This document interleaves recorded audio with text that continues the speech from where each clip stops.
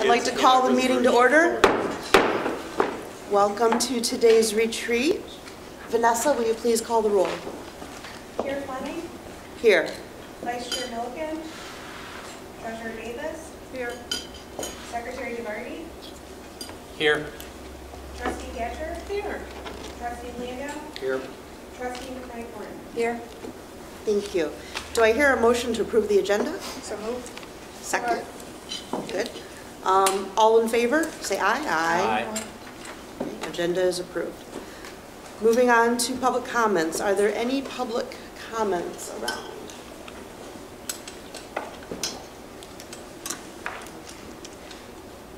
Hearing none from the public. Do any trustees want to make a comment? Who? Mr. Fitzpatrick, did you want to say anything? Actually, I think my time is the monthly board meeting, so I'll wait until... It's okay if you're... I have nothing. Okay. Thank you very much. No problem, no problem. Go ahead, Trustee DeVarty. I want to let each of the trustees know that I've placed with you a program for the upcoming 57th Annual Ann Arbor Film Festival, one of the greatest experimental and independent film festivals in the country, and 2 tickets. And I'd like, if you have the opportunity, you're each invited to come to a show.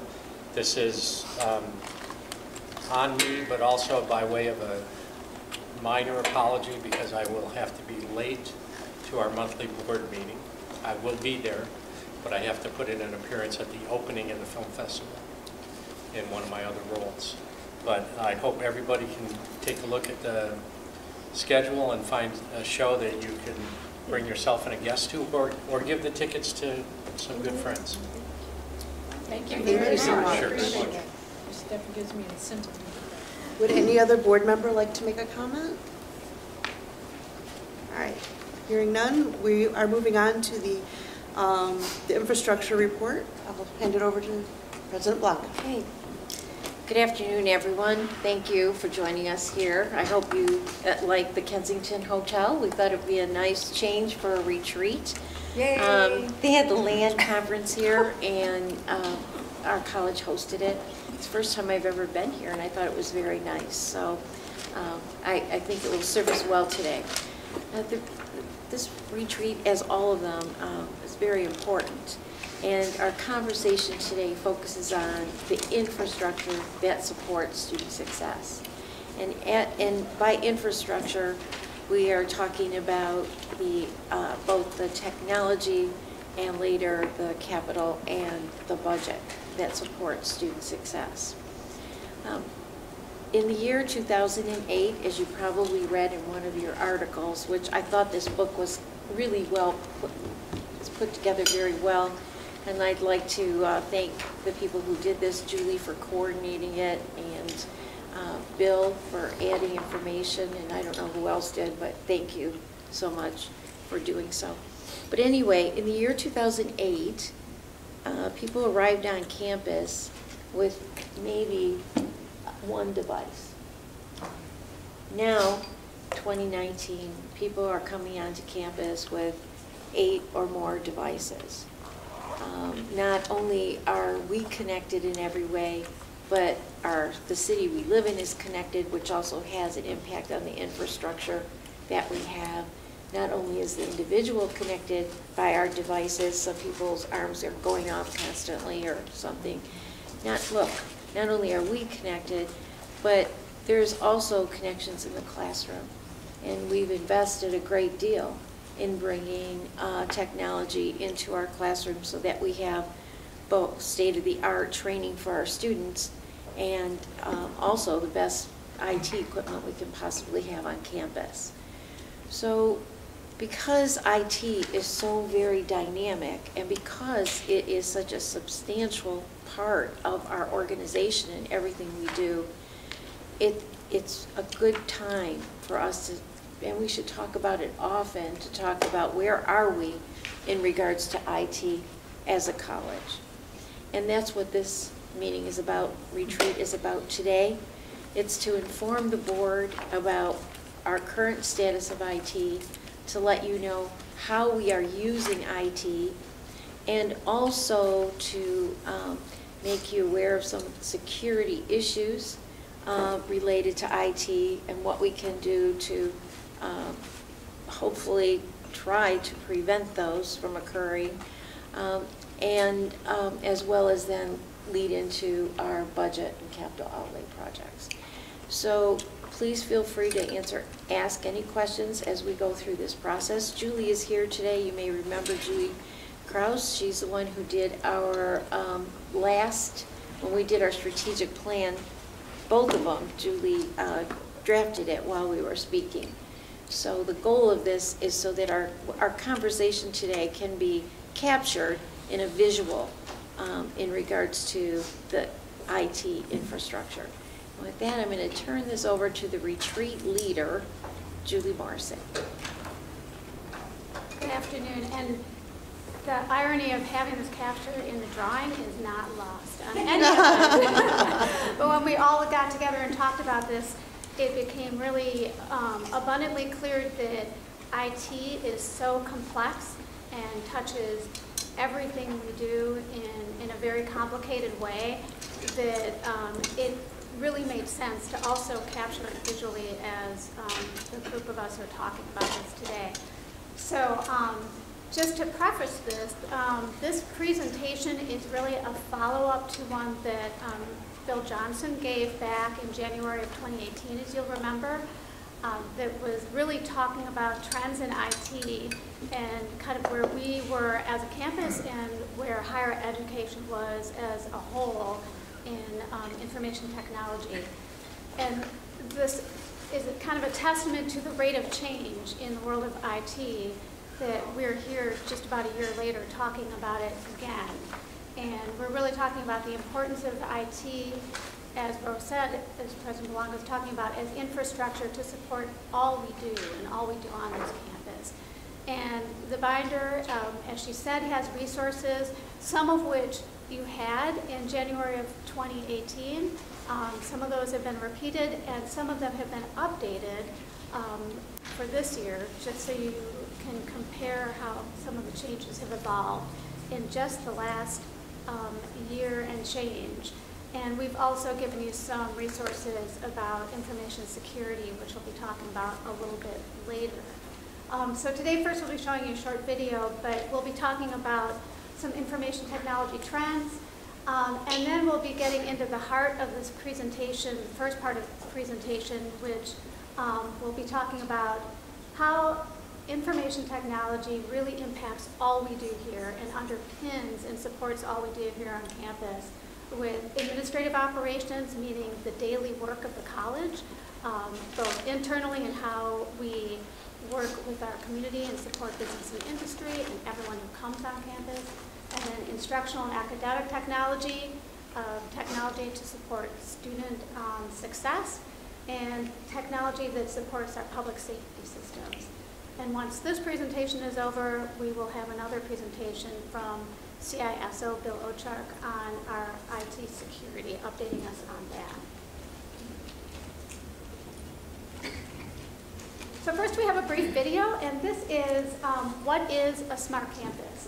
And some of these are things that we have currently on campus. Some of these things are things that may be off in the future, but it really will show you how complicated campuses can be and what's needed to support them. Ignore the fact that this is also an advertisement for a company supporting these things, and just kind of take a look at what some of the possibilities are and how complex they can be.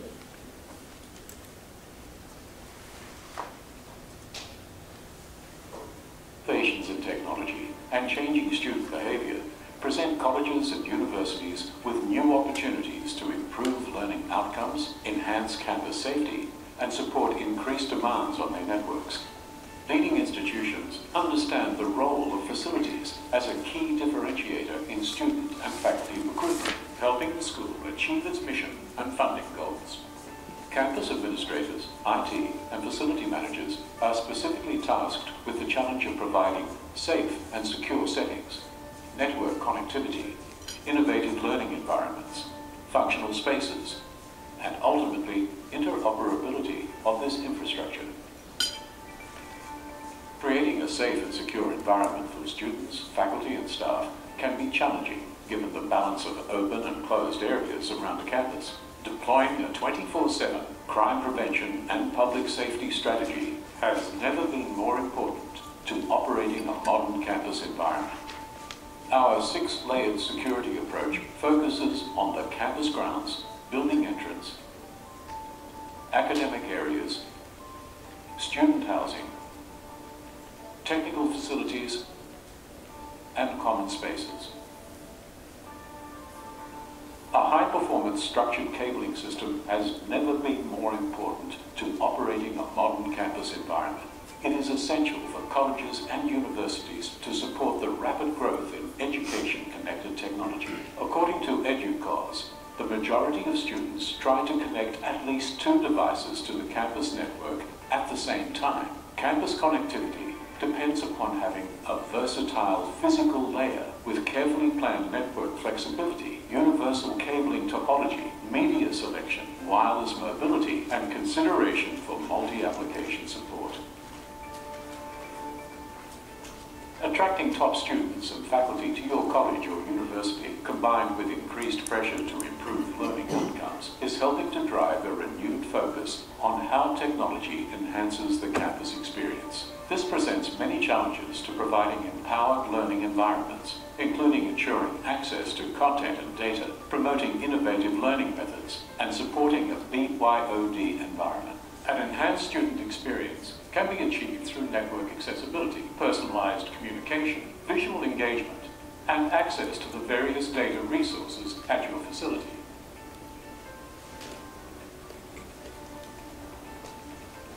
Studies have shown the impact of flexible spaces on learning.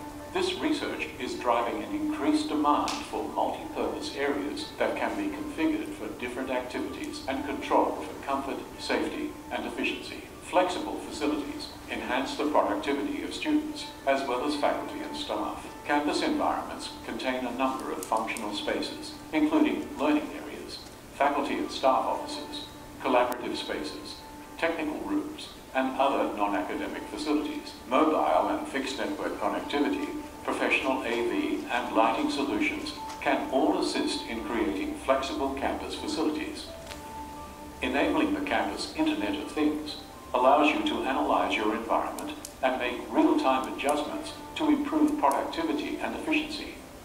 The 5 senses of an intelligent campus include environmental monitoring, visual management, communication enablement, security integration, and network connectivity. Annex's infrastructure as a platform model provides you with flexibility for budgets and more choices when selecting current and future technology to advance learning, enhance the campus experience, and improve your higher education facilities' operational efficiency.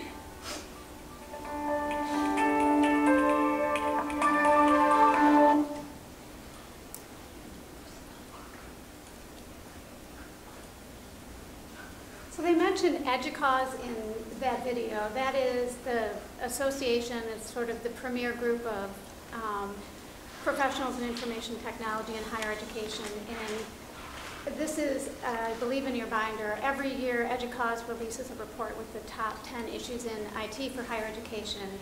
And this was given to you in 2018 when we last came to you with these issues. And these are the themes from 2017, the top 10 IT issues that were identified by EduCause. And they presented them in 2017 as a pyramid with student success at the top. You can see the issues there. The top issue that they listed under student success was student success and completion. And that issue was that IT was meant to support developing a holistic, agile approach to student success and completion.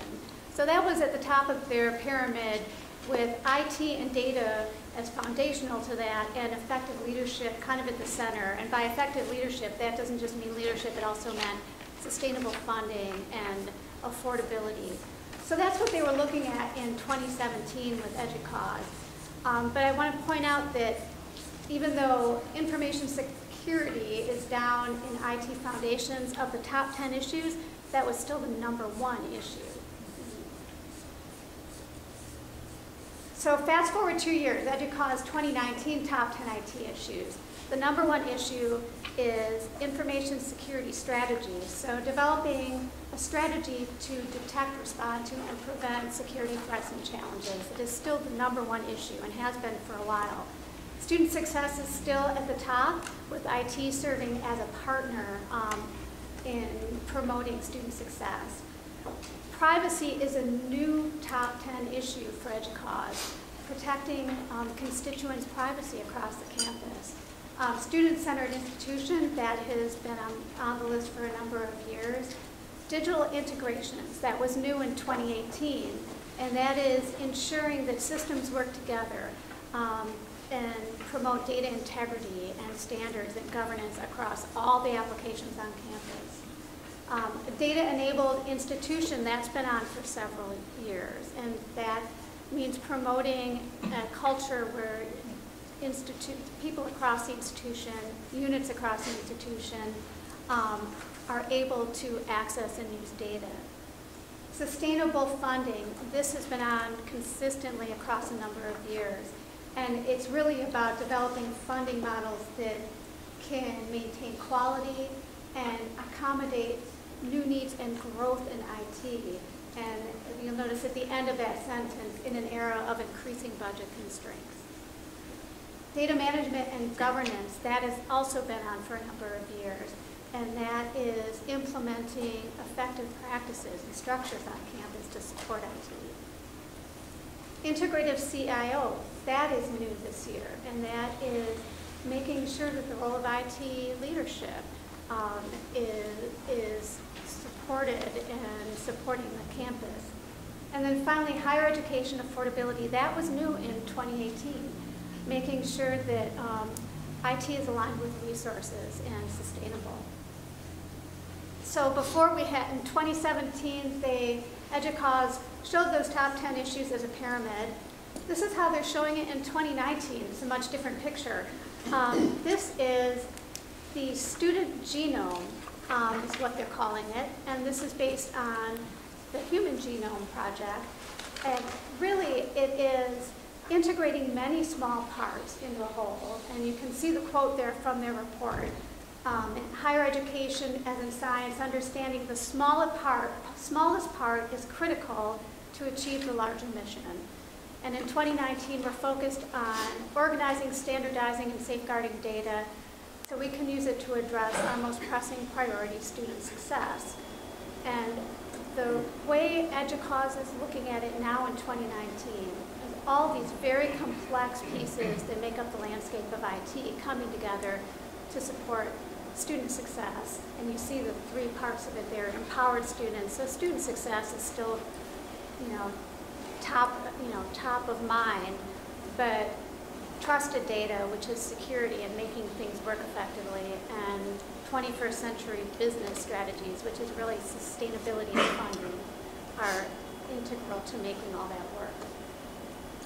And finally, you had this presented in 2018 as well. This is the higher education landscape. So these are all the providers and services that can be found in the higher education landscape. This is released every year. This is the 2017 version. And this is the 2018 version. And we use a number of these. And this has been expanded in 1 year's time. And it really represents the student life cycle from recruit to alumni. And they're all connected and supported by our IT infrastructure.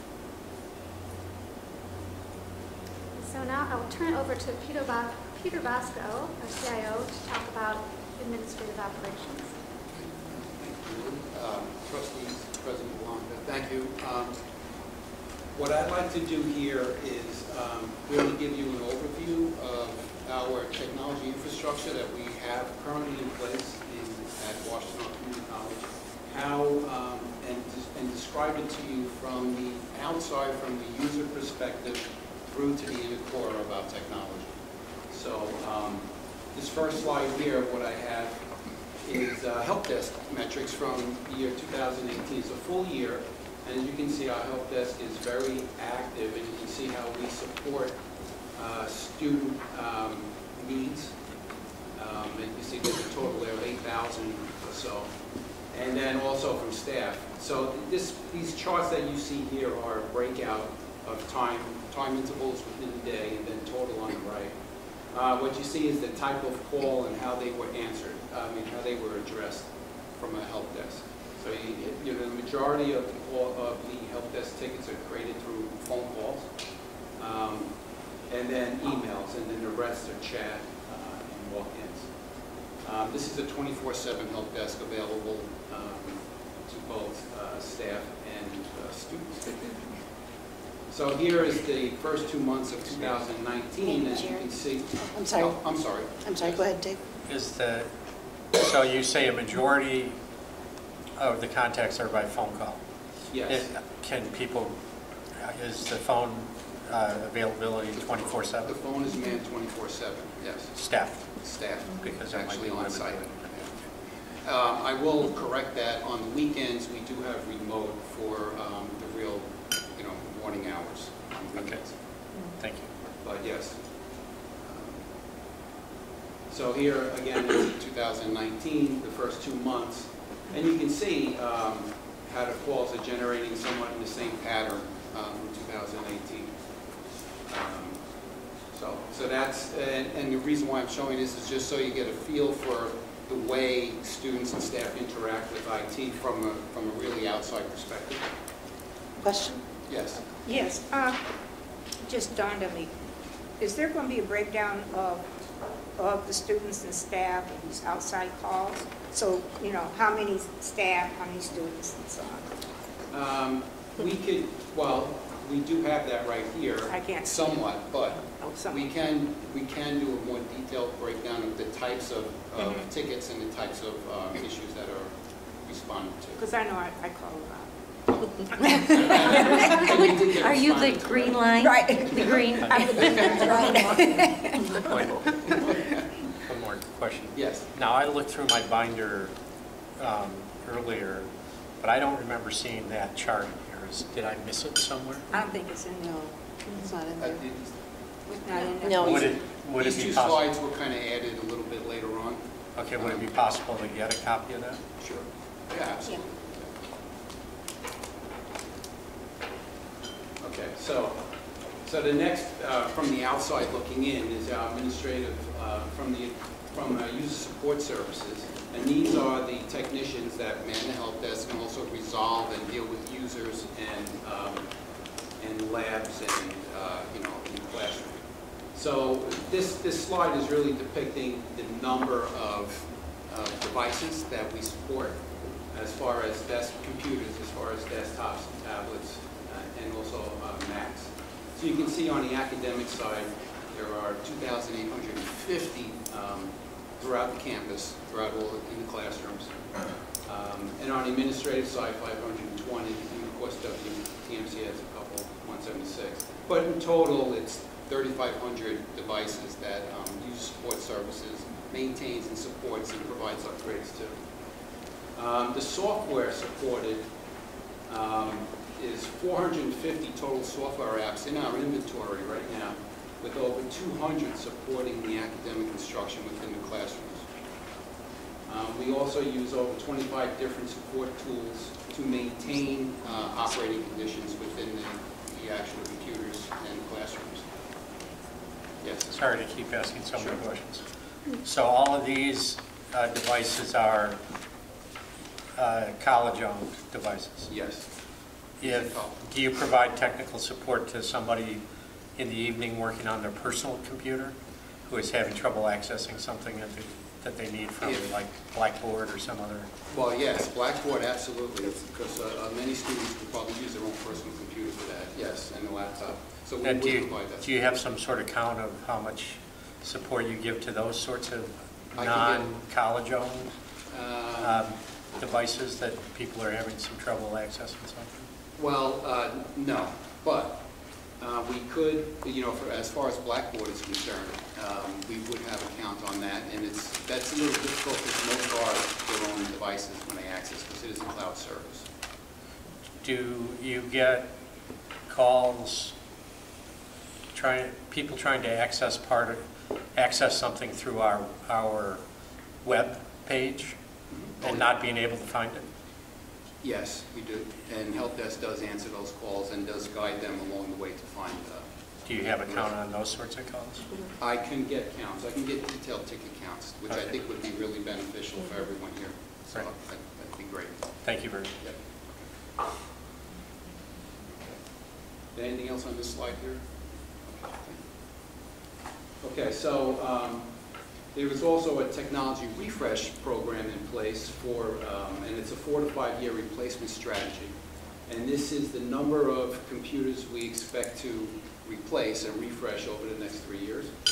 So you can see that it's a considerable effort on the user support services side. It's important that we maintain a current technology. This way we can support any of the new applications, especially within the instructional arena. So, and I'm going to jump to network services. So this diagram here, this is a topology of our network. The core being the middle, being our data center. But what this is showing is all the actual network closets throughout the campus, the buildings and the closets within those buildings. Each of those closets can have a distribution switch plus edge switches, so it could be one switch or it could be a stack of switches up to 5, or even redundant as well. So network services, so to give some numbers to that figure there, that diagram, we have 257 Cisco switches. We are a Cisco shop, so we have our core, we have core switches and edge switches, the majority being edge. We have 362 wireless access points, which allows students and faculty and staff to access our wireless network. These are distributed, of course, throughout all the buildings and classrooms. The appliances that we have that Network Services does maintain are the Palo Alto firewalls, which are state-of-the-art. We have dual redundant firewalls that protect our data on our network. And we have an Extender packet shaper, which actually throttles bandwidth and protocols over our network, but it also provides monitoring as well. Network Services also supports the Avaya VoIP phone system, which was just recently rolled out and completed a deployment, which is over 1,000 phones in the offices and in every classroom. So, and the monitoring tools we use, Intermapper, SolarWinds, and Cisco Prime. Intermapper was actually created the diagram just prior slide. SolarWinds looks for vulnerabilities, and Cisco Prime can dig deeper into the configuration of each of the switches. We have our internet, our ISP providers are Merit and Comcast. So we have diverse internet connections coming into the campus. Merit is a 500 megabit pipe, versatile to 100 gigabyte if need be. And then we have Comcast pipe for failover and redundancy, 600 megabit. And we also have a technology refresh plan for switches and any network appliances. And they're on a 3-year replacement plan. Yes? Are the phones all hardwired to our network, or are they through wireless connection? No, these are hardwired in through voice over IP, so it uses our existing network. Right. So it uses that same cabling. So we didn't have to add anything new for that. So nobody could interrupt that with any jamming devices or anything? Yes, that's correct. Yeah, not through wireless. Yes. Yeah. We still do have some analog phones as well, so on campus for emergency phones and elevators and stuff like that. So this next picture is a high-level diagram of our systems administration and server environment. So we have 4 points, basically, 4 different data centers. The primary one being up on top, that's our primary data center and student center. Plus, we have a failover in another building on campus as our secondary data center. The arrow in between the two in the middle of that diagram is for failover and redundancy. So if we do lose power or whatever case may be, servers or the hosts go down, we can fail over to the other secondary center and we will still be in operation. There's a tertiary data center which provides a quorum really for the clusters to make sure, and for the SAN to make sure it knows which area should be serviced. And of course, we have an offsite data backup that's the fourth on the left-hand side of that. So each of these, the different operating systems are supported are Red Hat, Linux, and Windows Server. We have different databases, Oracle primarily being our main ERP database. You know, MySQL for some of the web services and SQL Server for some of the applications that we have on campus. For systems administration, this area supports more of the networking type middleware and underlying operating systems like Apache and Tomcat and Oracle Fusion middleware. That's kind of behind the scenes. You don't really see that from an end user point of view. And of course, our website is PHP and Apache, just our current website. So, any questions on this? Each of these, we have here, I think we have 12 hosts, if that's correct. 12 hosts split between these three, actually 4 sites. So hosts can support up to, what we have right now, we have over 350 servers, virtualized servers. Everything we do here is virtualized. We do have some really old, not really old, but we do have some old servers that are not part of this farm, virtualized farm. But 95% of our servers are virtualized. What's virtualized? Virtualized is the ability, if you look at this, you see there's 4 VMware hosts. Basically what that means is there's 4 huge servers, and I think these are Dell servers. And within that we use VMware, which is a virtualized operating system, which allows us to create virtualized servers, meaning Windows servers, Linux servers, gotcha. and that. So they all reside within the host. Gotcha. But we can have multiple ones, and it's great for scalability and for redundancy. So what happened, what was it, last week when we had a power failure? Okay. Power failure was happening. What happened? That was external to the, Oh, that was external, right. external Had to the nothing college. to do with this? No, Okay, it had good. to do with, what, Thanks. Linda, it was outside It was, yeah, Ann Arbor. DTE, it was entire campus. Okay. DTE was not But it doesn't connected to affect campus. No. Well, actually, what did happen was our backup Yeah. generators came online and Right. did provide Thank God. power for the data centers. I'm thinking, yes. So Yes. the website stayed up, And, even yeah, though the power, website stayed up. we didn't have power on campus, the website stayed up. Okay. Yeah, so we Thank were you. able to provide power and fail over for that. Mhm. Absolutely. Yeah. Thank you. Any other questions on that? Okay, so this particular diagram First here of is all, our... I Yes. apologize that you don't have these slides in front of you. Vanessa is getting them made. It's very difficult to see these, yes. So, but go ahead, because Okay. they're smarter than I am, so they'll get it, even though I can't see it. Well, this diagram right here is our current email flow and topology, and yes, I see that expression. I agree. It's a nightmare, yes. It's a very complicated legacy infrastructure in place. What we have here is we support 3 different email systems. We actually have Gmail for students, which is in the cloud. We have Office 365 for staff and faculty.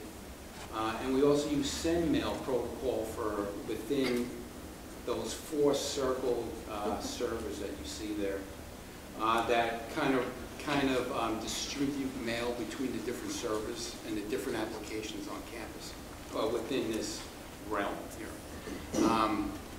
So it's a very complicated system that we have here. On the right-hand side of this chart, we have our spam filters.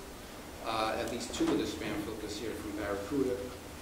One on campus and one is in the cloud right now. Right, so we are working on that as well. Any changes to this type of environment to add new features is complicated, and it takes a while. We have to do a lot of testing to make sure that we're not breaking anything as we make changes. But it's functioning and it's working, but it is difficult. I'd just like to know, It looks very complicated. Is this the only configuration that you can come up with? Is there a different kind? Or this is the model that other community colleges are using? No. This is something that kind of grew over time. So it's a lot of legacy work here, especially when you send mail protocol in there. That's older technology. And you can see changes have been made to introduce cloud, cloud email. But it's something that has developed over the years. So it's not broke, don't fix it. Or, I'm sorry. I said if it's not broke, don't do anything else with it. Well, no, we don't want it to break on us. Well, what I'm saying is the system is, you're saying it works, so no sense in changing it. That's what I'm like. Well, actually it works, but we do need to upgrade, and we do need to move forward. Yeah. Okay. Absolutely. Question with Dave. Yes. Do we have built into the system, or how vulnerable are we to phishing emails that might compromise our accounting systems and break in and get access to somebody's records, bank records, or? Okay. And, well, that is going, if you don't mind, that's going to be a part of our report with security. But right now, that's something that needs improvement? It is, with the system? Absolutely. Good question. Yes. Thank you. Okay. All right, so now we get to our enterprise systems. So what we have here on this diagram is our Lucian Banner, which is our main ERP system. This pretty much is our lifeblood in college, right? Everything we do kind of goes through here. So what you see in the gold and yellow is Banner and all the different databases and programs that are actually residing on campus, so on premise right now. This is a combination of Banner 8 and Banner 9.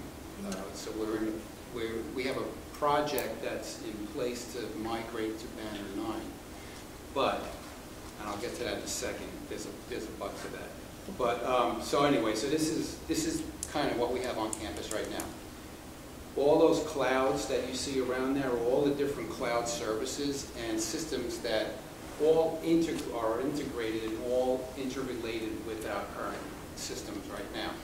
So I could have put here arrows, but it would look like some sort of like weird spirograph, so you wouldn't really be able to understand. But basically data and authentication is happening back and forth between each one of these items on this chart. The blue box on the right-hand side, you can't read this now, but these are the legacy programs and systems that have been developed over the years and support some of these particular systems as well. These are the ones, and I'll get back to that but now, that are related to Banner 8. These are embedded in our processing, business processes, and some of our processing within IT. Very difficult to move out away from that and to develop in Banner 9 or to move and migrate to Banner 9. So this is kind of an area we need to focus on. Question? Does that explain why every single first day of classes, Blackboard and systems go down? They're overdone? Well, no, this doesn't explain that, actually. What does explain that? Well, Blackboard actually is a cloud service now, so we don't have that on campus anymore. If anything happens with that, the only relationship we have with that right now is make sure we can connect to it. But as far as Blackboard going down, that would be with the vendor at this point. And enrollment services and so forth, I mean, don't things just sort of crash on day one? That's what I hear from faculty. Well, it didn't happen, not that I'm aware of since I've been here, so, you know, but that's... It did happen in January. In January? Yeah. Oh, Blackboard went down, I remember that, as a matter of fact. It was it's very difficult December. for faculty when that happens on day one. Well, I can explain that one. That actually was something that happened at the cloud site, at the vendor. Their software slowed down or whatever happened with it. They had some issues there, and it did happen right in the middle of testing, if I recall. It was in December, And so, again, this is working. We have service level agreements with vendors, and especially any cloud service we have here. So they are required to make sure that goes up, that keeps up and running. Something like that was kind of out of our control, and we do lose control when we do use different cloud services. But that was an unfortunate event that did happen right at the time of testing. So did they pay us damages when that happens? I don't believe they have done that, right. Or did they rebate part of what we pay them? No, the contract, depending upon the duration of the outage and the amount of outages within a given month is what triggers that. And this wasn't out for a day or two, it was out for just a window of time within a day. I think it was like 2 or 3 hours maybe. Right. So that in and of itself wouldn't have triggered financial consequence.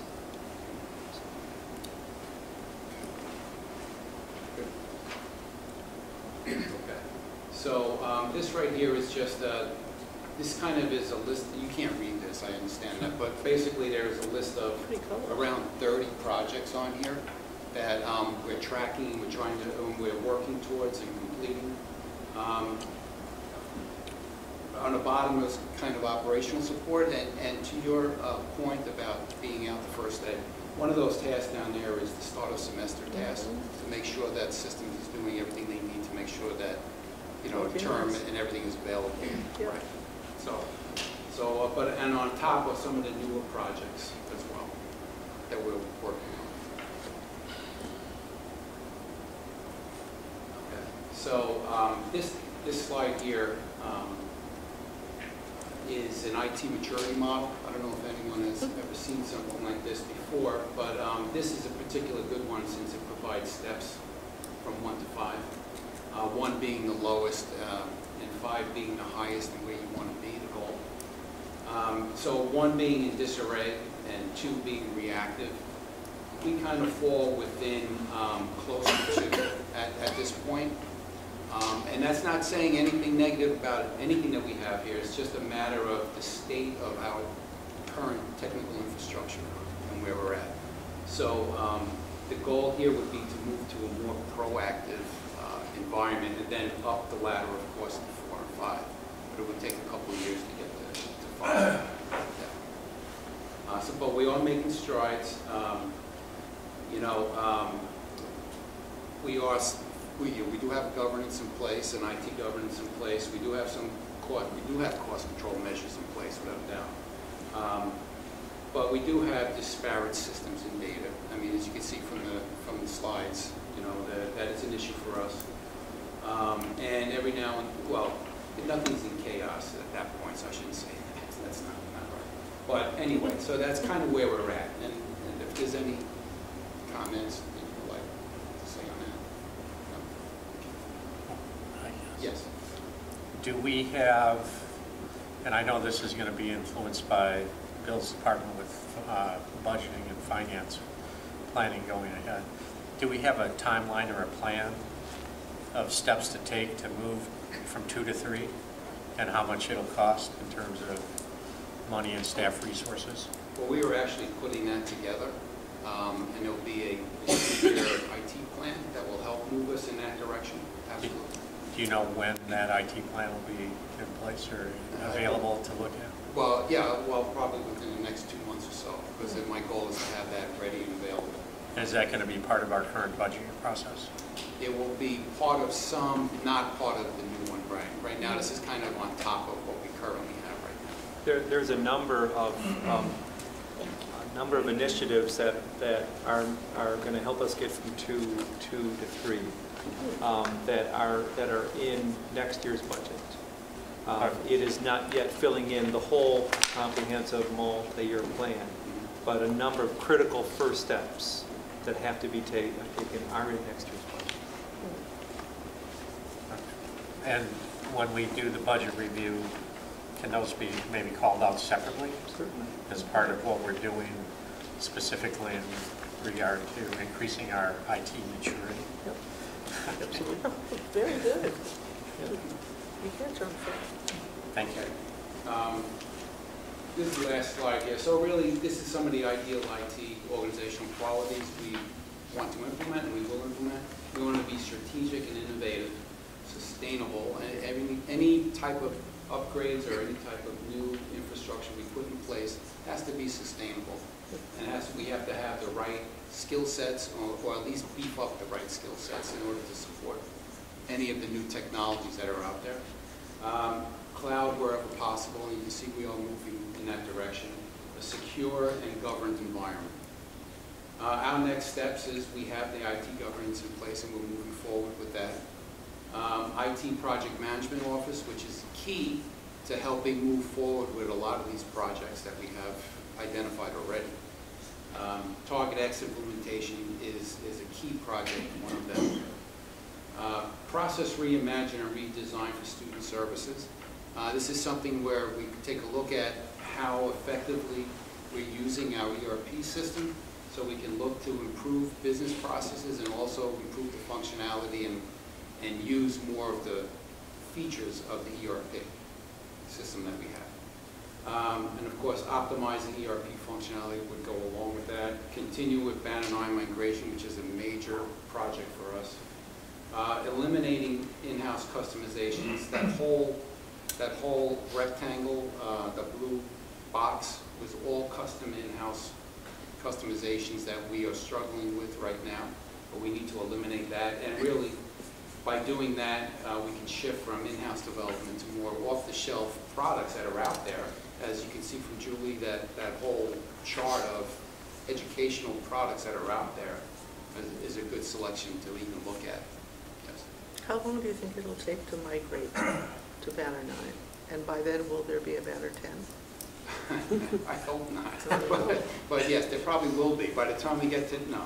I think Banner 9, we can make significant strides if we have the proper skill sets in place and if we have enough resources to move forward. We can make significant strides.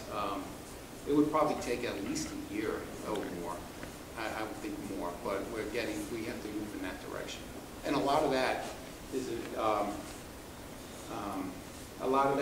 based on some of the findings we can get from some of these business process reviews, or even more research into the different products that we uncover. But we are, a number of our business processes are already on Banner 9. Yeah, I got that. So yeah. we have a number. We have a number on. We're not starting from scratch, but yeah. It takes a while. Question? Yes. All was coming down the pipe. What about staff training? Do they need to have training on what's going to be happening, new systems, and updates? Yes, that's a very good question. IT also has staff training. We have an IT trainer on staff, and she does provide Banner 9 training and also any of the office products that we have out there. And we can tailor training. We also provide security training as well. So we do provide different levels of training depending on the need of our constituents. But it's pretty much going to be ongoing type of training. And I'm really getting to what you're doing in-house training. What about outside of the house? Meaning? Outside of the house training. Outside of, you mean bringing in, yeah, we can do that as well. We do have some budget dollars in there for training, for vendor training to help beef up our staff, right? Yeah, and yeah, absolutely. Because, I mean, they're going to need this continually. Absolutely, yeah. And we can build that into the plan as well, for that strategic plan IT for training. Okay, all right, thanks. Yes. Just a ballpark, in the next 2 years, in a best world scenario, what kind of resources are you talking about to migrate? And I know there will be some constraints that comes from other needs of the college, but I'm just asking, I'd like to know what we're looking at if we really wanted to go with this and push forward. I know that we have probably some limitations on what staff capabilities we already have in-house and if we'd have to bring more in. But in terms of dollars, what could we be looking at for the next 2 years? Sure. Okay. So, Trustee Kivari, so in addition to what we already have in our budget, which was a significant increase from the prior year when we brought in Campus Works, so a lot of the expert help that we need is already in our budget. So we took a pretty significant increase, but we are adding to that for next year another $200,000 to $300,000 that we need to add on top of the base that we have already, just to be able to support a number of the initiatives that keep us on that maturity curve we want to.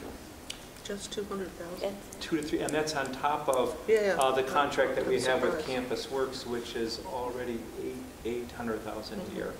Then. And so you're with Campus Works? Yes, I am. And right now we're spending $800,000 a year. And that, there's a lot to this, I guess. And how long, so I saw in that blue box that you'd like to get us away from. Right. Given enough resources, how soon could we get away from that? And I'm not sure what the enough resources is, right, but I'd like to have a sense of what that is, what the total number is, to move us away from, get that blue box out of there, the old customized stuff. Right, that's a kind of difficult question to answer right here. Some of those are super complex issues or programs that are interrelated with a lot of different services that we have. Like I said before, at a minimum, a year and a half, just to kind of get a real good handle and move away from some of those major ones. We have others that support other programs that we may need to redevelop in Banner 9. So that being said, we need to bring in the right resources for that as well. So one way would be to assess what we have there right now, which we know we need to change, and we need to either extricate from or redo some of the customization because we may not have any other option. But it's hard to put a figure on that right now. We do know we need additional resources in order to move forward with that in that role. But part of your current contract is to do that assessment. Yeah, oh, absolutely. We can do that, right. But we also rely on internal staff as well because they are current experts. A lot of the expertise, the legacy expertise, is no longer with the college, so that really makes it very difficult for us. So we have to rely on a lot of that additional, and we can bring in resources to really dig in further. So just to kind of fill it in a bit, so in next year's budget, we've added dollars both for extra resources as well as the cost to find replacement products that would allow us to move to Banner 9. So we've added both into next year's budget. Yes. And then my question is about staffing. Do we have the staffing that we need to progress? We would need additional staff to move forward, without a doubt. And are those staff, are those college staff, or are they additional staff from you as an outside? They could be college. They could be either or both. Mm-hmm. I mean, we one way to look at this is we need to staff up to get over this huge challenge, and then we can kind of move forward with a more level staffing model. But we really do need to boost up to get moving. And so we've added dollars in next year's budget that allow us that flexibility, either to add permanent staff or to hire the experts in to help address it. And I'd like us to have, or we need to have permanent staff that are proficient with all of this. When you guys are done, right? We need in-house. We need staff to keep moving forward. Absolutely. And the plan is to be in that. So we'll have that planning. That's part of this planning process to identify what sorts of skill sets we need and where those staff positions would reside. Right. Question over here. No, I was just going to ask Vice President Johnson, what we're talking about the budget, you're talking about next year's budget, is that what's in our binder right now? No, actually, we will be presenting the proposed budget at the April board meeting. Oh, the April board? Yeah. Okay. Because I'm trying to figure out which budget you're referring to. Okay. Thank you. Thank you. Any other questions? Okay. Thank you very much. Thank you.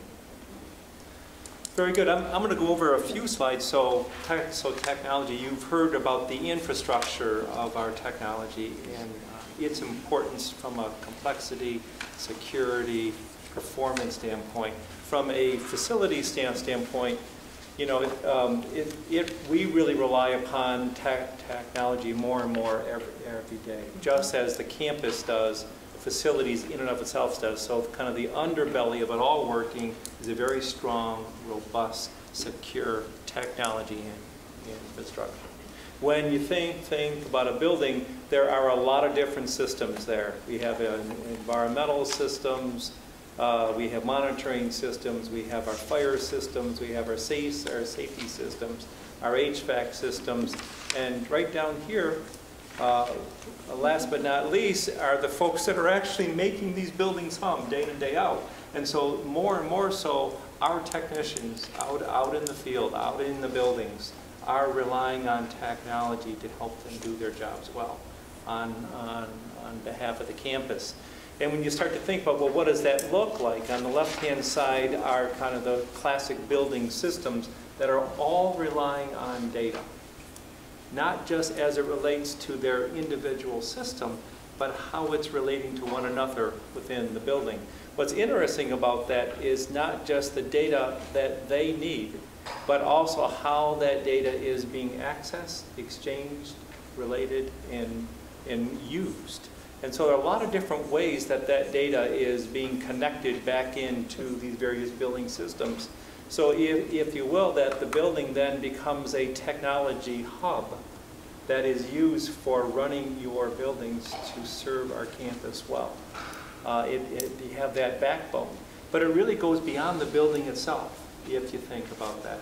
These systems are becoming so sophisticated in the use of data that they're starting to understand that it's not just the data of my building and my system, but it relates to how that same system is interrelating with other systems out in the cloud.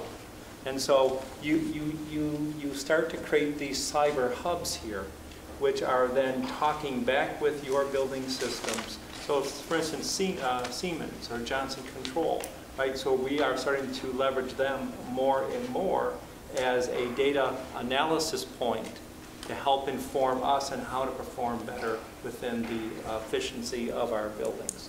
So it gets beyond the building. It's not just the individual systems. It's not the systems within the building.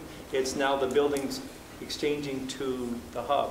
And then it gets beyond that, because the expectation is, although not today, but not too far in the future, that those systems within a building to a systems out to a hub are now tying into smart grids, and then very soon, if not already, tying into smart cities, such that as movements are happening within our surroundings, that helps to inform performance within our buildings. So when we think about the use of technology from a facility standpoint, it transcends the performance at the moment for that particular piece of equipment, but now is interrelating with many, many other technology and data aspects. So it's become quite a complex thing and need for technology. Not that we have a choice, but is this an improvement? It is from the standpoint that it allows our staff to be able to have a closer, more real-time pulse on the performance of our buildings.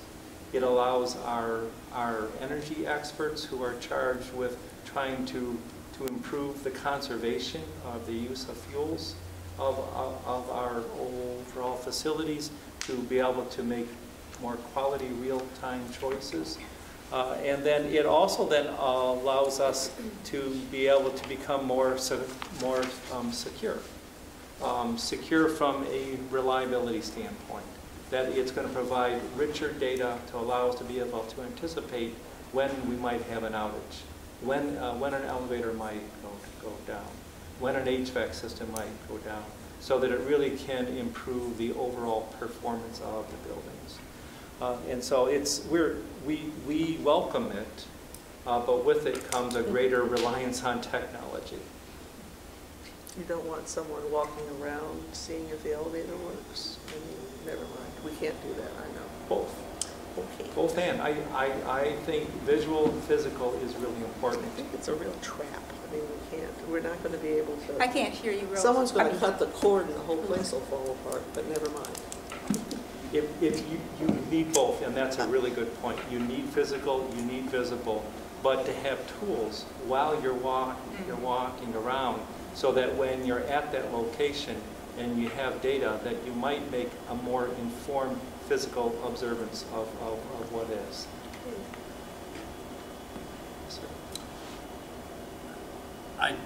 My fear is we're not even secure from phishing emails compromising our accounting system. Right now, are compromising access to our It's more of a people problem. Well, maybe a people problem. My fear is at some point, not necessarily just in Russia or North Korea, but even in this country, access from hackers, sophisticated hackers, coming in and closing down our energy systems or just doing something. So we're going to need a whole new level of investment and security to protect us from that sort of outside hacking, to compromise our physical plan. Absolutely. Did you have a question? Yes, I do. Are there other models like this out here with other community colleges, or this is something that's just now being developed with us? I think going as far as to smart cities, that is just being developed. But back to this level, at the building level, that certainly is the expected state of the art. I'm going to look back to Mark Allen, our VP, for that. Would you agree, Mark? Yeah, that's essentially where we are now. Yeah, and so we are moving to this model here, to the cyber hub, so that we can leverage our partners, for instance, like Siemens or Johnson Control. I brought that up because I know when we did a visit to Lansing Community College, their system was really state of the art, and that's why this reminds me of their system. That's why I brought that up. Is that yes, pretty much? It is. Okay. Theirs is really on top. Yes. They're more in this model here. Exactly. Yeah. That's great. So what would it take for us to get to, use Lansing as an example, what would it take us to get from where we are right now today to where we need to be there? How, in terms of budget, in terms of time, in terms of maybe if we have to restructure some of our buildings, or the physical space, what sort of impact is that going to be on the staff and the students to get us where we need to be? And I would imagine that we are already in the process of moving the needle forward. What sort of time frame are we looking at in us getting from point A to point B to where we can be compatible on the same with other colleges like Lansing Community College or some of the others that may already be there or have surpassed this model here? We have already started down this path. So with the deferred maintenance plans that Damon Flowers started to put in, and then now Mark Allen has taken over for, we're already planning out and moving down this path as we speak. So with each deferred maintenance replacement item that we're doing, we are looking not only to improve the mechanical but also the electronics of it, and then leverage technology. It's almost like the good analogy I like to use, if you go to replace your furnace in your home and you don't have high efficiency furnace, it's hard. It's a harder purchase to buy a low efficiency furnaces than a high efficiency, which uses all the technology that's there. And so the standard has become the high technology elements of your replacement item. So the key is to have the right vision so that you're integrating it and using it correctly. Okay. And so we're on that path. We're on the path. Now we haven't just started this path. No. Correct. Correct. Yeah. Okay. Years ago. Yeah. Years ago. So go ahead. So we started years ago. So that's, I guess, let me rephrase it, how much further do we have to go in our milestones, our benchmarks, to get us where we're talking about right now? I would say so that our entire campus Yeah. is more enabled. 5 to 10 years, Mark? I'm looking back at Mark. Put it at 5 years. The technology is one issue. There's some money and time just to get it in place. There's also an element of making sure that the staff we have is ready to use this tool the right way.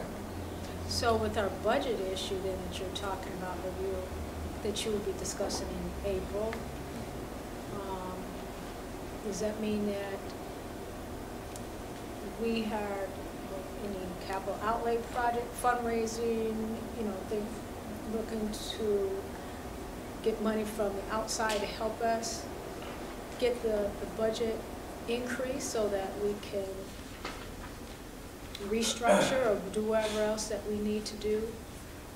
Can we use what we already have, the confines of what we already have so we don't have to ask for additional funding? I think it's more of your last point, Okay. which is that as we replace our building systems that we have to replace just because they're hitting end of life, we are making sure that it includes all the latest technologies and that we're using it. So I don't believe, except for major building renovations, which some we have asked for capital outlay for, and some we will fund from within, that we are going to have to ask for any more money beyond what we already have planned for. Okay. I can ask other questions later. Thank you. Go ahead, Ruth. I really am not a Luddite. I'm old, but I'm not a Luddite. But what I fear is more and more, we have a decline in resources coming, perhaps. I don't know, maybe we don't. And we have more and more to spend on IT and a new building and renovations, which are all reasonable, I guess. Are we going to have students in those buildings? Are we going to be an educational institution? Are we going to have money for teachers? Are we going to have money for scholarships? If it's all going to infrastructure, so we'll have a beautifully coordinated buildings, safe, secure, even with the city, smart city. But will we have people inside them? Well, the flip side to it is that if you don't do this, the students who expect this level of technology in their buildings aren't going to come. But there needs to be a balance, that's all I'm saying. Yeah, no, I get that. If we put all the money in this and all the money over there, we need to remember that we have students. That's all I'm saying. Yeah, no, I get it. I just, the problem and I think the escalator that we're on here is that what Bill's metaphor about the furnace is, I mean, I just upgraded my computer at home, I didn't really need to. I mean, it works perfectly fine, but it's starting to not do things, and the fact of the matter is that the technology companies continue to expect you to have a higher level of integration and a higher level of functionality, and if you don't have it, they leave you behind, and your systems stop working. So, you could stay with Banner 7, you could stay with Banner 8, but the fact of the matter is pretty soon all the vendors that service Banner are going to leave you behind, and your Banner system, piece by piece by piece. So we're going down the hole, and we have no choice. There's really, it's like your car. I mean, you probably might like to have a car with a manual transmission, but the fact is, in probably 2 years, unless you want to pay $500,000, you're not going to be able to find a car with a manual transmission. I've got one. Yeah. I know you do. You'll have to keep it. But I mean, the fact of the matter is, I'm just wondering about the lemmings. Is there some creative alternative to pouring all the resources into this? That's all I'm asking. Yeah, I get it. I would like to believe with that, and I understand what you're saying, Trustee Hatcher, but I would like to believe that along the way that we know we'll have a good inkling of how much we should be dedicating in a certain period of time instead of throwing all of our dollars in this big basket here. And like you said, we don't have any resources over here to take care of, the students and what have you. But I think, just, making sure that all of the cups are level, evenly spread out, we should be able to move in the forward direction without having these fears, without having to pay Peter to pay, rob to Peter and pay Paul. I believe that we, at this stage of the game, and seeing the information that we've got presented, it shouldn't give us any difficulty. It shouldn't. I mean, anything is possible. It shouldn't give us any difficulty in making sure that our infrastructure is at a point at which it wouldn't matter if we have a couple $100,000 in this pot, because it's going to be made up somewhere else in addition to what's already in the other pot. So for me personally, that's not my concern, but I understand what you're saying, which is a valid point that you're making. I'm sorry, go ahead, Dave, and then Diana. I just wanted to note that this evening's conversation, when we get into budget, there's some enrollment forecasts and credit hour forecasts, which I would hope would allay some of your concerns about us going forward. Plus, I happen to have a really optimistic view of where we sit here between Ann Arbor and we're in better shape than between U of M and Eastern Michigan. Right. And one of the several growing communities in the state. And while other states or other parts of the state you're going to see continuing declines in enrollment, we are fortunately situated that we will have more resistance to those demographic trends from where we sit. So we're lucky, and I think the forecasts that I saw later this evening are fairly conservative in reflecting what I think is our strength as an economic entity, as a geographic economic entity. From your mouth to God's ear. Go ahead. Did you have something? I just want a comment, and I know we're past our 4:15 thing, but I just look at, I don't want to be like, I hate to use this metaphor, but like Flint and their water crisis because their board did not act accordingly to the water source, who was handling their water source, and then something happened. I think we are forward-thinking people, and the only way we can get students is what we're doing now, and even more so, and that is beating the bushes, calling them, doing all kind of outreach that has been being done and have been done. Yes, the forecast for the whole state of Michigan is dismal in student population. That's because and this is totally out of our control. Women aren't having babies. So what can you do about it? You can't do nothing. So what we have to do is, what we can do is to keep forward, have a forward-thinking process, and be optimistic.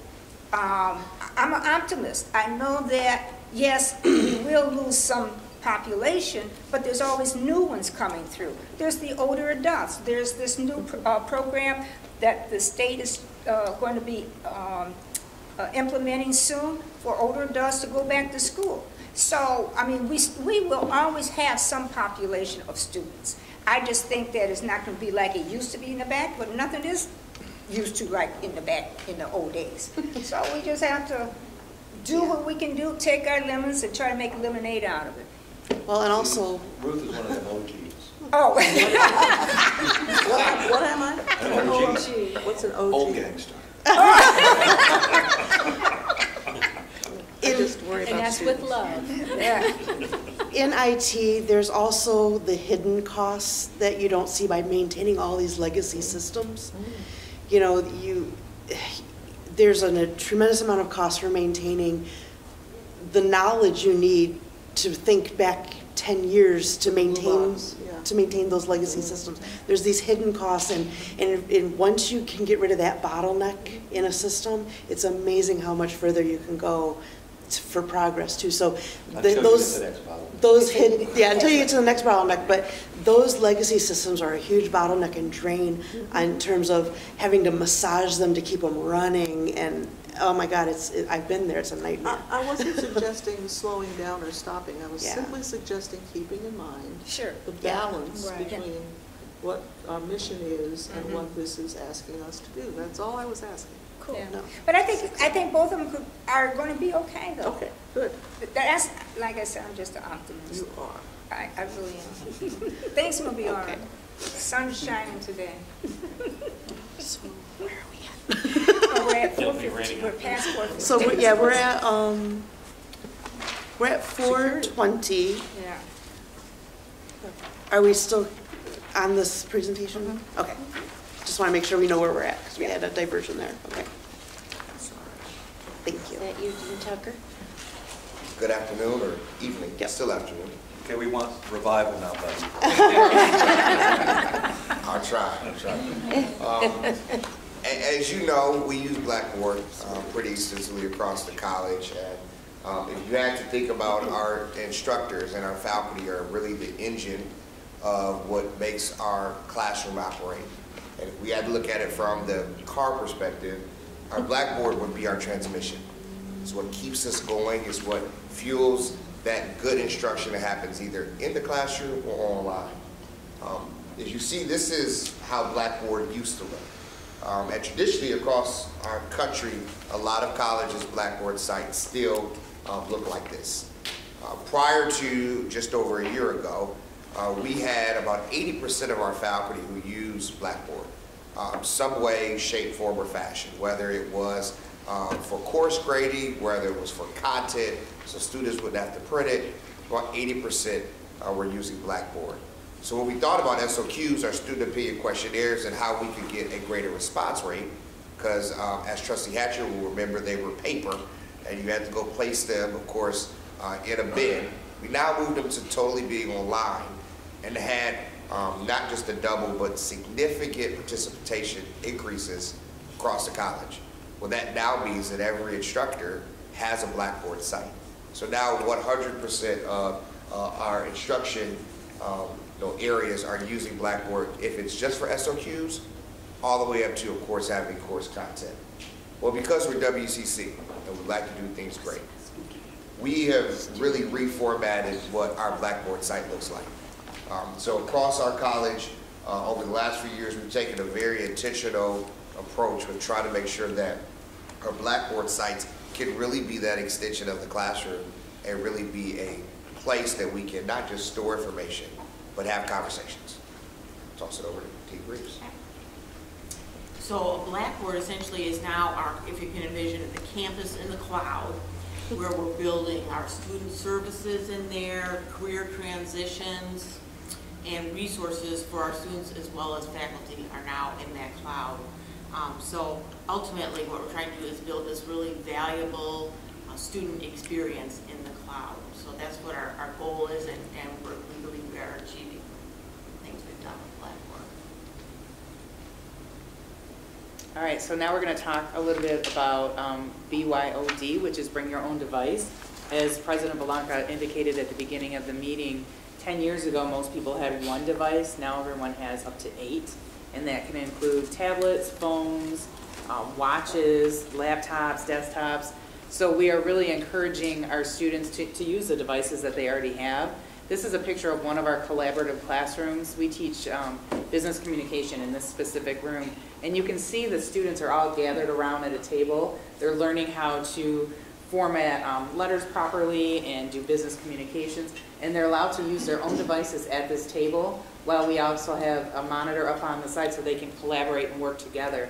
So this is really an emerging trend for us, that we're bringing more classrooms online that are like this, because students are experiencing what they're going to experience within the workforce. So this is something that we are really advocating for our classes on the campus. As we heard about smart cities and how technology is really taking over our world, within our classrooms we have not just computers, but we have now equipment that has embedded technology to really change the learning experience. Up here, of course, you see a variety of types of equipment that we have. I'll speak to what's in the ATP division. On your left, Of course, you see a robot. On your right, of course, top right, you see a 3D, essentially, CAT scan machine, where we're able to take welds and be able to have 2 and 3D images to look at what were the imperfections of those welds and where could students be able to improve. But additionally, specifically in our welding area, for example, what used to be a traditional welder, you know we have a very large welding program, 72 weld machines. We now have the capability to have those all connected to the network, and we're able to move the whole experience. So when we have a student that has been welding for 4 hours, we're able to move their whole 4-hour block into the cloud. And teachers, instructors, faculty are able to go back and say, okay, Brandon, you welded really good for 2.5 hours. When you got to the 2.5 hour mark, you had some imperfections, and these were their imperfections.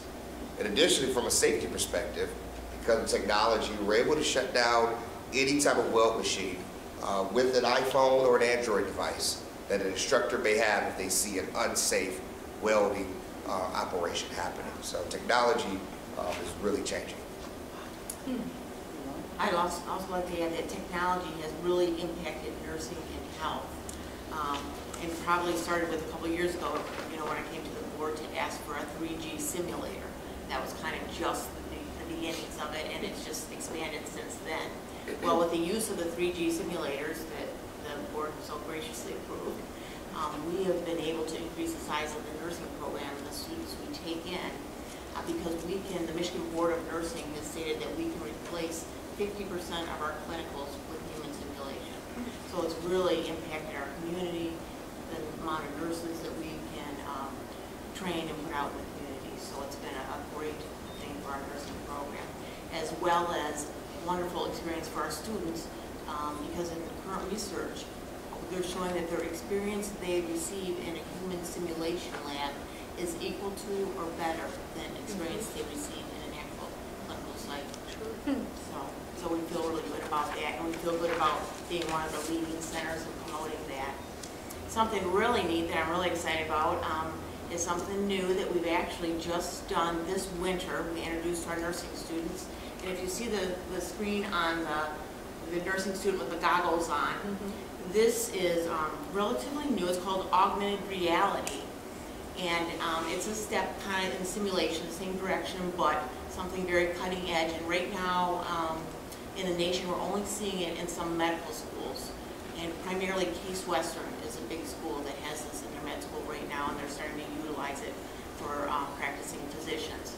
So we thought, with the work of Peter Vasily helping us, we thought we'd like to try this and see if we can't put some applications for nursing with this.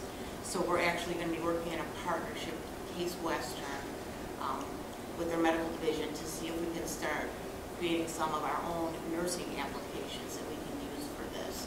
Rather than medical skills, it'll be more like skills that nursing would do.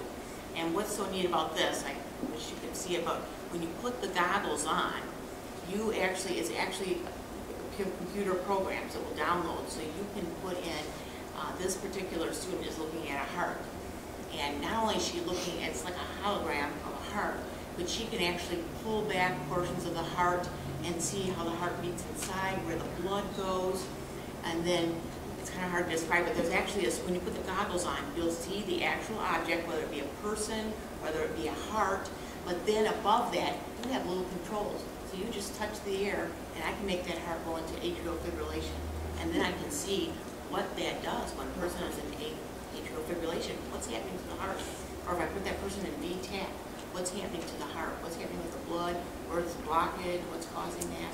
So it just, it opens up a whole new way for students to learn. We have never had anything like this, where they can just peel back layers and look at. Same thing with a human. If they had a human standing in front of them, or a human hologram, they could pull back the skin, see muscle tissue, pull back the muscles, see the veins, see the arteries. So it's just like really giving a whole new view into learning about the human body and things that are out there for us. So we're very excited about that as well. Plus you can do lightsabers with it too. Well, it's really hard to beat that, because that was pretty amazing, wasn't it? So I'm going to focus on a few pictures in the lower left-hand corner. In the middle, right under the robot, is a picture of Mike Galley and Cindy Milnes and our auto hacking workbench, which you all saw a few months ago at one of our board meetings. So last week, we actually had a week-long training for the faculty, and that included 3 of the CIS faculty as well as 2 of the automotive faculty to get training on how to actually use the bench, how to incorporate it into the curriculum, and how we can actually merge the CIS programs with the auto programs. So they were all learning together, and it was really cool because this was winter break, and all of these people came to campus for 40 hours straight, and actually had a very, very intense training on how to use this mobile hacking workbench. And many of them left that training saying, oh, this was way more than I ever thought it would be, but I think it was a successful way to get the 2 different divisions to collaborate on how to actually use this one piece of equipment. So that was very cool to see. You'll see there's another little icon there that says NetLabs. NetLabs is what we use in a lot of our CIS classes to give students that virtual experience of being able to do programming or networking or any of the other programs that we have. I want to piggyback on something that Val said about the augmented reality. We are looking for that as well in the networking classes because we see that what students are missing in a virtual class is moving the wires around. They aren't doing that networking piece, and if we have that component built in, then they are going to get more of a realistic experience of being able to do the networking while still taking a virtual class. The last image that I want to focus on is, and this is kind of combined with Dean Tucker's area and my area for digital media arts. In the bottom left-hand corner, there's a 3D printer. In Dean Tucker's area, they use this quite a bit. There is now a 3D printer in the library, which students can then kind of go up and see exactly what it's doing. I've had conversations with the animation faculty to really start embedding some of the things that they do with their character design and game design, and then students would be able to go up to that 3D printer and see what it's like to actually print like a character from a game. So it's really kind of a cool thing. So the technology, I know it's scary at times that it's coming in, but the students love it, and it really does provide a really cool learning opportunity to get that experiential learning that maybe they wouldn't get in an outside place. And they're not afraid of it. They're not afraid of it, They yeah. embrace it. So you just have one binocular, I don't know what you call it. Thing? I think Pete Basile has a couple of them. Currently we have one. I just Just purchased our first one, so the students share it when they do it. But we have plans to increase that. So, Was it expensive? The one set of goggles is $3,000. Wow. But when you compare that with a human simulator, we're paying $100,000 for the human simulator. So, and typically a lab section is 8 students, so that's what our goal is to get 8 sets of goggles. So would that replace, it shouldn't replace the human simulator, right? No. It should We just still add use to human it. simulation. It doesn't replace it because in human simulators, you can actually see touch and them feel, and yeah. yes, so they still have Okay. distinct different roles in the augmentation. Okay, that sounds great. Dave? So that goggle thing, the $3,000, is that the hardware? There's software That's also, the right? software. That's the software. Yeah. And the hardware, both? Both actually, yes, it comes Okay. with, yeah. But you can always add on and get more software, and that's what we're looking at. There's not So really you a can lot get of different software to do different things? Yes. But every expansion of software is like buying a new It's more money. program? Yes. And does it, let's say you buy a new program from a software provider, Right. and you've got 8 sets of goggles, do you pay 8 times as much as you would with 1 set of goggles? No. Right now, we're looking at just purchasing it for our school, for our use, and it would be a flat fee. A flat fee, no matter how many goggles we have. Okay. So now we're going to talk about the systems that are used in student services. SARS is our scheduling appointment report system.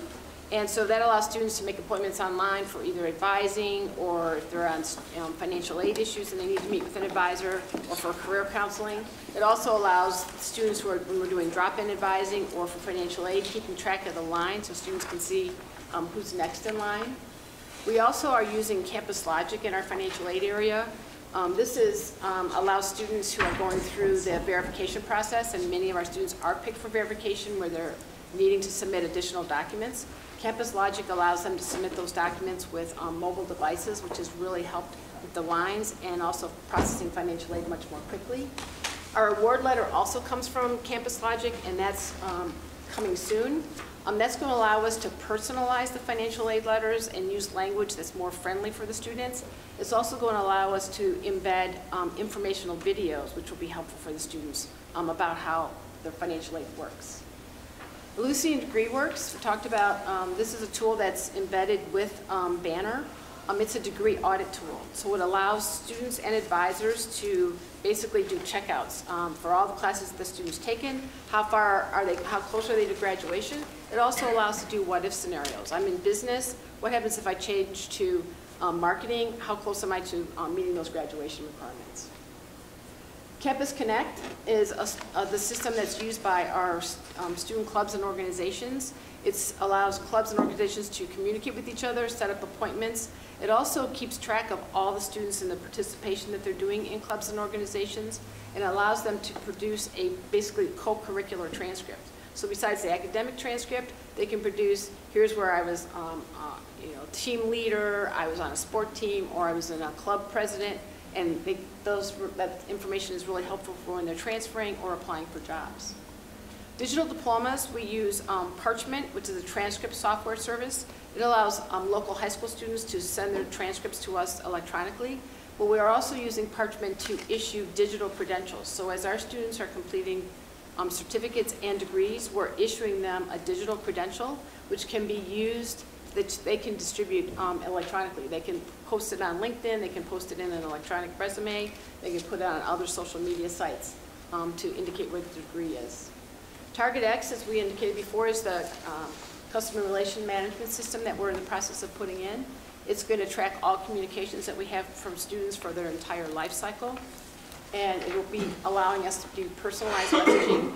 We're going to be using the recruitment suite, which will be, again, allow us to track all the prospects and applicants that are coming in as they're going through the registration and admission process. We're also using the retention tool, which is, we have not used a retention model before, but you can see we're basically building processes of things that we're not currently doing. So we can basically build a process for the student withdraws and basically document the follow-up process and feedback to the faculty on what happens in that withdrawal process.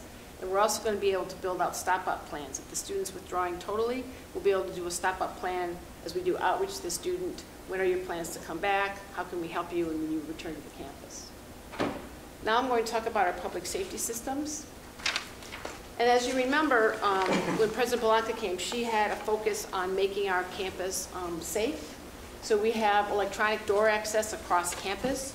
We have 555 doors and classrooms and instructional spaces that are across campus. And we also have other remote panels that can put down gates from hallways. Those, we also have systems inside the classrooms. So as we had the outside door panels, we put inside panels that allowed faculty to lock down the classroom from inside the classroom instead of being out in the hallway. Our first electronic door system was put in 2002 with the Gunder-Myron system. And with all kind of electronic systems, there's an end of life. As we move to the ATC, we'll need to upgrade our current system for our current door lock system, because the current system that we have, we can't expand. And so we'll be looking at upgrading that system. And we're also wanting to get access panels or UPS systems in the closets, because when the electricity goes down, that door access system has to kind of reboot, and it takes quite a long time. We have video surveillance cameras. We have 270 cameras on campus that's used by the public safety area. We need, those systems right now those cameras are on 3 separate systems. So if we have an incident and we're kind of following perhaps the incident happening from one building to the other, dispatch is having to log in, go from one system to another system to another system. So we'd like to integrate all those cameras onto one system so it's more easy for public safety to access those events. And then also we'll be needing to change, remember we have some old analog cameras that need to be upgraded to digital. Got a question. We also, no questions. What's the cost of doing all that with the camera system? The camera system alone? Yep. Can I say that number? Let her rip. About $410,000.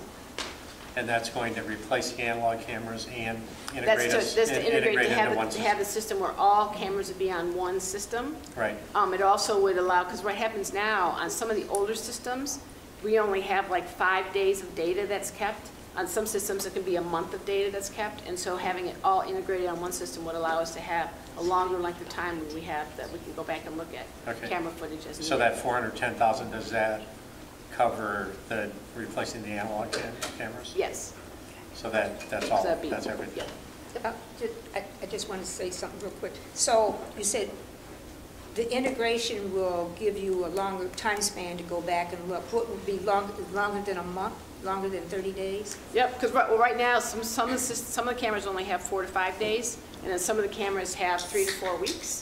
And so as long as we have the storage area, we'll be able to keep that for longer. What happens is, you have the super crisp, and then as it kind of keeps it like a month later, it gets a little more digitized and a little bit less digitized.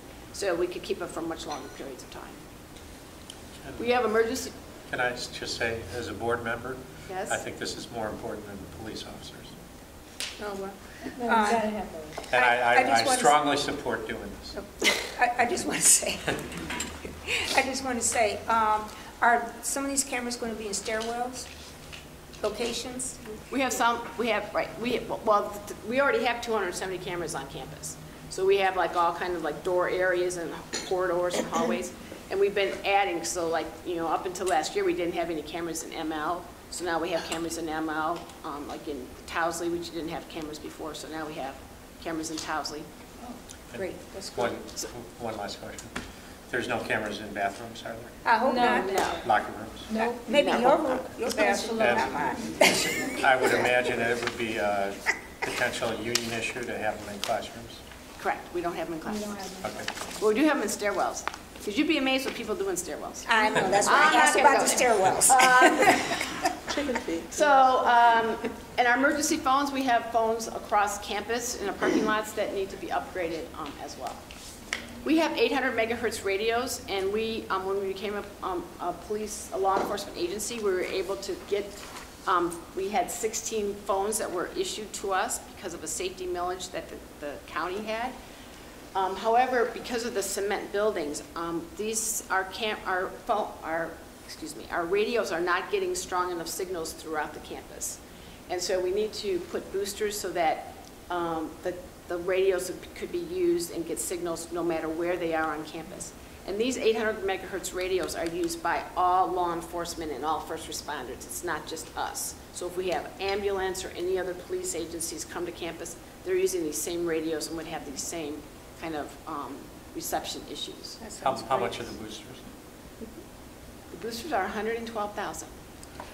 The premise system is our report system. This is the court and law enforcement management information system. This just went live for us last week. It allows us access to the LEAN, which is the Law Enforcement Information Network. It will also, dispatch will route the 911 calls that are happening on campus to our dispatch as opposed to going to the Washtenaw County Sheriff's area. And it's also a report writing system. We're happy to say that we have a safety app that we're going to roll out later this semester. It's a tool that students and staff will be able to have on their phone. It'll provide ready access to safety information on campus, but it'll also allow staff and students to text besides just making phone calls. Sometimes there might be an event happening in a classroom and maybe it's not a place where a phone call can be made, but students or staff could text public safety and be able to alert them of an incident that's occurring. Oh, that's interesting. Our Maxian system is our reporter concern that allows student, staff, or the community to support any kind of concerns and keep track of that. We've expanded this to allow for information to collect for grade appeals, requests for our refund exception process, and then we're just rolling out a care team submission form, which basically readily allows individuals to submit information to us. Voice messaging, we have these throughout all of our classroom buildings, and it's fire alarms, but it also allows us to do verbal messages. It could be centralized in a building or particular classroom to give instructions in the case of an emergency. We currently do not have these in the Health and Fitness Center, the Maintenance Building, and the Damon B. Flowers Building. So these are things that we would like to add as well. I have a question. Thank you. Go ahead. Okay, I How figured about I'd give my name before trustee Marty. Bless your heart. I want to go back to the cameras. You've mentioned that a couple of the buildings once didn't have cameras, they have cameras now. Are there any other location, is there any other location or locations on campus that could benefit by having camera surveillance, like camera installed? Well, sometimes, so like, for instance, we had, we added some, like last year we added some cameras in the testing area because we had some, kind of people like trying to kind of cheat on testing, so we had some cameras. So there's certainly certain areas that LSS in this budget year had asked for because they're doing more testing for students, so they had asked for a couple cameras. So there's certain, there's always, certain corridors, certain stairwells What about the that we would physical add. campus environment as a whole? Because you can't put cameras everywhere. Correct. So you're going to have some dead zones. Correct. And certainly, there's some cameras, the camera technology is improving all the time. And so cameras that were really old, like some of our PTZ cameras that are up on top of buildings, like if we're having an incident in the parking lot, the cameras that they have now would be able to have our 360 instead. Right now, the cameras that we have. So you have still shot cameras. Right now we have scanning PTZs cameras. Right now we have scanning cameras. So like up on the roofs of the buildings, we have cameras that scan like this. And so if we become aware of an incident, dispatch can kind of point the camera back.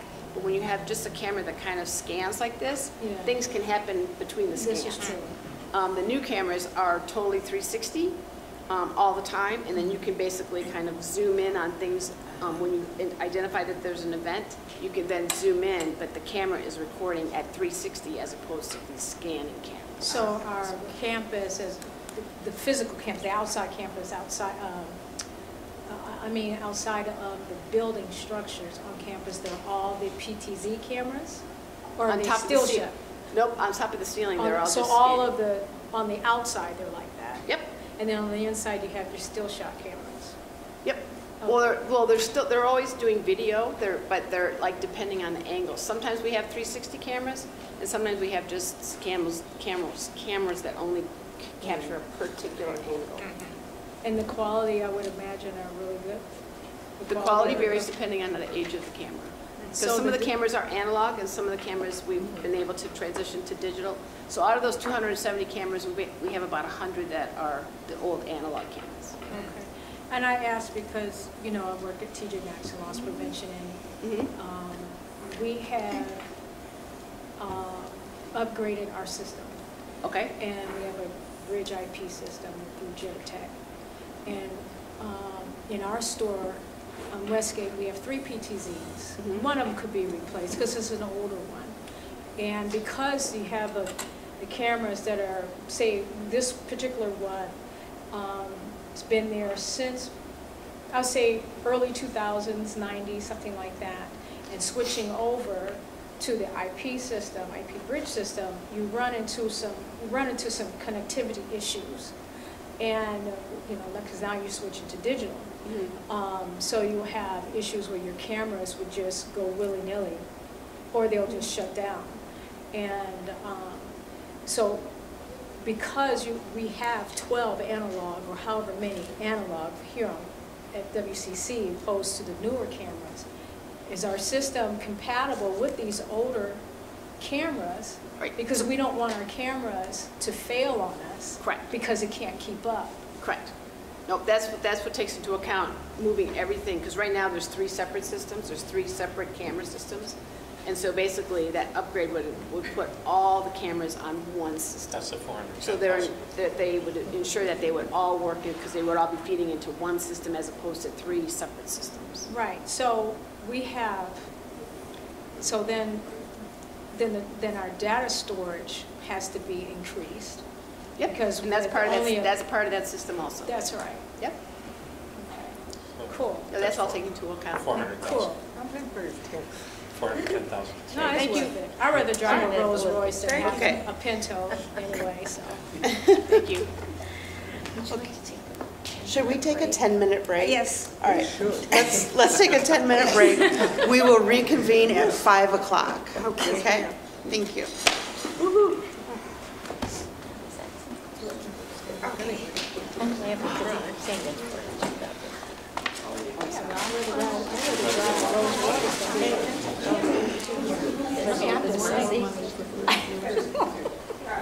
I think we'll, yes, as soon as the state starts free 2 years of college, we're going to see an uptick.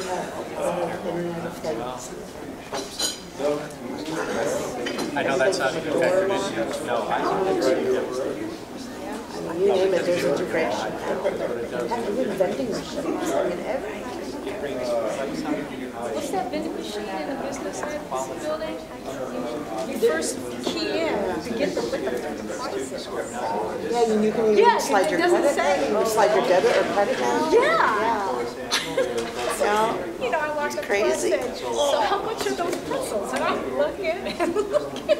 And I said, oh, I gotta type it in. And then it says, oh, whatever that price is. You have to type in what that code is to get the pretzels, to get the price of the pretzels. And I was like, what? $1.50? Oh, it takes MasterCard? Crazy. So this is all of IT, isn't it? I'll wait to hear his presentation.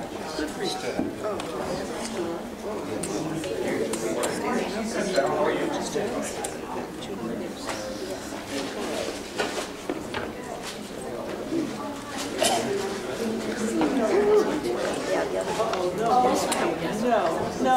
You guys are no. Wait, I got it for you.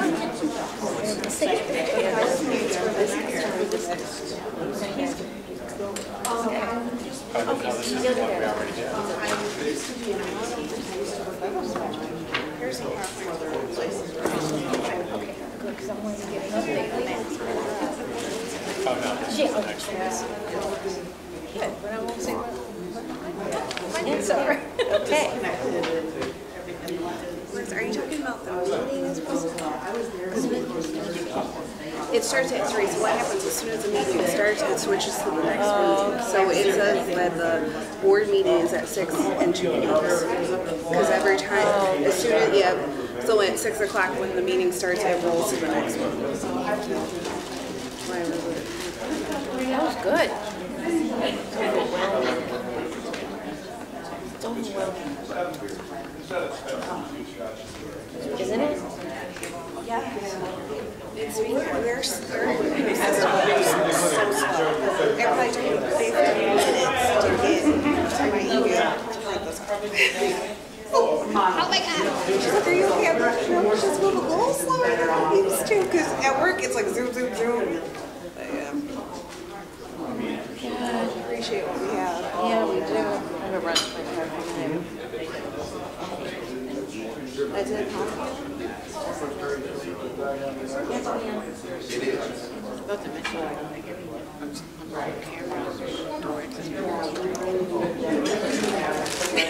So I figured I'd give you one. I'm just adding up numbers, the dollar. A lot of times you gotta do what you gotta do. Okay, great. Thank you.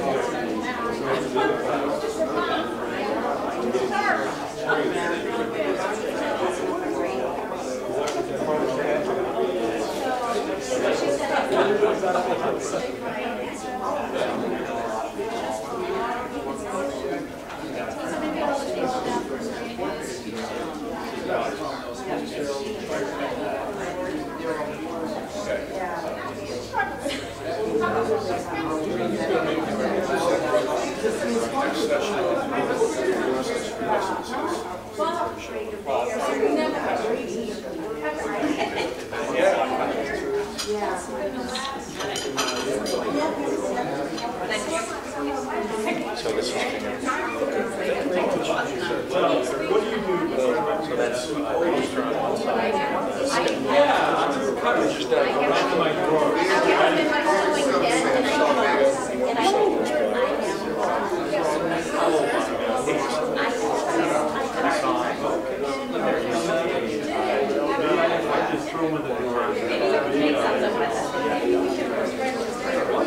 Great.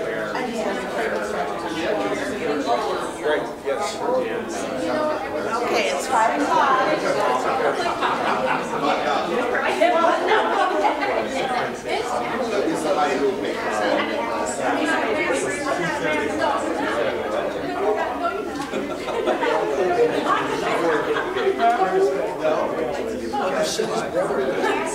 It's 5 o'clock. Back to the table. So he's got some yes. He's been a regular. Yeah, I saw him once before. I can get it. You're lucky I got my voice back. Yeah, it is. It's huge. Oh, It's like it's a cucumber juice in it. You know, in the nursing home, some sort of food. Really? Yeah, there's a big, huge Something that just takes the chemical taste out of the water. I guess. I didn't realize we got green so far taste. behind. I know. That's what I was trying to figure it out, and then, yeah. Well, this is my first time for a retreat one, and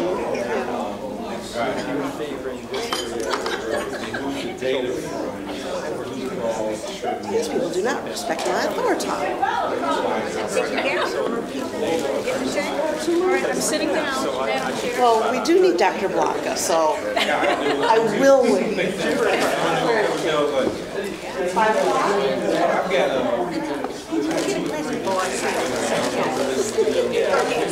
I got it already. I'm ready. Yeah, okay. Say, I got it already.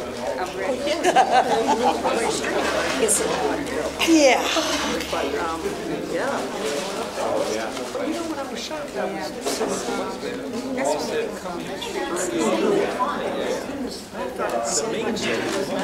Yeah, it's a lot of material.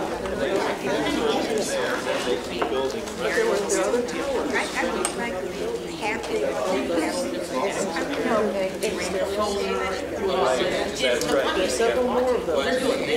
Okay. Where's, did we Interact with the partners. Oh, there it is. Okay. Well, we've seen plans. So up next is the IT security update report, or do we need something else? Okay. All right, we're calling back to order here.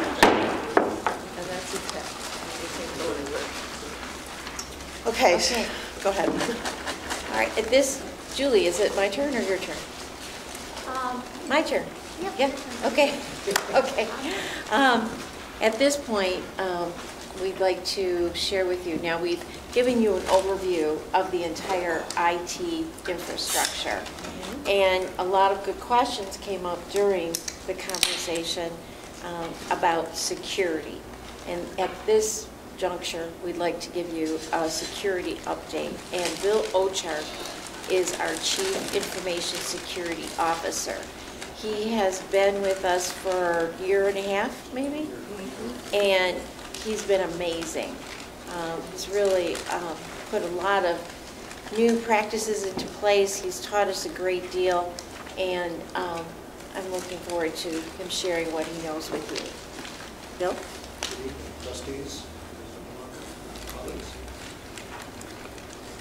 Feel free to stand if you want. And I've never seen you sit. I'm going to move back and forth probably here, so I might have to do some reading on my own slides, but really my goal this evening is 2 things. Number one is to provide you with an overview, sort of a foundation of information security. What's it all about? What's at stake? And provide some real case examples that involve the college. And then to provide you with an update on where does the college stand? How secure is the college? What do we need to do? So I'll start with information security objectives in higher education. The one word that resonates in the conversation earlier today is balance. So we're in a higher education environment where openness is a very strong and important key. However, security is sort of the antithesis of that. It's, how do we find the right balance between the two? What's appropriate? So our goals here and objectives are safeguarding student data and employee data. We're unifying, a big important key of this is compliance, and we'll talk more about that today. And how do we manage risk management efforts? And I think as you see the technologies that have been presented to you today, things are ever changing. New things are being introduced. There's always new security topics, themes, issues, concerns, threats coming up. So the Information Security Office, which is what we established about a year ago, has been focused on this area. So I'm the Chief Information Security Office. My colleague Ross Zidar is back in the back here, who handles both the forensics and analysis of things that we look at. So we're going to talk about the key fundamental things in information security are confidentiality, integrity, and availability. I'll give you some more of that in 2 slides. But what this office oversees are institutional compliance efforts, risk assessment, incident response, and extremely important awareness and training. Julie had brought up earlier about EDUCAUSE and where information security has stood with respect to their assessments over the past several years. And it's been now, this is the 4th year, it's #1. So it's a #1 concern of institutions in higher education. That trend doesn't seem to be deviating at all. In terms of the past, certainly has been up and down. I can't explain some of that, but I think we're going to see it continuing as a top issue moving forward.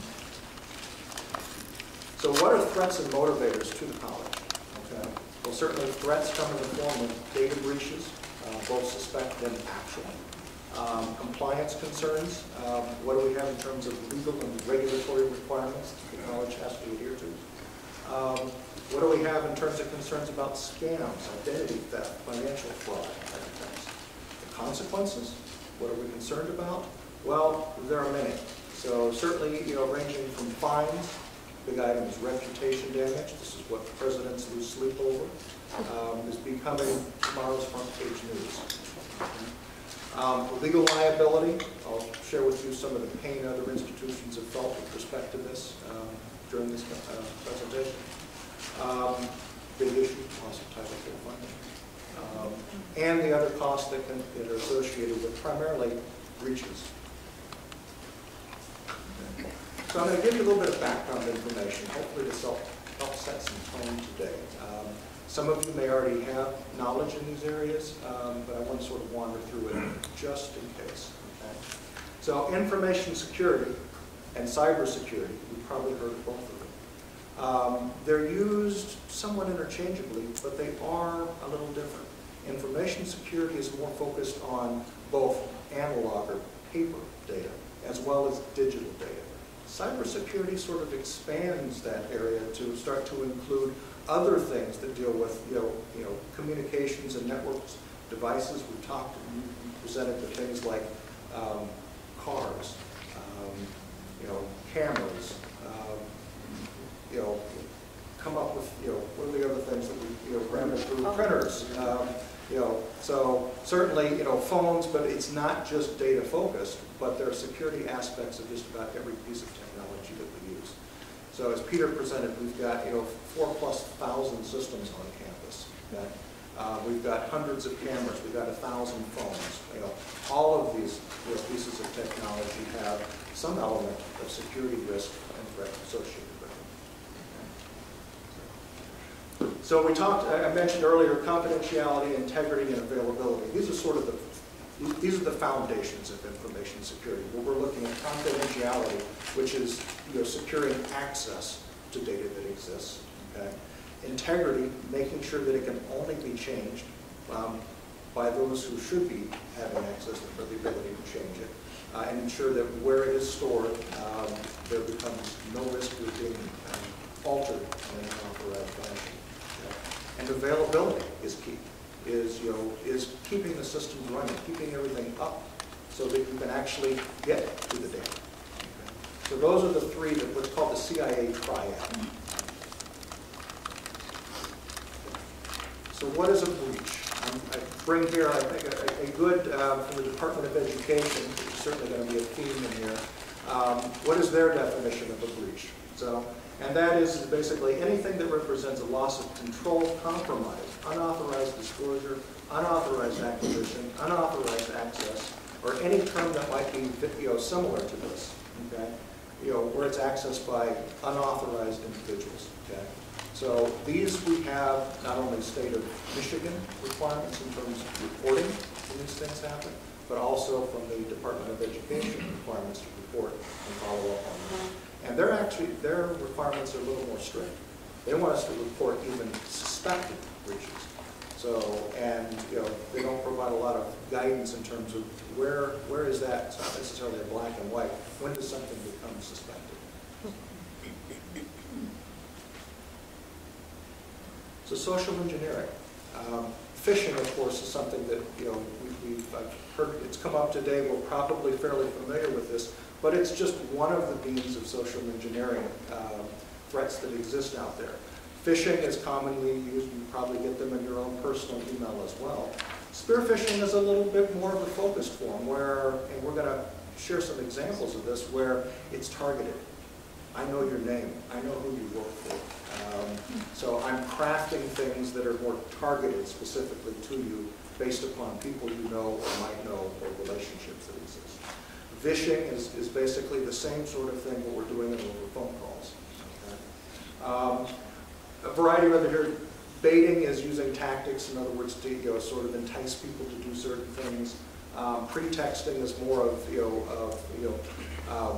providing false pretense to get people to do things.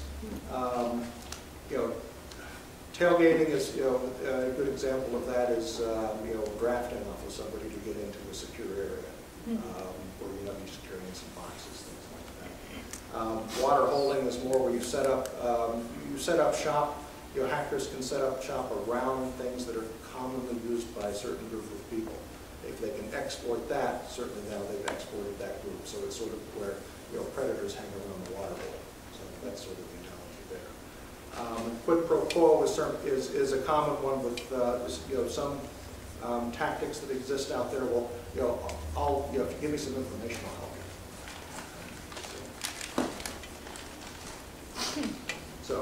So phishing, this provides, I think, a bit more information, about it, but it's an attempt to deceive, pure and simple. And we see lots of this on a weekly basis at the college, and WCC is no different. Other schools have just as much concern, and their uphill battle. Some have had better success, some have had worse success. So it's common and it's not going away. The tactics are getting ever more complex. Use some examples here, where notification from a help desk that you might be getting a call from, or somebody calling you, appears to be from a credit card company asking you for information. False invoices or shipping label or shipping requirements, fake accounts on social media. So there are a variety of forms that social engineering attacks can take. So I want to share with you some examples from college. So these are all things that have happened here in the past. So predominant here is Rose likes to send mail out there to people and get them to Bakery. So we had last year, it hasn't happened in the past few months, we had 3 or 4 months worth of multiple attacks of this, as did other community colleges, going back where it masquerades as the college president. Okay? Puts the college label in there, finds out who the president is, indicates that it's a letter from important letter from the president, signs it sincerely from the president. Okay? Now in this particular situation, it's not from the president. So, but still, guess how many people took the bait, so to speak, on this? We had over a dozen people who then went to open the document that was attached to it, then entered their credentials, username and password, and threatened potential data exposure to the institution. We've had several of those. We've done training on a monthly basis. I'm pleased to report that for the past 6 months, we have not had any repeats. I think that there's probably a balance between we've done positive steps in terms of the training, but not that the risk is gone. That giveaway to me was when you said you were an Ethiopian princess.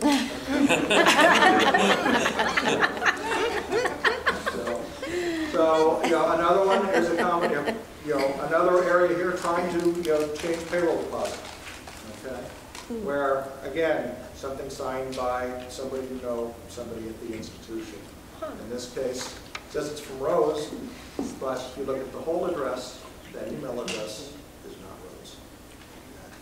So, but still, we're all human.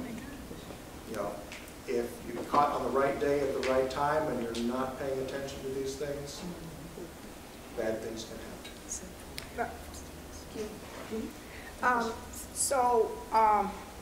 Just like the email or in the payroll deposit, I use the payroll deposit. So if this goes down to the payroll, would they be able to, I should ask Bill, wouldn't they be able to determine that that's not from her? Wouldn't she have to come into the office to make that request, or anybody? So So what happens is that if somebody falls prey to the phishing attack, then the malicious folks have your sign-on credentials. They then can either go into the system directly or process through paper a request to change the bank account to which the payroll direct deposit goes to. And so that's how the malicious folks try to gain access and redirect, in this example, your paycheck to the thieves. Basically, it's a form of theft. So we have process in place to catch that within payroll, but we actually had one case where it got through. We closed that gap immediately once we saw the weakness in our systems. We thought we had 100%. It was 99%. They found that 1% slice, and it exposed a vulnerability in a payroll process that we had. But it really was exposed through somebody giving up their credentials through an attack. So. And actually, if I may just add to that story, may I? So the president, so that phishing attack, actually they went after myself, Sam, Veltri, Stephanie Comey, and Kim Hearns. I met with the presidents, and we were talking, and I mentioned something about this phishing attack, and sure enough, the same attack, and they went after the president at this college that I was talking to as well. They caught it, you know, so we didn't catch one, but we caught the other ones. But so I'm just saying this because this doesn't just happen here. I mean, these people, they're like... To go back to the social engineering slide that was there, sort of two attack vectors, for lack of a better word. One is I'm using an account that somebody's provided the credentials on, and then what happens is what information is in your email. Once I'm into your account, what can I do with what's there? And a good example to that was somebody had some home loan information. My social security number was in there. I can then use that information, even though the college had the ability to make a change to payroll, and had an additional level of protection which required that you enter the last 4 digits of your social security number. Well, I have your social security number now because it was sitting around in a document that was in your email.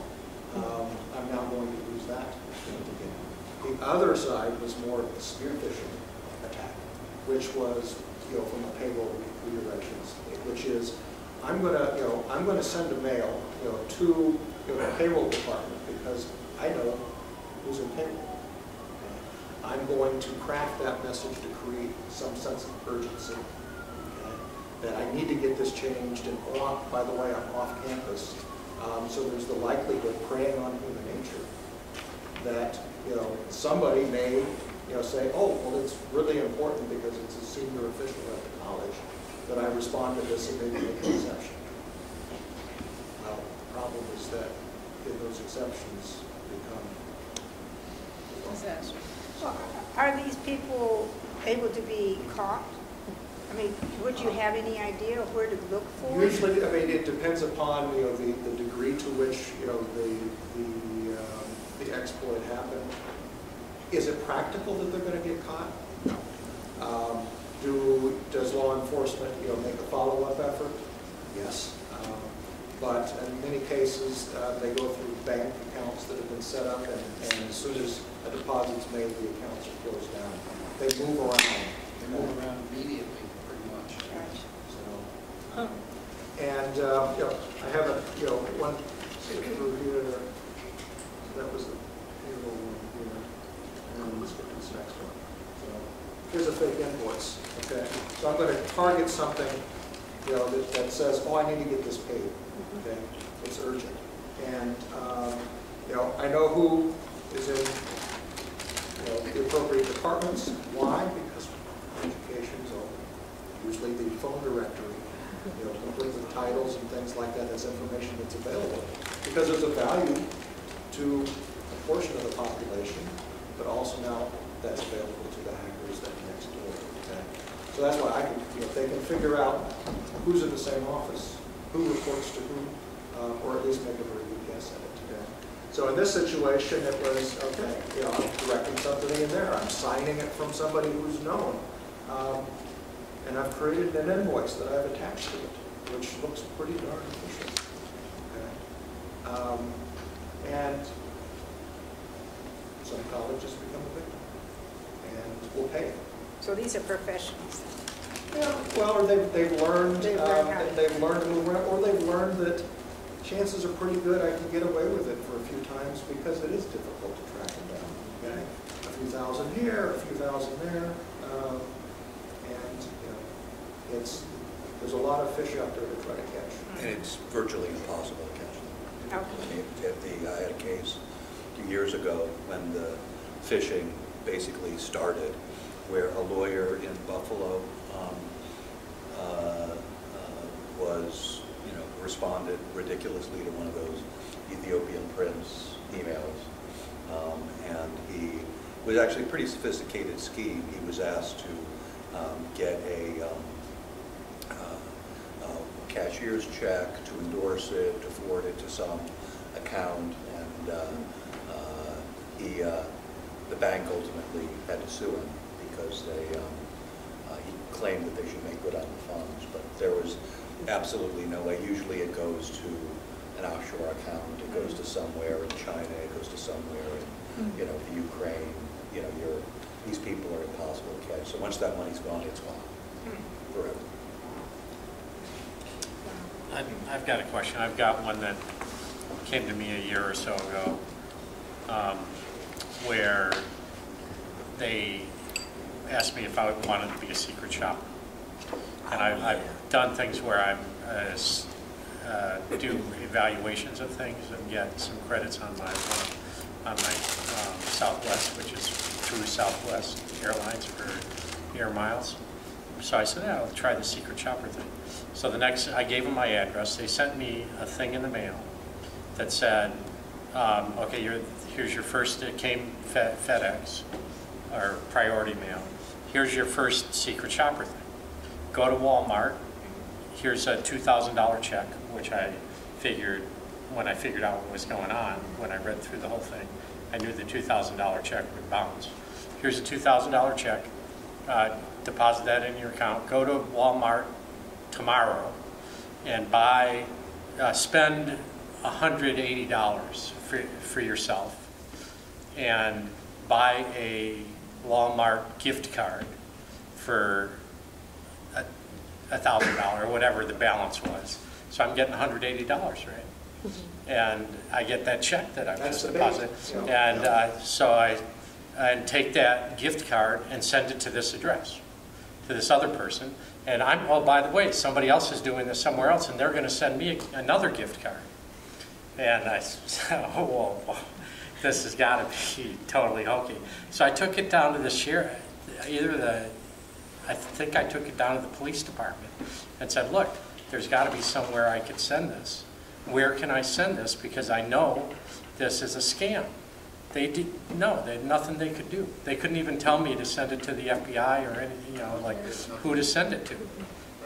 Is there no place you could send something like that? Because there was an address in Texas that it was a U.S. address that they were asking me to send a gift card to.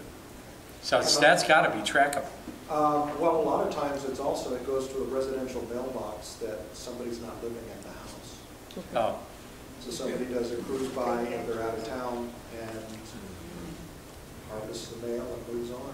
But there's nowhere you could go to report these things? Because the use of the U.S. mail, the FBI would be the obvious place to go to.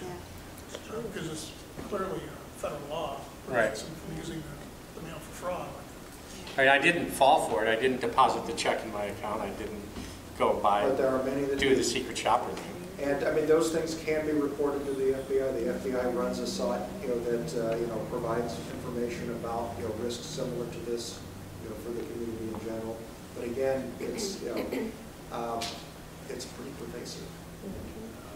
And with small value like that, they're not going to spend a whole bunch of resources tracking that one down, but if they'll keep track of that, and maybe if things build, they would open a case for that particular. The assumption is that if they can find a pattern and the volume is sufficient enough, it might be worth going at it. But, I mean, the gift card example, I mean, it's pretty common. You know, we've seen it here many times. You know, buy it. There's a in your book here. There's an article that Julie found that included that starts off with a college that had everybody on the board or senior leadership had received this note. Go buy this. It's important. Well, one of them did. So again, it's and that's why the developing awareness is so important. Never letting your guard down. It's so easy, even though we look at these examples where 9 times out of 10 they're from email addresses that have nothing to do with the college or nothing to do with the individuals, yet they still get through. Okay, so.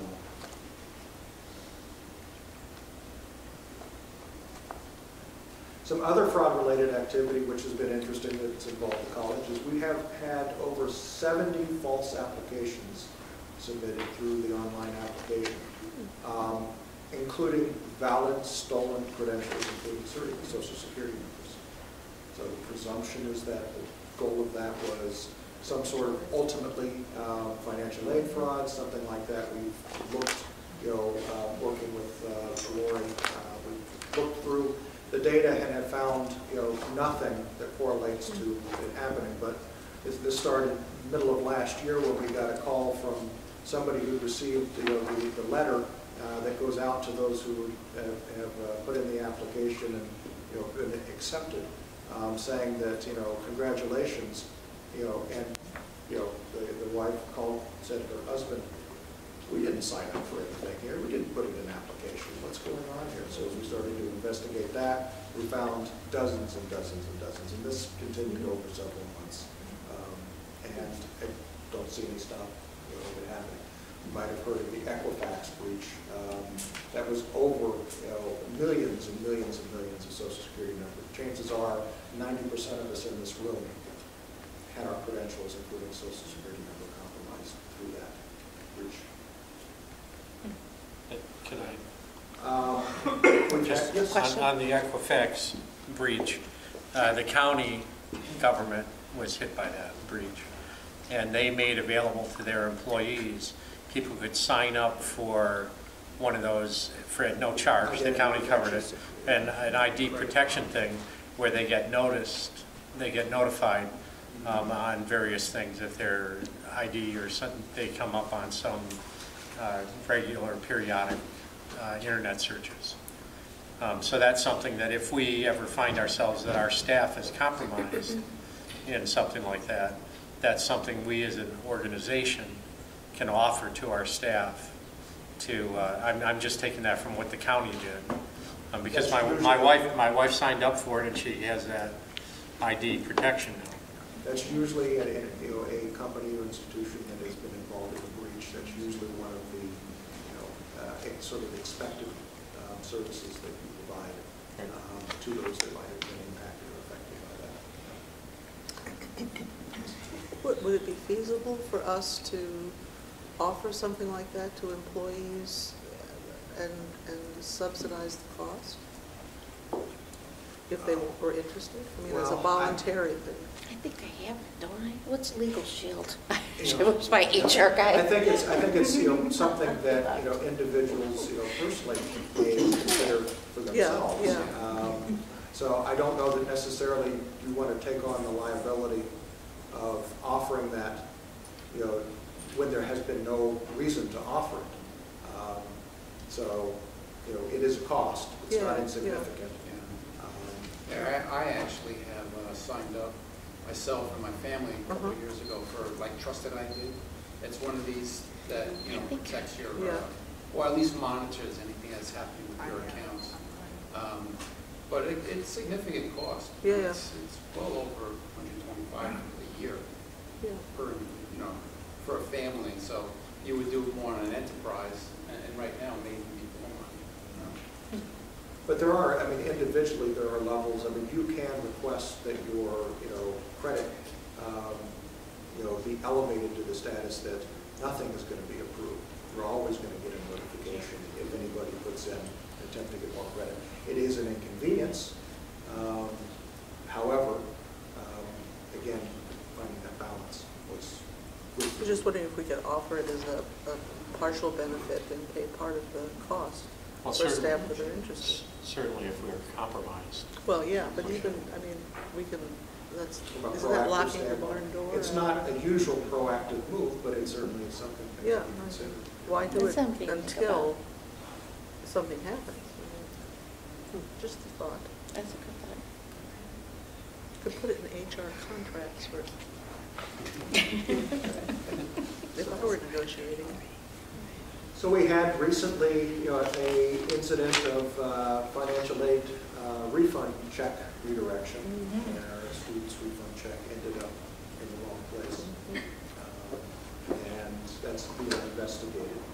And I know that President Belanca forwarded you another example of where we had somebody what we call phishing, which is a phone phishing, calling up a department here, posing as a technical support representative or vendor support, probing for information. That was Melvin who were called. So, as you can see, there's a constant effort, to get people to give up credentials or information that face the college. And what I know, what really concerns me is that anyone that has a WCCnet.edu sign-on, that's any student, anyone, any employee, we can, and it's okay. I mean, this is like this is the world right now, and we have to trust that that person, and it could happen to any of us, isn't going to just click. Give it away. Because that one click, it could be someone who takes a class through, who knows, continuing ed, that maybe he's only here once, maybe once or twice or for 3, I don't know. That one little mistake could hurt the whole institution, and it's something to think about.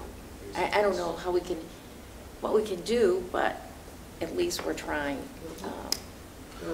There are steps that we can take, and that's the direction in terms of our action plan. But you're right, it's a roll of the dice. It really depends upon who is compromised, what level of access they have to certain data, and that they have access to Social Security numbers or account information, things like that, because that then moves us into an area of breach reporting, which becomes public information. That's where institutions don't want to end up. So we talked earlier about compliance, the growing list of compliance requirements that colleges have. I've given you a sampling here of what the college has in terms of responsibilities, in terms of regulatory or statutory requirements. And each of these has a wide collection of requirements and responsibilities.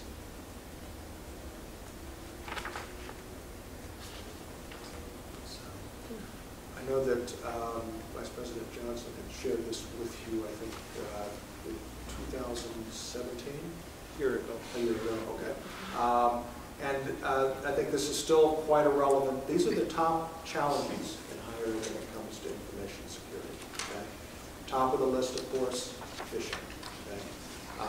The best, how do we prepare and protect against a lot of that phishing? Well, that's the second item on the list. User education and awareness. There are some technology things that we can put in place to help that as well. More and more things from Peter's presentation, we saw more and more clouds appearing. We're moving more and more of what we do out of servers and services that are on the campus, where in many cases, arguably, they're more secure, or in some cases not so. We move to the cloud, we're now putting our faith in the vendors that we've contracted and ensuring and trusting and hoping that they do as they say. However, a big component of this is the contracts, and review of those, making sure that these vendors protect the college's data. So another the challenge is how do you develop a security strategy at the institution that's sufficiently high profile that people recognize that this is something you need to be spending energy and resources on improving. What are the new technologies for information security that we should be preparing to put in place? And those are some of the things that we're looking at to battle phishing. Identity and access management deals with authentication technologies and ensuring that from the confidentiality standpoint that you are who you say you are. It's a big challenge. Governance. We'll talk more about governance here because that's where it all begins. And unsecured personal devices. We don't know what's on them. Actually, we do. We've done some surveys now to get some more information, but the college has not had in the past a policy of encrypting mobile devices, laptops. Well, depending on what's on that laptop, if it gets lost or stolen, we have a legal obligation to report that through the state of Michigan. So, this is work that's needed. If I want to point out the quote, the larger one on the right there, presidents and chief information officers should have evaluated and documented their security posture and taken immediate action to remediate any identified deficiencies. This was a Department of Education note, dear colleague letter, sent to institutions over 2 years ago. So the college has been, and as all have been, on notice that this is an important thing.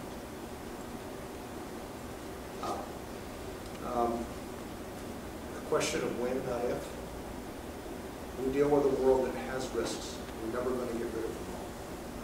So our role here is to really focus on what can we do to minimize those things which are greatest risk. It's a question of when, not if. Our hope is that the when for WCC is 100 years. Hold that thought. We're down to just 20 minutes for this, okay? Okay.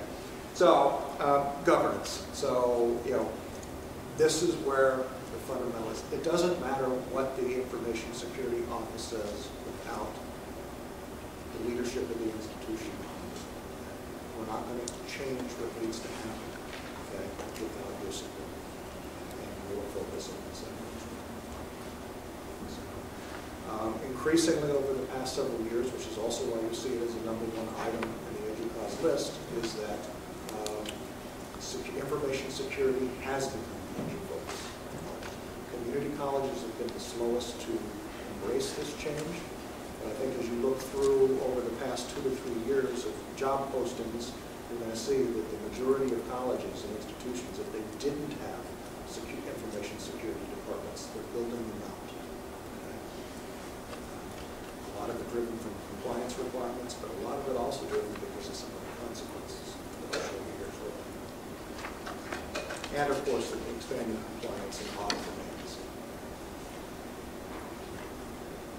So that gives you some background. Now moving forward, where is the college? Where do we stand right now? Well, a year ago, we took a look at using a tool that provides a information security maturity assessment based upon scoring, from similar to what Peter had presented in terms of a maturity scale, where 0 is something that's not performed, and 5, of course, is the best, continuously improving. Okay, where does the college stand?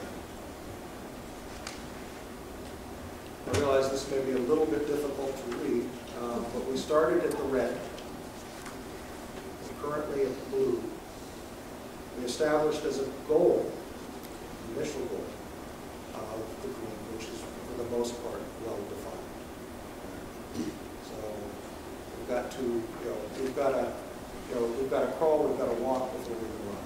So we need to expand. What's around the rim there are all sorts of families, of information security related activities that need to happen. This maturity model is based upon about 100 questions ranging across these areas to come up with an average score.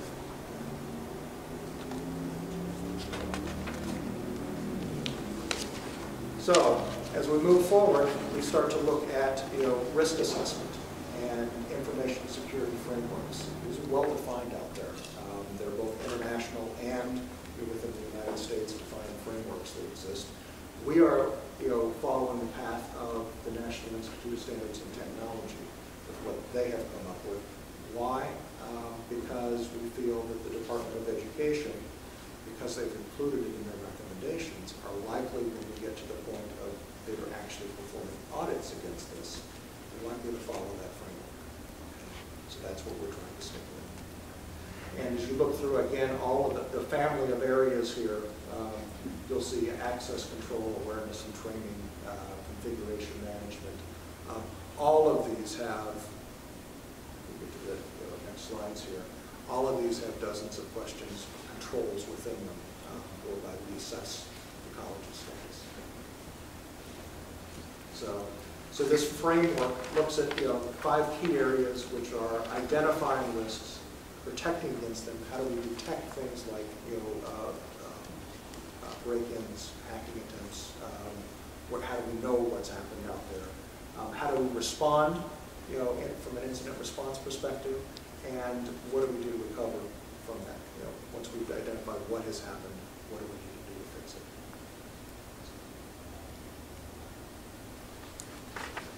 So from a risk assessment perspective, this is where the college currently sits. So this is based upon about 260 controls that are part of the NIST framework. Everything from what we implement in terms of encryption technologies to whether we have flood or temperatures, sensing monitoring within the data centers. What do we have in terms of disaster plans? What do we have in terms of policies? What exists? So it's a fairly extensive process, and it's always changing. We're iteratively going through this list again, over and over, and identifying what we could be doing next. Yes? That red line isn't us, that's average for everybody?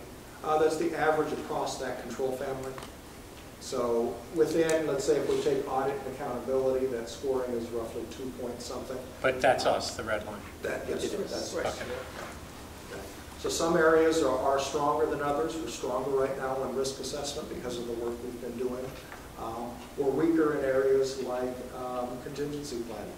Why? Because what we have right now in terms of the contingency plan is 10 years old.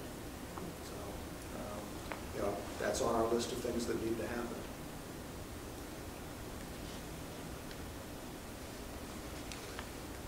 So based upon that list, that risk assessment, these are the top, information security risks that exist at the college. Okay? Having in place a security governance structure and culture that is actively involved with information security is key, because without it, we're not going to get anywhere. So, credential exposure through situations like phishing. One of the things in information security, what happens in terms of vulnerabilities, some of the most simple things represent the most likely things to happen in an institution. Okay? And the most simple things that can happen are somebody accidentally providing their username and password, or not keeping up to date on application and security updates for the applications, the 450 applications and operating systems that exist out there. So it only takes one forgotten application patch, and the right one, and something, bad things can happen in terms of, data exposure. Mobile devices, we talked about that. Laptops, but mobile phones as well. Majority of everybody in this room accesses their email from their phone. How many of them have lock protection? Have it so that they don't have their locks when they turn on. If that phone was stolen, well, what's in your email? is their student data contained in, faculty email who may be accessing it, so, which is, of course, a FERPA compliance issue. What are the other things that expose you not only, personally, in terms of maybe your home loan application or things like that. Somebody gets your phone and you don't have an appropriate level of security on it, that is a risk. Banner and Oracle security. We recently made some changes in terms of how we mask Social Security number. That wasn't previously done. There are improvements that can be made in terms of network server and service infrastructure. That exists to improve security there. Protection of data at rest is what it's called, or stored on disks, hard drives. How can we look at improving departmental practices? Finally, of course, business continuity and disaster recovery. Or you may ask, well, if we don't have a plan and it's 10 years old, why is it number 10? Well, from a risk management perspective, these other things represent an even greater risk to the institution. So that's sort of the balance is what do we focus on first? We can't do it all at once. So generally the themes that exist within those top risks are governance. Governance sets the culture and the cadence. Okay? Leadership establishes that. That's why it's so important. From a compliance, but also how do we make those choices in terms of direction and priorities? Okay? So, because it doesn't matter how much money you sit in a big pot on the table. It's resources and time. What do we go after first? Okay? What's most important to the institution? What do we agree is the greatest risks? The culture, from an accountability. This isn't just an IT issue. Okay? So everybody has to have a play in this game. Best practice adoption, there certainly is room for improvement there. And awareness training, while we've made a lot of effort in this regard, there's more to be done. From a breach risk, we certainly need to deal with credential management and mobile devices. From a capability perspective, what do we have in terms of our investments in technology to improve our capability? But as we add more technology, that also means we need to make sure that we've got the skill and the capacity, resources to be able to make it happen. And also importantly, how do we respond to incidents? And this has come up a few times in the conversation. Our biggest security vulnerabilities come from the investments in legacy systems and custom developed software that exist at the college. Biggest risks. I mean, nobody developed them years ago with the thought that they're going to be a risk eventually. The problem is that as you develop them and you don't put the resources in to continue to take care of them, they all over time increase in risk.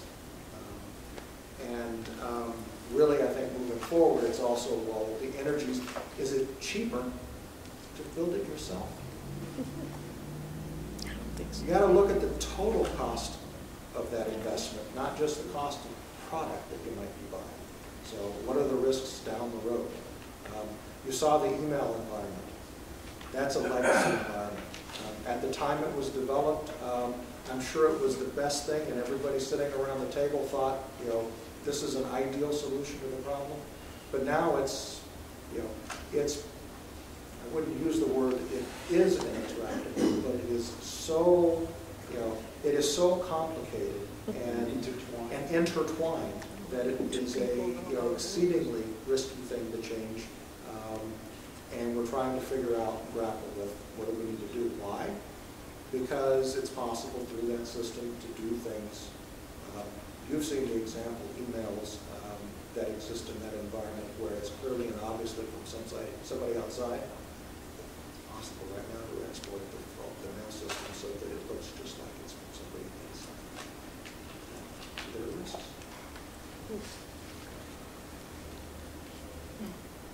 So Rick, what are the risks? And what are the risks? The breach headlines. Okay?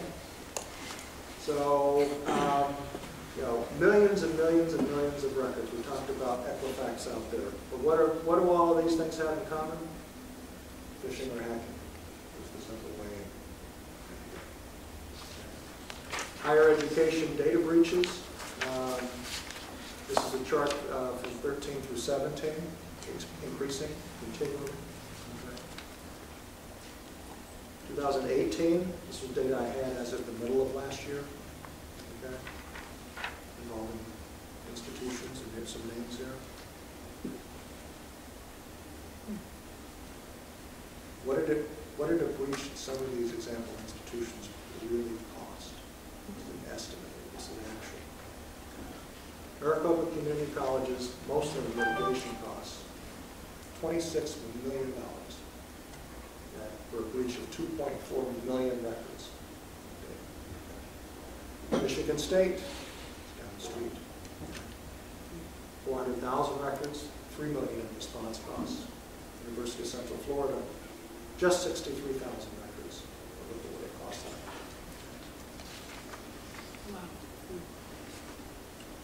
Here's how many Social Security member records the college has at risk. It's over 500,000. At 166 average, if you have to offer and provide identity theft protection services because of the breach, not mentioning the costs in terms of remedial forensics and other things, what would it cost the institution? And is that 93% of these, most of them are either hacking or email-based. So the simple things go on. So, higher ed incidents that have happened, this is from the first quarter of last year. Again, hacks, malwares, accidental exposure, social engineering, portable devices. So what have we done? Okay. Well, from a framework perspective, we had to start pretty much at ground zero, and that was develop an awful lot of policy. Policy that did not exist at the institution.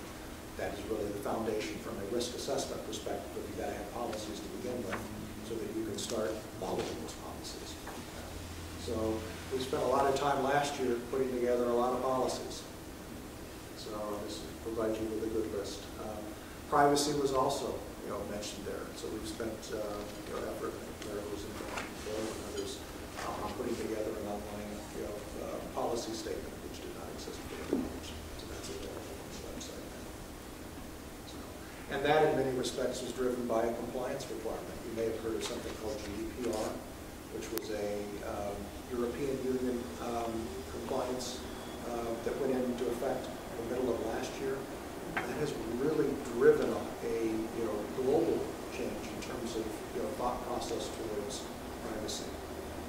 While GDPR very tertiarily impacts the college, it does other universities because it really only impacts those that reside within the European Union. When you think of it, maybe a handful of students that are involved in some of the programs. I know that there are some from Ireland involved in the UA side of things. So we've got to pay attention to those things because technically, if you have a student that resides in the EU, you have a compliance requirement.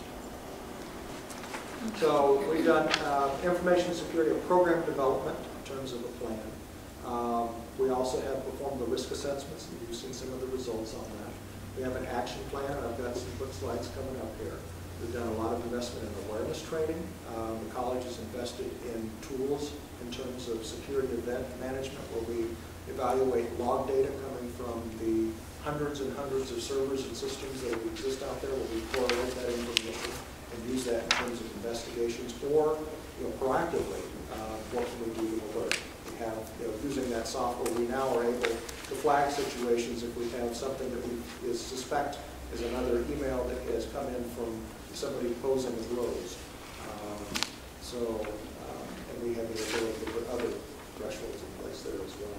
We do a lot using another tool of vulnerability scanning of the systems that exist out there. So thousands of systems that are there in terms of scanning them for known or potential threats. We've done some steps on improving our security update or our patch management, applying those patches or security updates to software and applications. Much more work is needed in that regard. We We've implemented social security number masking and banner. We've started to make some email security improvements, but you've seen the environment. We've got a lot of work to do there. College has invested in new firewall technologies. We're in the process. We've implemented a wireless security for the staff side. We're almost ready to put that out for students as well.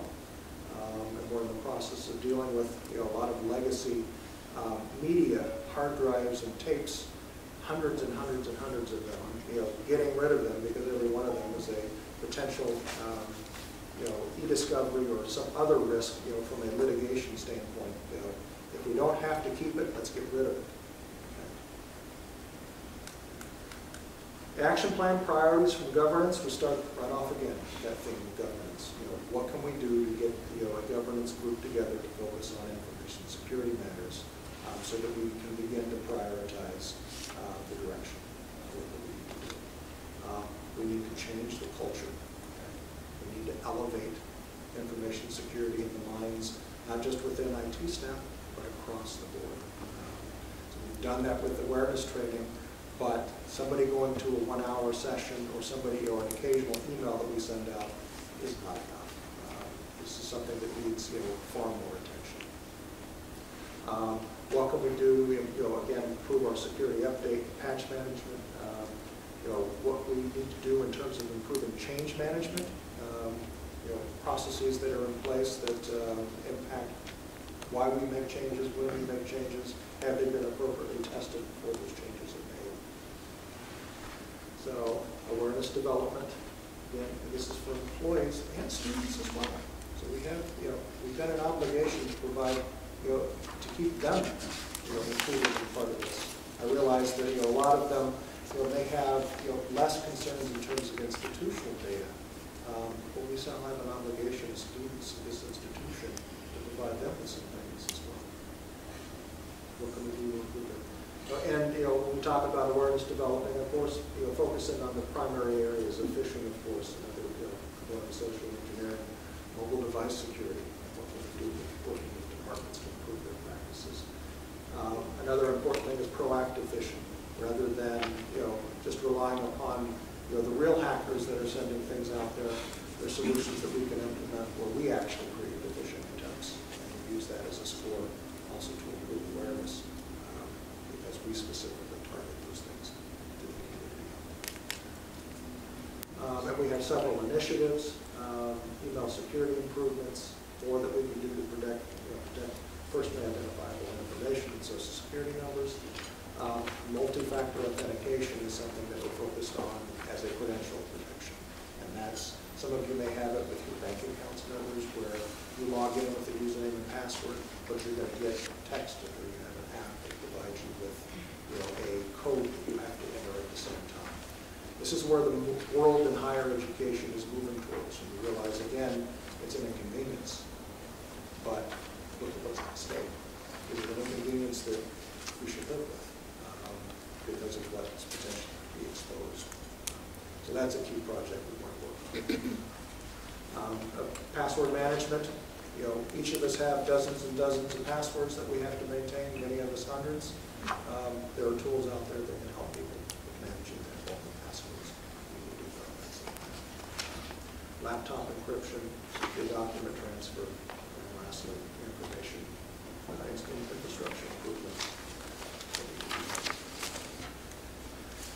Did I overwhelm you? Mm-hmm. Yes. Oh my God. Yes. Okay. I think I'm going to go home, lock the door, and not. It's very simple.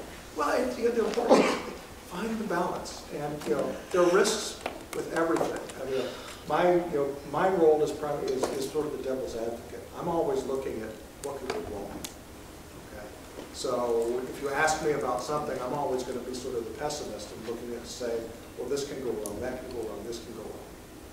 So the example of Blackboard coming up was a good one because everybody saw it as that, well, when the power went out last Monday, everything continued to run. It was fantastic. Well, had it have been 2 Mondays earlier when the generator failed, it wouldn't have run. So there are issues, so bad things can happen to just about all the technology we have, but what are the most likely things to happen? That's what we need to focus on. Very good. Thank you Yeah, very that much was very good. for your presentation. And I'm going to leave this to you to close out, but there's good news here. And the good news is that we're having this conversation. And everyone is aware, and I'm really glad that we have had this opportunity to share this all with you, with the board, because we have these conversations all the time. And we're always a little leery about sharing these types of things because we don't know if anyone, I'm always worried about somebody's hacking into whatever I'm telling you, and it could be when it comes to IT. I'll turn my mic off. Would you turn it off, please? So, but, so I'm always worried about, when it comes to IT, what we share for that reason.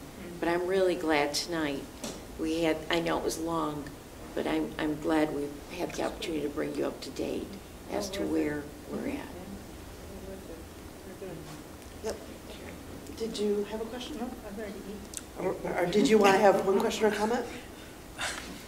I've got about 10 questions. Oh, please. It's after 6 now.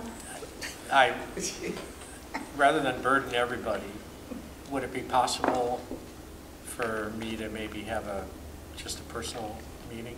Yeah. With them, or with certainly, and I'm sorry I forgot your name. Bill. And go over some of these questions and some thoughts, broader thoughts I had. I noticed one thing I would say as a statement, and as one of my questions, was I noticed when you had that thing with where we were for certain areas, awareness and training was very low where we are compared to where we might like to be. And that's something that seems relatively accessible in ways that something that we can do some things about to move. And I'm sure you've got programs, because this was it was an outline more than a specific action plan.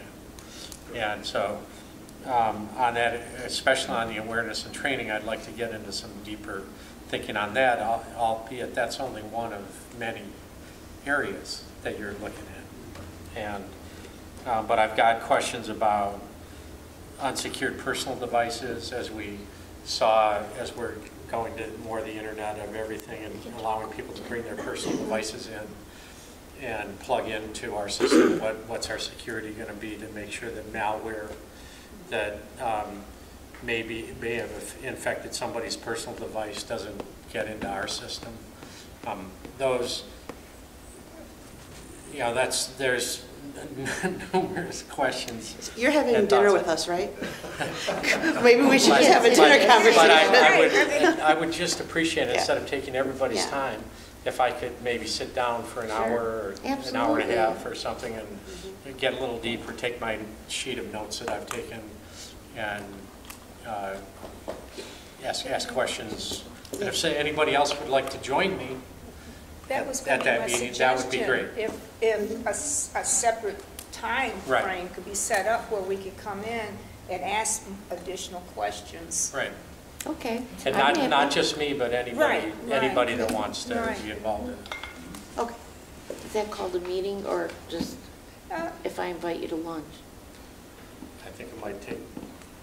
We'll worry about that later. Let's go eat. All right. Oh, wait, I'm not the chair. Do I hear a motion to recess? Second. All in favor to recess, say aye. Aye. Thank you. We are recessed. All right, I'm calling the meeting back to order. Do I hear a motion to reconvene the retreat? Second, okay. All in favor, say aye. Aye. All right, we are continuing with our retreat. We're on tab K now for Bill's presentation. Go ahead. Great, thank you. So at this part of the presentation, it really is to provide the board with the insight, not only around our budget process that I think we had mentioned will be presented at the April meeting, but more importantly, first up, is to give the board the context for making a decision on tuition rates for the next year, which we'll bring to the March meeting. So that really is the intent of tonight's work, is to give the board that context, and I'm sure there'll be lots of questions along the way. So in tab K, we have the budget process, and it really is a bottoms-up approach. It started last fall, and it really is informed all the way along by the strategic objectives and priorities of the college. On slide 4, I do include what those are once again, and each and every adjustment that comes through the budget process, we ask folks to think about which of the priorities does this requested adjustment tie into. And that's an integral part of our budget process.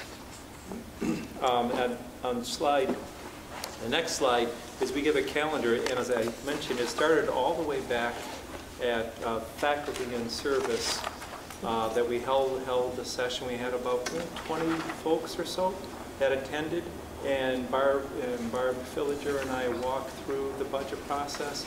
But just as important, we wanted input around the workbook tool.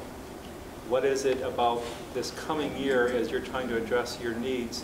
How can the tool help you with that? So we get input on that. Based on that input, we tweak the workbooks, and then we send out those workbooks in December. We go through it in our quarterly meetings that we have, and then we ask folks to complete their budgets and have them to their vice presidents for their review by the end of January. We then sat down as a team, we went through all those. We sat down with the president, we went through it all again, and we're in the final stages, given that we need to present to the board in April.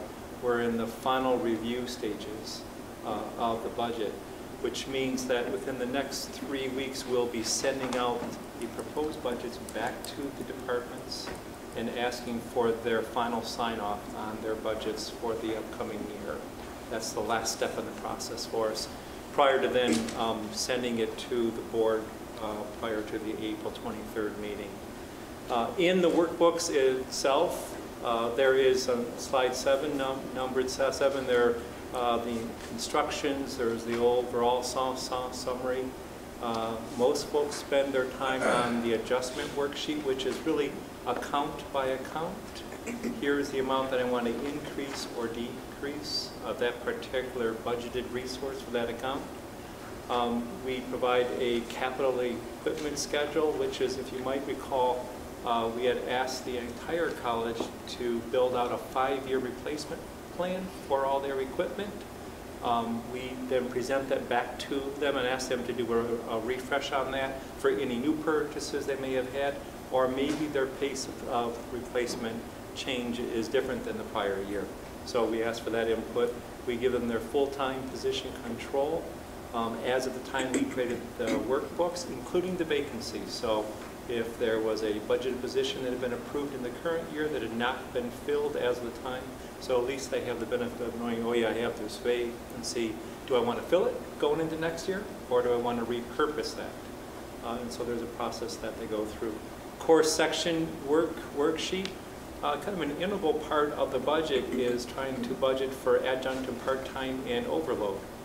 And so it's important that the deans and the chairs spend time thinking through trends on enrollment within their particular areas, knowing who's going to be there in terms of full-time faculty, and then mapping out to their best guess. And that really is what it is, a good educated guess of the distribution of those courses to faculty, full-time, part-time, and adjuncts. And that really helps us then to refine the budgeted dollars that we allocate for those areas. Something that we started last year was in addition to tying to the strategic priorities of the college, but also to use us as a time to think about your own departmental goals. And that's really important as you're starting to sit down with your teams then to say, okay, so what are our goals and what are the resources that I need? And if I don't get those resources, what impact does it have on goals? Really get that alignment the best that we can. And then the decentralized costs, this is something we put in place years ago and has served us well. So the equipment needs, so like for VP Herms, she has an equipment budget that she holds at her level.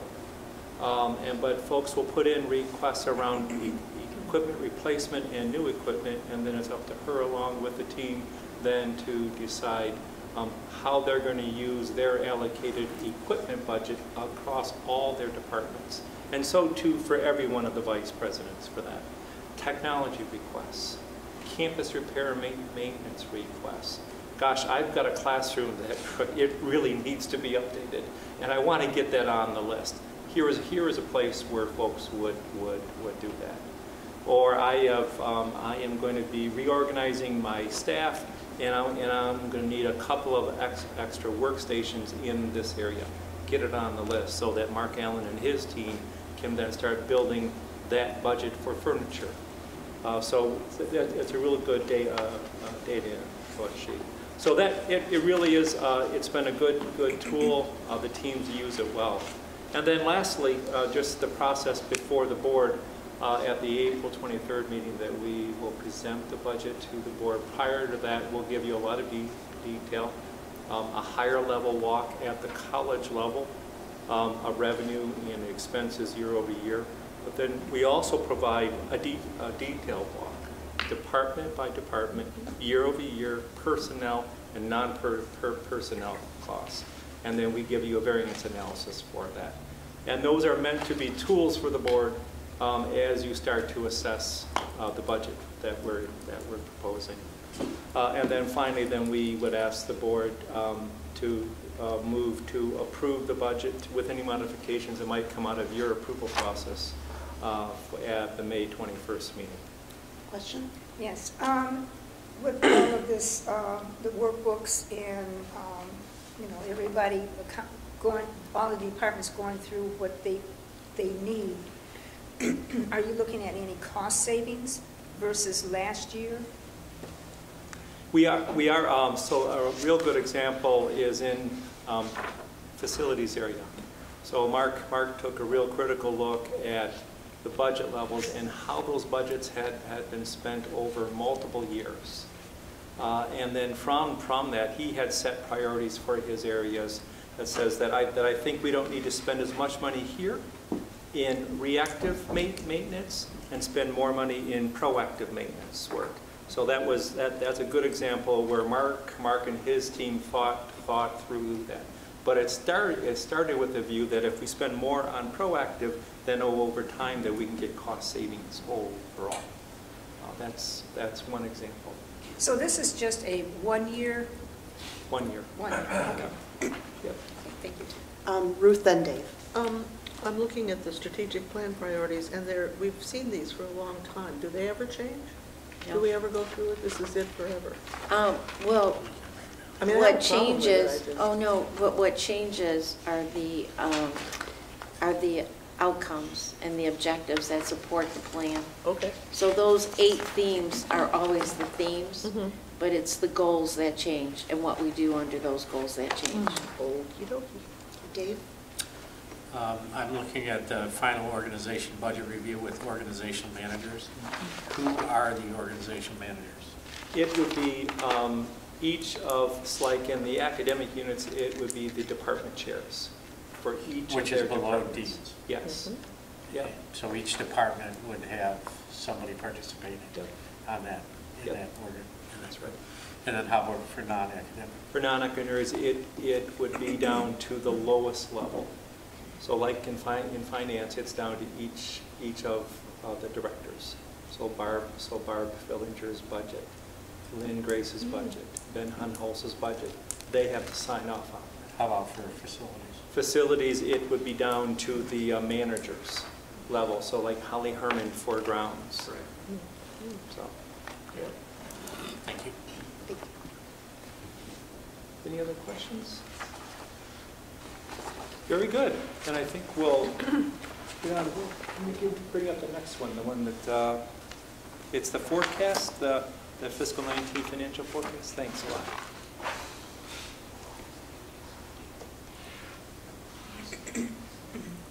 Thank you. So this is this really will be the the heart of the presentation to provide the context to the board for the tuition rate discussion. So how is the college doing? Talk a little bit about that. And then as we look out, we provide a multi-year forecast for the college that focuses on revenue trends, cost trends, and capital trends. And it then provides, again, that kind of base then for us to talk about tuition rates. So we'll jump into the financial forecast on slide 3. So for the current year, good news, once again, on the revenue side is that we actually are forecasting that we're going to be up about 1.6 million overall on the revenue side. The main drivers for that are property taxes. The actual assessed values were slightly higher than what we had assumed in our budget assumptions. And that's going to yield about $600,000 of positive variance. Tuition revenue, we're forecasting to be slightly higher than budget. The board might recall we're a tiny bit under for fall, about $70,000 under for fall. We're forecasting to be up over $100,000 better than planned for winter. The dust is just about settled on that. We just got a few adjustments to do for winter, but we are going to be about $100,000 better than budget for winter. Credit hours were slightly below, 0.45, so less than 0.5% less than budget. But the mix, greater out district, greater online, gives us a little richer rate per credit hour, so that overall that we did better than budget. And we're also forecasting spring and summer to be strong for us for this coming year, and largely because we have a very focused effort around our guest students at four-year institutions that need to pick up that 1 or 2 courses. It's always been the core. But we started this work last year, the leadership team did, around marketing and recruiting to that guest market, and we think we'll do well again for this coming spring. So. That guest market is primarily gen ed? Yes. And so do we... Some business too. Some business, yeah, a lot business of basics and gen ed. And so do we advertise that, the gen ed business? We do. We're actually... Because I don't see much advertising. We're actually putting it in the school paper, so we're going right in. That was a really good idea that Brendan Prebo and team had, to actually put ads in, like in Eastern's paper, in U of M's paper. I've seen Grand it. Valley. Yeah. I've seen it in our paper. Good. Just, I don't know, maybe this would be for Kim. I was at a gathering of STAMPS students. That's the art program at U of M. And they have a significant interest in animation, but they don't really have an animation program, certainly not as substantial as what we have. And I was telling them about our program, and some of the students were really enthused. And that might be something to advertise in the daily. Mm-hmm. Or if there's an online process at U of M and add something in. But I mean, they were very, very interested. And they have an animation club, but they just don't feel they have the academic courses available to support what they want to do. Some of them. That's a good lead. Okay, question? Yes. I'm just looking at, we said expenditures are on track with budget with greater part-time staff, vacancy savings. These are savings, but are we going to be hiring any new staff? We have our full-time positions that were budgeted. We are running about 22, 23 positions below the full complement of full-time that were budgeted. So that's about right on track. But where we are getting a little bit of savings is not on the part-time faculty side, because there is a pretty good offset between overload and part-time faculty costs. That's about netting to zero from a budget assumption. But we are getting savings on part-time administrative staff versus budget. And that savings is helping to offset some higher than anticipated costs for MEPSers, So the state pushed through some changes to the MEPSRS plan after we had set the budget last year. And those costs are higher than what we had assumed. So those two have about offset one another. So that on the cost side of the house, we are running, our forecast says that we are going to come in very close in total to the budget expenditures that we had, which is a change from prior years, you know, as we had talked about a little earlier today, right, where we actually were running under the budgeted level to a pretty significant amount on the cost side. That's not true this year, and we knew that was going to be the case. As the priorities of the college continue to grow to meet all the initiatives that we have, folks have found ways to fund that within their own budgets, not by cutting, but by using money like we talked about with Mark Allen's team, by using money that was historically not being spent but budgeted and reallocating that towards those initiatives. So folks are finding ways to fully utilize their budgets, and we think that's going to be a common theme moving forward, is that we won't see a lot of underspending. So, thank you. Go ahead. So is MEPSRS in personnel? It is. Mm-hmm. It is. And then one other question. I noticed the only thing that is not exactly the same in the operational expense side is the trade partnerships, which is up $174,000 from budget. And then I look at trade partnerships on the revenue side, and that's up $170,000. Yep. So seems like the expenses are up slightly more than the actual revenue side. It's about a pass through. Yeah, so we're about spot on with that. So and that is a give and take. That really relates to the summer programs, and we do our best to guess what they're going to spend in the summer, and that then translates into higher revenue. And most of that's the UA. It is. Thank you. Thank you. So the forecast, I think, is in good shape. We are forecasting as a result that we're going to have a modest surplus for the year. About 1.4 million is what we're thinking today will be the surplus for the year. I've expressed to you before my concern that we take at least some part of the surplus and add to our scholarship fund for students. I don't know what that percentage is or what that amount would be, but I think that if we're running a surplus, we ought to be able to share that with our students in terms of scholarship. And I know we have a scholarship fund, but I'd like to recommend that a certain, maybe $100,000 of this, I'm sure you've spent it someplace else, but $50,000, $100,000 go from this surplus to our scholarship fund. It's a recommendation. And certainly the foundation holds a scholarship fund. The college in and of itself does not hold a scholarship fund. But we have a line item for we have a budget, which up until this year we haven't fully spent that budget amount. But I think that we're on track this year to spend very close to the budgeted amount of scholarship support for our students. Can we increase it a little bit? I think that, so you can't carry it into next year. So I think that how I'm hearing your question is we need to make sure that we have adequate resources to support it going into the future. Thank you. And we certainly have looked at that in our budget for next year. Okay.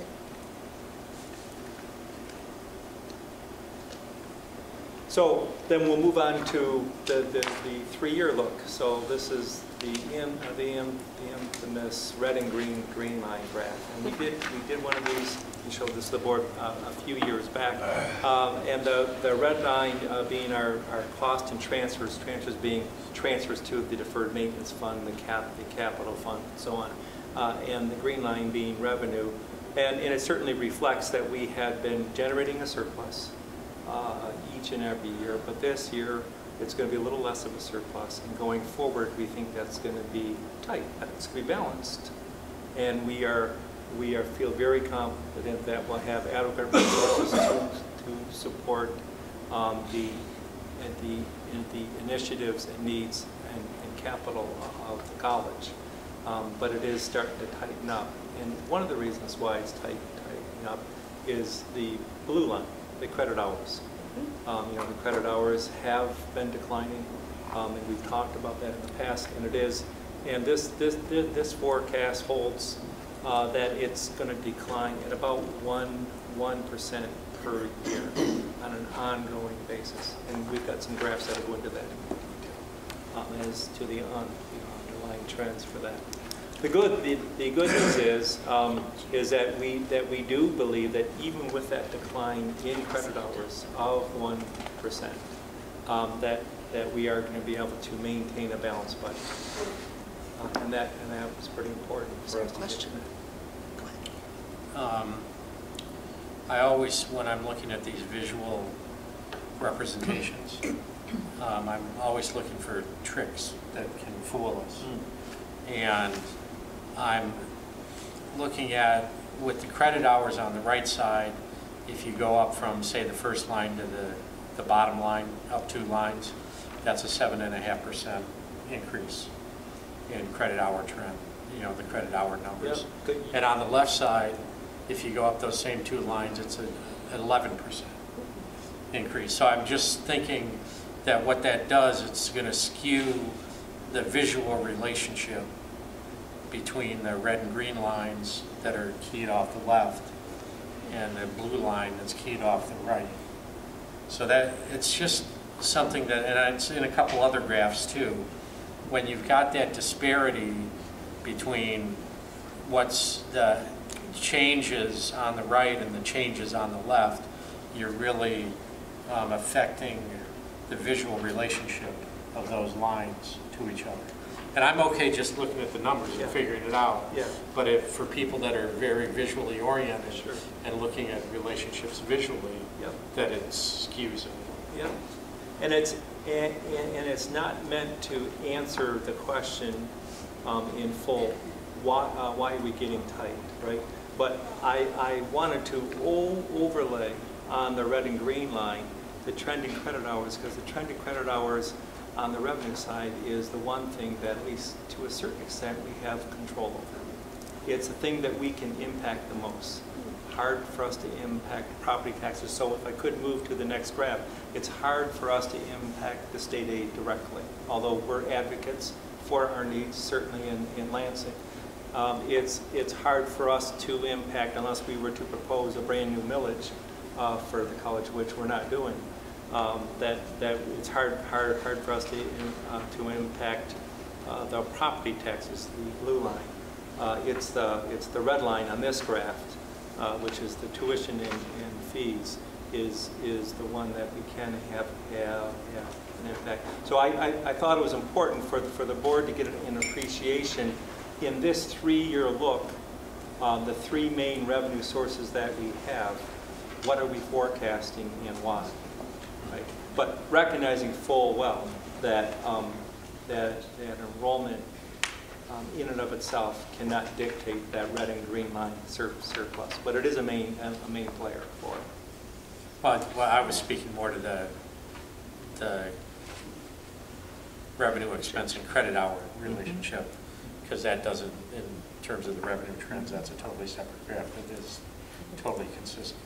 Yep, it is. Although I would suggest that with the Democratic administration, albeit we still have a Republican state House and Senate, she's already proposing she wants to put more money to higher education. So there may be a bigger pool of money that we can tie into that. There may be, but in that first line, the state aid line on slide 5 there are really three elements that make up that state aid. There is the amount that the governor proposes directly, and she's proposed a 3% increase. That's the House and Senate will have their versions, and then that will be reconciled. So it probably will turn out to be less than 3%, right? That's one piece of it. The second piece that's buried in that line, if you remember, is the make-whole revenue related to lost personal property taxes. And that mechanism is a sunsetting mechanism, meaning that over time, the make-whole revenue that we're going to get from personal property taxes is going to lessen, that we're getting through. So that is one of the main reasons why that state aid line is actually not going up at all. Gotcha. And then the third piece of that relates to changes in MEPSR's plans. Historically, the state has provided 1 year of transition MEPSR's cost. And then they assume by year 2 that you figure that out on your own. So for the first year, they've kind of carried. We don't know if in this coming budget they're going to do that again. Although the governor has proposed an increase to the MEPSR's cost replacement. So we'll see. We're hopeful on that. Again, the blue line for property taxes, we are forecasting that that'll go up about 2%. If you look at the pace of assessed values going up, it is starting to slow. And so I don't have a perfect crystal ball, but I kind of put it in the 2% range. Last year it was 3%. So I put it at 2.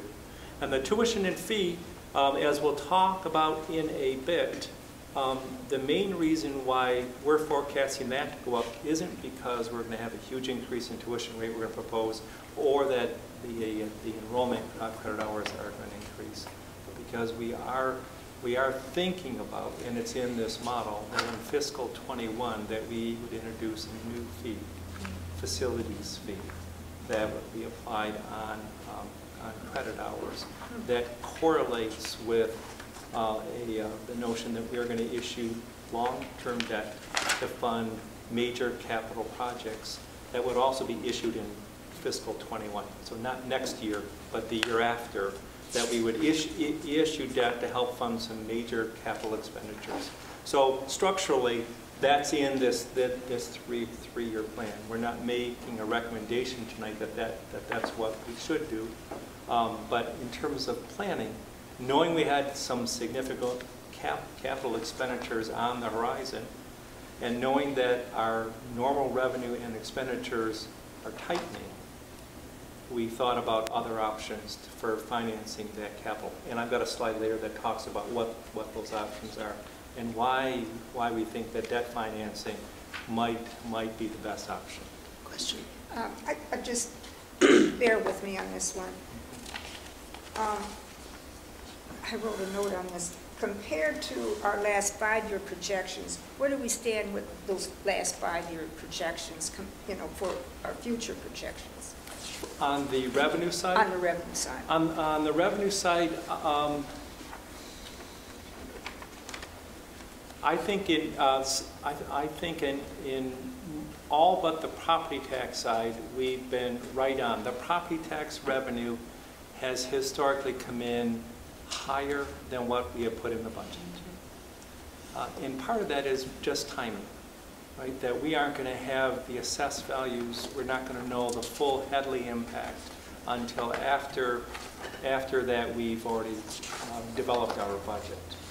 And part of it is just the sheer surprise of the rising assessed values at a much higher pace. So I would say on the revenue side, that's the one area where our forecasts have been generally about $500,000 to $700,000 lower than what actually happened. Well, I guess I'm looking at, through MCCA, we've been talking about the property taxes and how the governor's looking at different ways of how to make her budget, so that we can get, she's trying to get the community colleges 3%. And that's what we're hoping. But at this point, we're not sure. But we're also looking at where's the property tax going to come in to try to offset some of that if we don't get all of that 3%. Maybe it's going to be 2%. And that was the last figure I heard last Friday. Okay. So it could go down to 2%. Okay. So that's why I'm asking about this. That's good information. To that question, if I may. Yes, go ahead. Is that the personal property tax, or is that the property tax? That's a good question. I'm just curious. We can look into that later, Yeah. I'm not sure. Okay. Because they did mention personal property. Or if it's, you know, the PPT that took out for industry, business and Personal industry. property tax, right. And they were supposed to give us that back. Yep. Right. I don't know where we're at with that, you know. Yeah. You know Right, what I'm I don't talking know about. either. So what- Thanks for bringing it up. That's I what think Mike it's said. probably the personal property tax. Probably And the so. reason is last year in the budget process, they conflated the two issues. So the legislators said that we know that many community colleges are getting more than their make-whole amount on lost personal property tax through this alternate revenue stream. And so they were using that excess, they called it the excess personal property tax revenue, as a way to take the burden off of the amount they needed to fund through the school aid fund.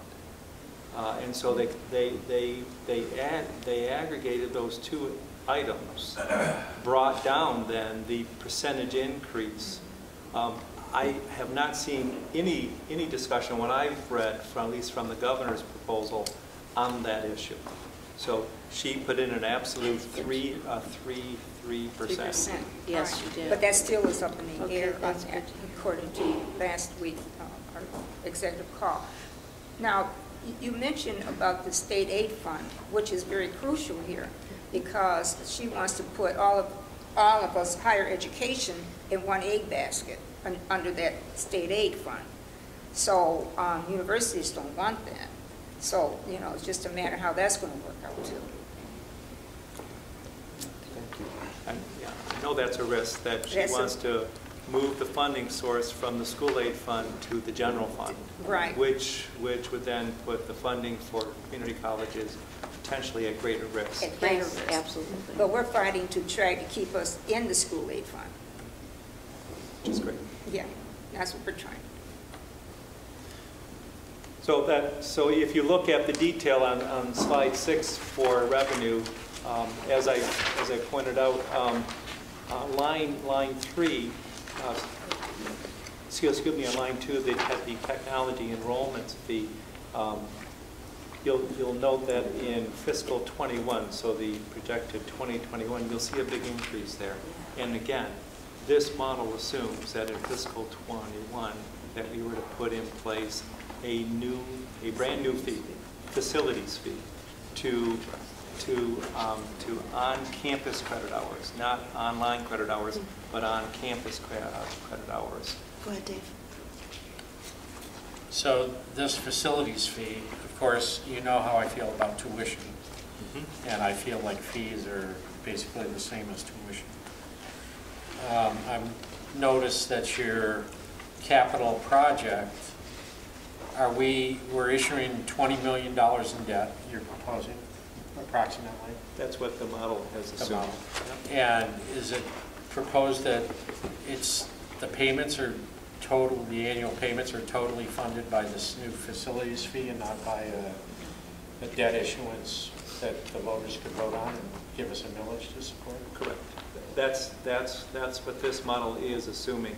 And one of the main reasons for that, and it's in the next presentation, when we compared our per credit hour fee that we charge at WCC compared to all the other 27 schools, we have the second lowest fee, and on average, it's $30 per credit hour across the entire state. We're currently at $10 per credit hour. So we are significantly lower, and about half of the community colleges have a specific facilities use fee. Yeah.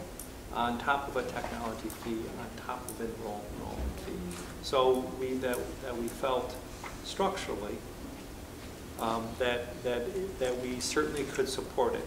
It doesn't speak to your point, Trustee DeVardi, on affordability and those things, and we understand that. And we thought long and hard about the balance, right? The balance of all things that we're trying to support here at the college. And so we're not making that recommendation, but in this model, that's how we were able to balance all the needs of the college out. the capital outlay, the technology investment, the investment in our people, investments in the classrooms, because we've had big, you see here, big increases in our classroom investments as well. To do all that stuff, that we felt like a debt issuance made sense, and that we felt we had capacity in our fee structure. So. Okay. This is going to be a big philosophical discussion for me. And I feel that we have property, a lot of value in property, including newly built property in the county, that we could draw on the goodwill of the voters to help with our construction projects. Also, I'd like us to start thinking about, and I talked about this as we were eating dinner, of maybe including some climate change oriented, sustainability oriented proposals, like including some solar in our redo of the Morris Lawrence, and I know that's going to be more design costs and everything.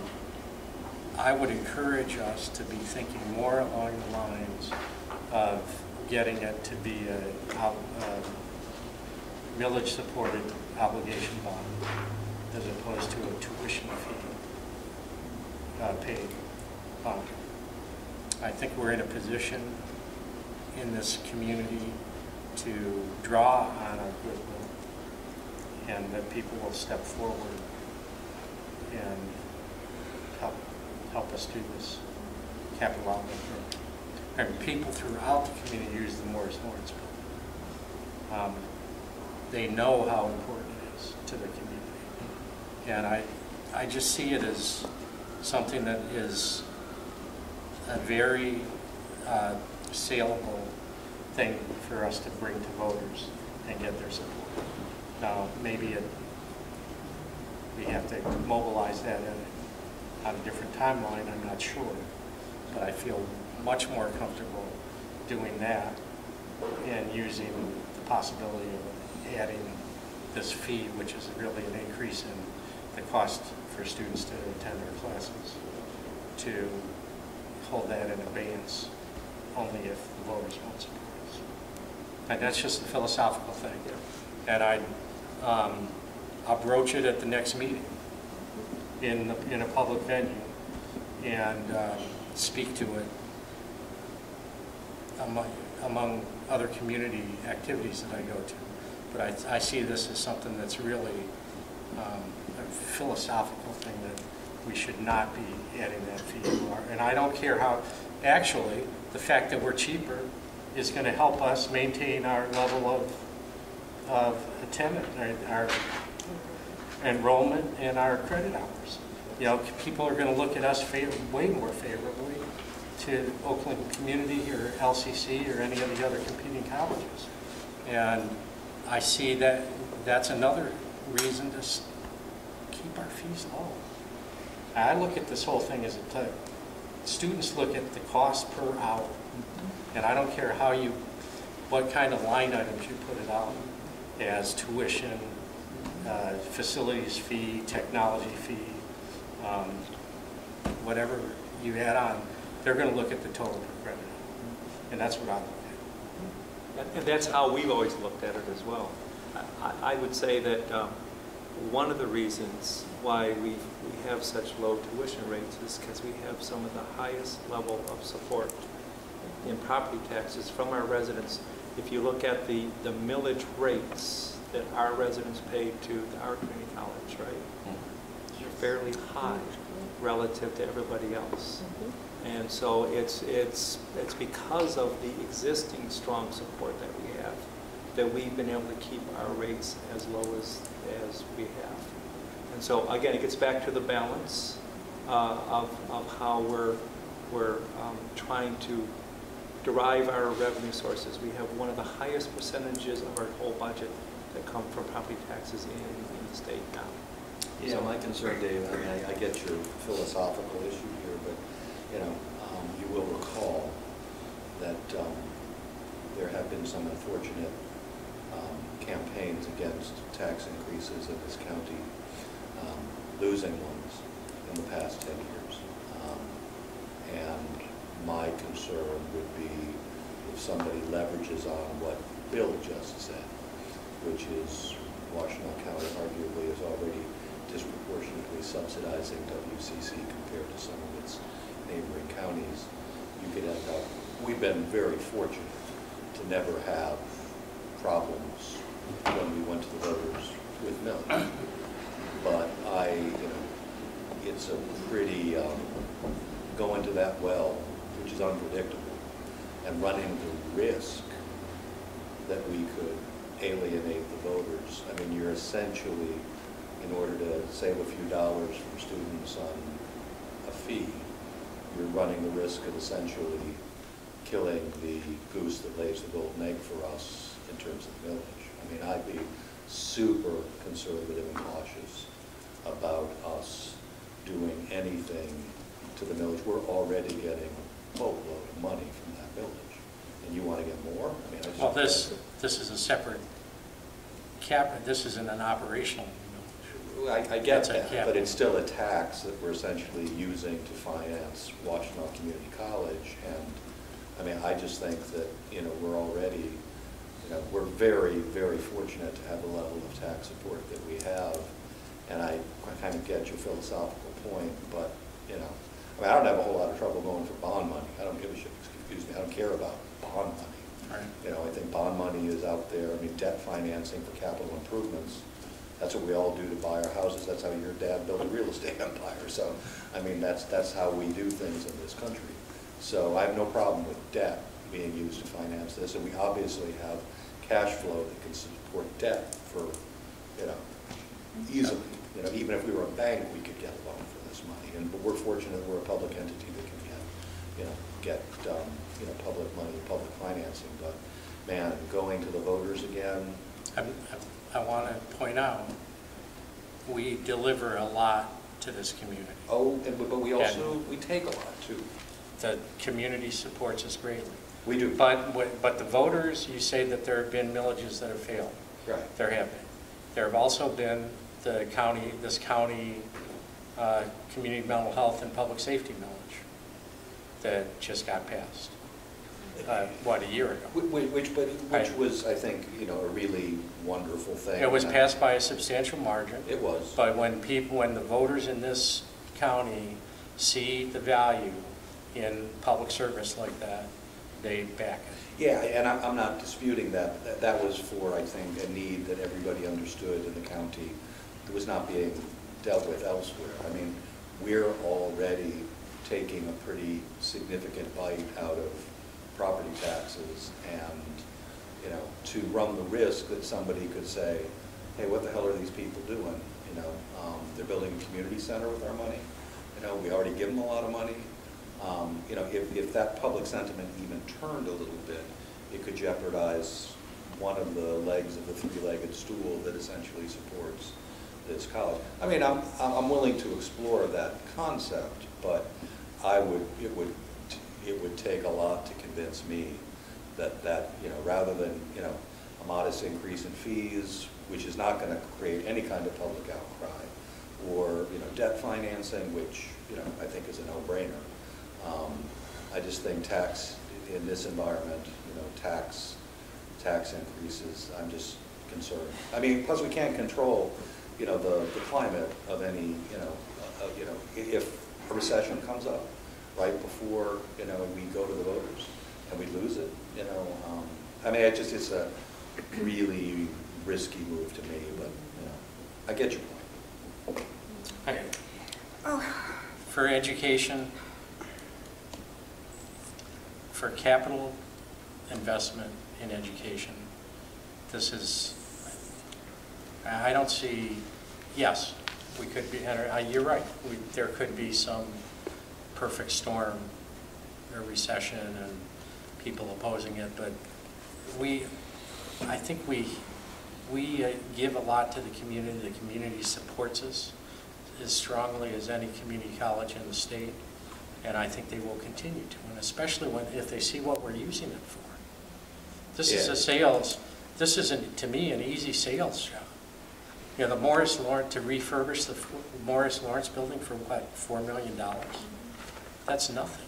And it's For it's what, just- for and- what, and to what's, go for what that brings to the community. And to go to risk, what revenue do we get from the 14 village? million for this The one. millage in total? Yeah. 53 million. $50 million. But this one's going to be 14 million. Which, how much is this $4 one? million. I mean, that's just insanity. Yeah, one that's coming up is 14 million. And that's a millage renewal for operating. Yes. I just don't, And when's that coming? I want you to try to think too, Dave, the population in Ann Arbor of seniors has increased. So when you look, when a homeowner is a senior, they're constantly seeing how Washtenaw Community College is asking for more money just for the college itself. I know you look at your tax bill like I do. It's a lot. And I want to be honest. I know you say it's philosophical. I understand what you're saying, but I don't vote for that because we're already getting taxed high now. And when you're talking about, it's not so much the young people, it's the seniors that are not working. They're on a fixed income, get paid once a month like I do, well, you don't, but Ruth does and a few other people. We get paid once a month. And for our taxes to keep going up, and especially Washtenaw Community College is about pretty much the highest on that tax bill, and for something else added on, that's a real thing tough to take in your pocket when you're just getting paid once a month. Well, the community college is not the highest on the tax bill. The city and county both are much higher.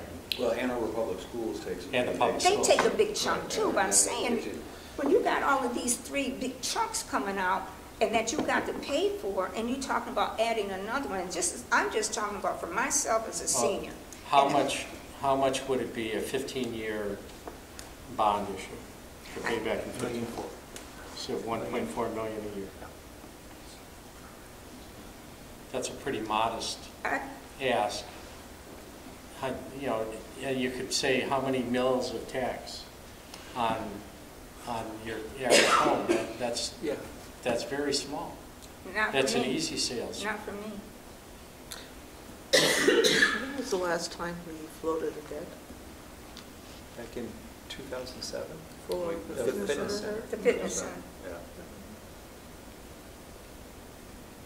Well, that was what, 17 million? Yeah. So, right.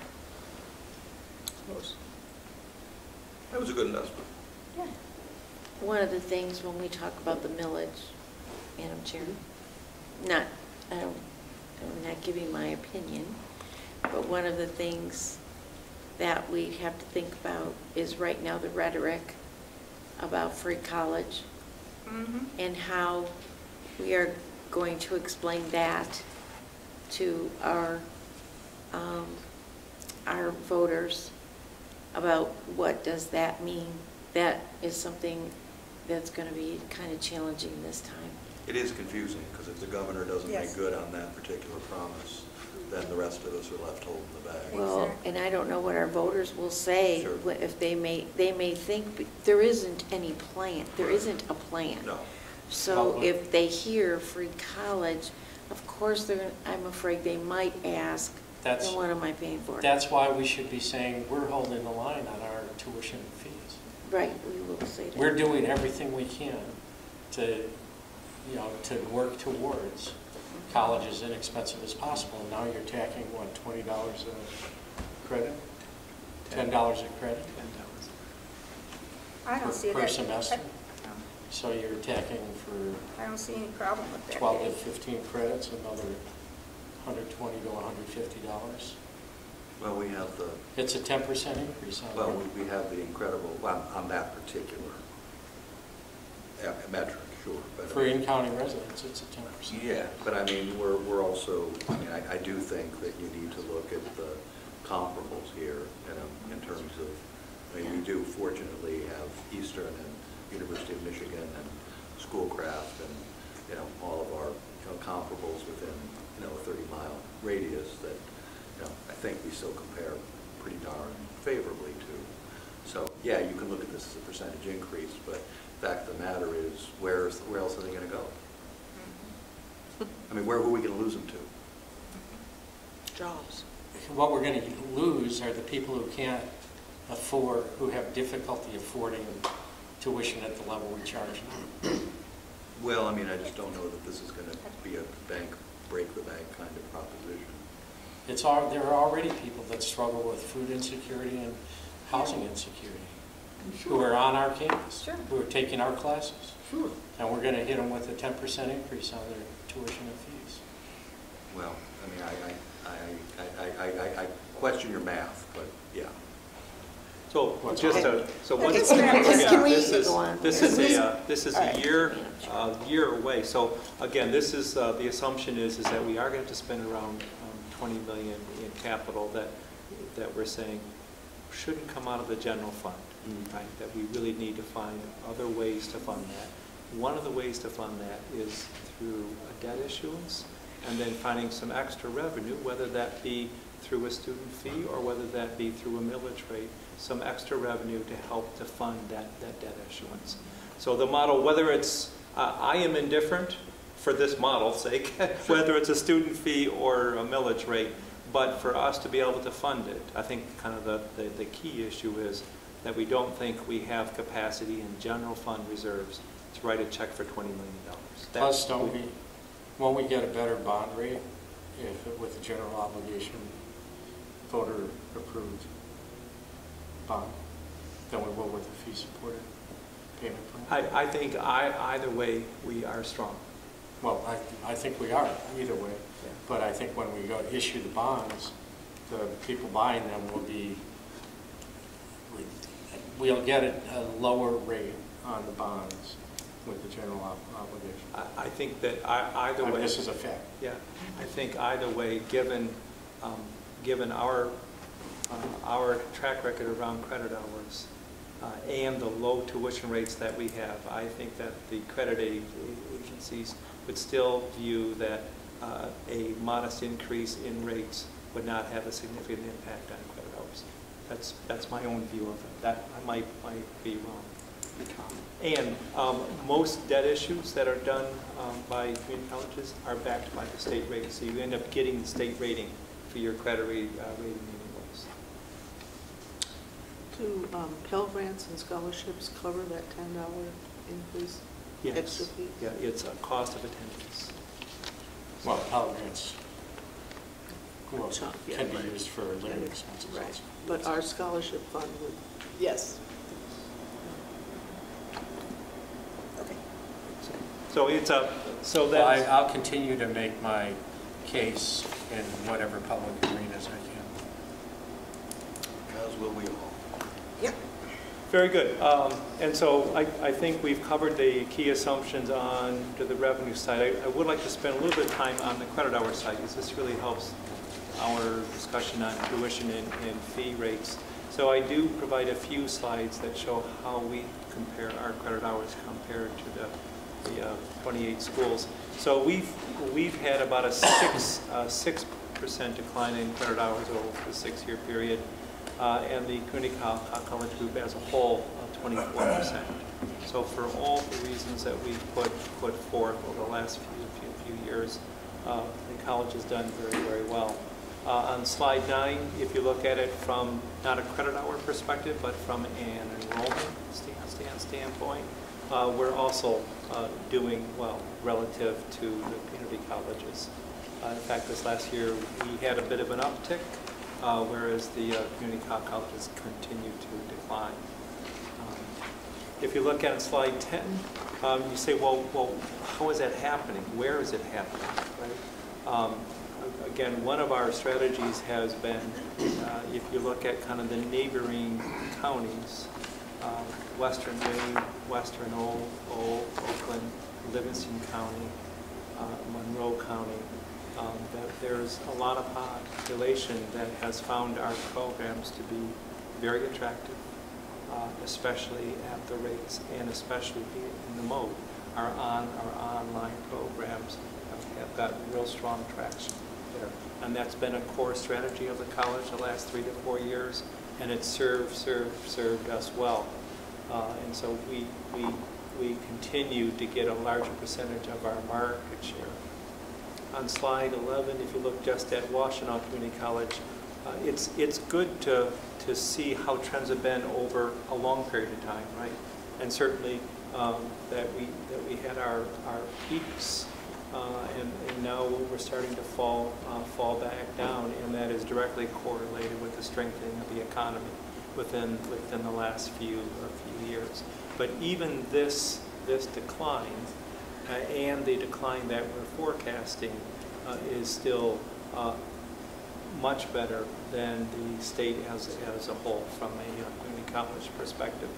Just go ahead, Sarah. I'm just going to ask you, do you think some of the enrollment is due to because of the availability of jobs and people are going back to work and working full-time, and that's what's happening with the enrollment, you think? Because we're not depending upon all of the high schoolers. We're looking at adults, right? The adult market it hasn't yet, but it will become a bigger and bigger part of our market going forward. Right. Yeah. Okay. The other thing I just want to point out, and it stays with that full employment thing that you mentioned, if you just look at the bottom chart, that while we're forecasting that the credit hours and the enrollment stay about stable from fall 19 through 21, the average credit hours continue to fall. Not a lot, not as much as we had seen in the past, but we are starting to feel kind of a bottom to that decline, meaning that the impacts of full employment, right, that we've largely felt those impacts, not fully but largely, so that this forecast says that the pace of average credit hours is going to, in that decline of that average credit pace is going to start to slow. This is another one that gives us a false relationship because of the different size, the enrollment versus the credit hours. Yep. So I would suggest, and actually I don't see exactly how the credit hour numbers here line up with the lines, which they don't. So it's hard for me to calculate exactly what the difference is, but I would say that the credit hour, you've got this decreasing credit hour line, which is parallel to the enrollment line, when if you look, I believe that should be getting closer. It should be narrowing as a relationship. So red going down? Well, the red, if you say the red is enrollment, track that on the right side, but when you're the blue line on the opposite side, however you set that up, because of the relationship between the differences of these numbers, you're getting a false visual image. And really the blue line and the red line should be getting closer together. I wanted to create enough differentiation to scale so that you could see. Well, what you've done is you've created a false impression. Which is why I provided the chart below, because I didn't feel like the graph above could really tell the full story to your very point. Okay. So that's Dave. But that's really the point, right? That I really wanted the board to know that this forecast says that we're going to have a decline, but that decline is going to be about 1% per annum in credit hours. That's really what it is. If you look at, so what's our forecast hold in terms of residency? We have seen declines for in-district students, and we think that's going to continue. It's a finite population that is being impacted by full employment and students making choices. Do I want to stay in school? Do I want to start school? Or do I want to take that job? And so with a finite population in district, we have seen decline there. However, we have been able to largely offset that by the ongoing growth of our out-district credit hours. And that has served the college well to help balance off the total credit hour decline And we think that we'll be able to continue to achieve that into this 3-year planning cycle. If you look at it by mode, so this is our on-campus versus online. I mean, the market had a pretty strong voice on this, whether you're an in-district student or an out-of-district student, that when it's available, that more and more students prefer, if at all possible, to take an online course. That's not all students, but that's some.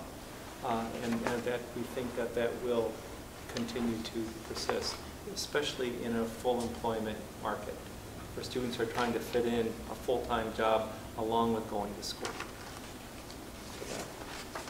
So you say, well, how do you achieve that? How do you keep growing your out-district market and slowing the pace of your in-district? So on slide 14, for this upcoming year, here are the key strategies of the college around enrollment. So for new students, we really have been focusing on the yield rate. We've talked about this before. So the yield rate is apply to enroll. What's that yield rate look like? And we've been averaging 37, 38%. The last couple of years, we've been able to inch that up.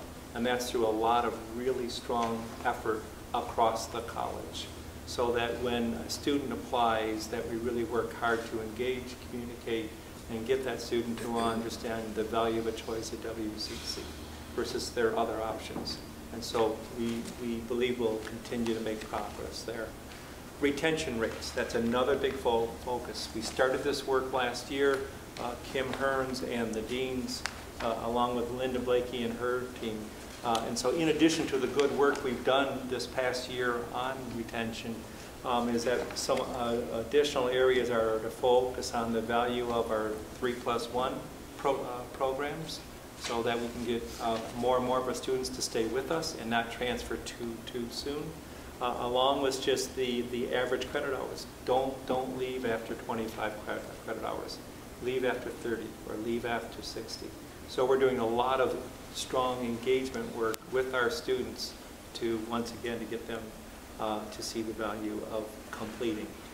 Our online markets, both for out district and the adult market. And the adult market is both in district and out district. Back to Trustee McKnight, more than your question around the adult market, aren't we going to see a shift? Absolutely. So on that third bullet and then down below, you'll see a bullet here, the adult market recruitment strategies that we recognize. Students may have paused on starting their education, right, for sake of a job, or maybe after the first year stepped out for sake of a job, but now they need to get further skills to get that next promotion, to even, in some cases, to keep their job.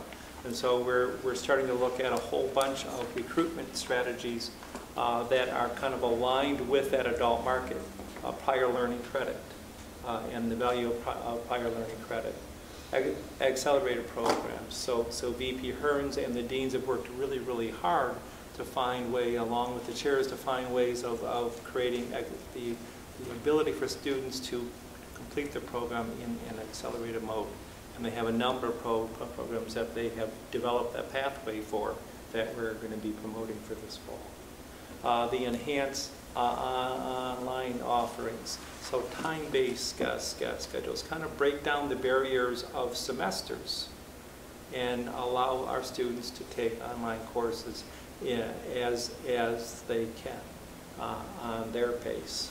And then in cases where traditionally you have a lot of labs and they haven't been conducive to online, we're going back to look at maybe we still need to do those labs on campus, but maybe the other part of the instruction that's more textbook and classroom instruction, not lab instruction, could be online.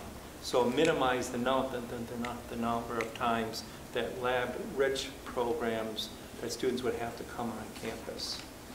And we think there's real strong potential there.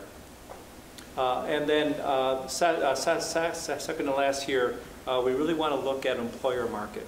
So a lot of employers are starting to approach us and saying, we have a need.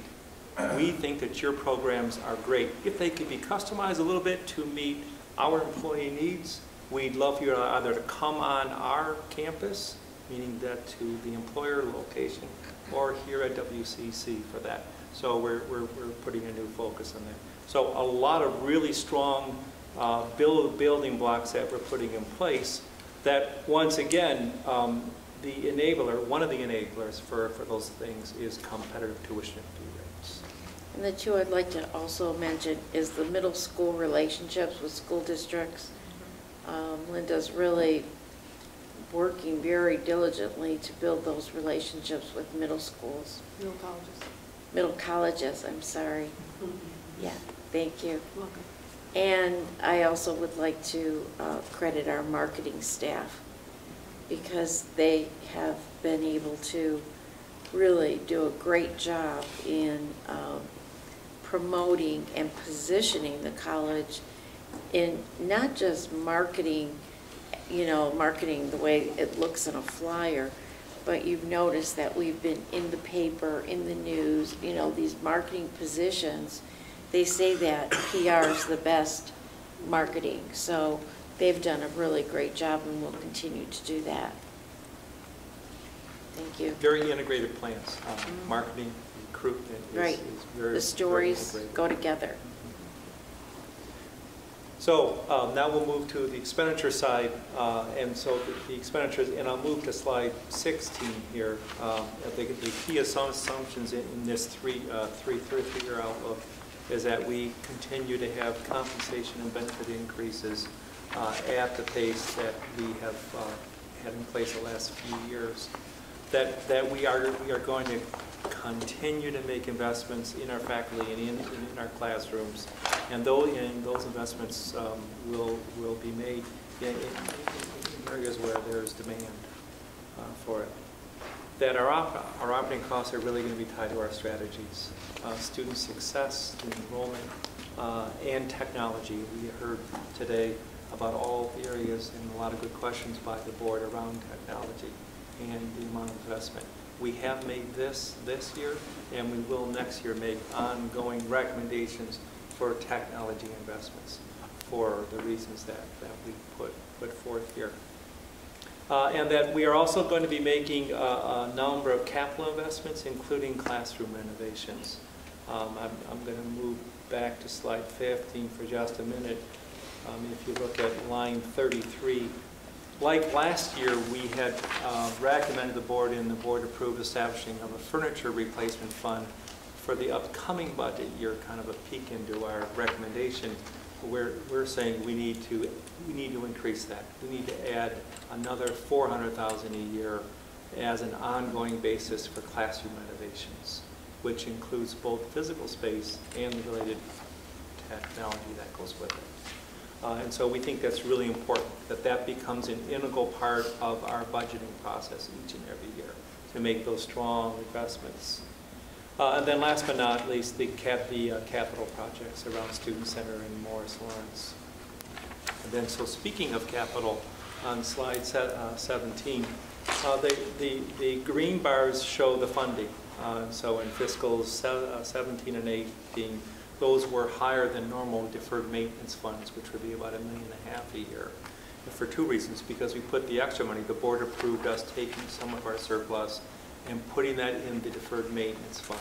And then also in those years, we were spending money on the CC STEP grant and the college's share of the CC STEP grant.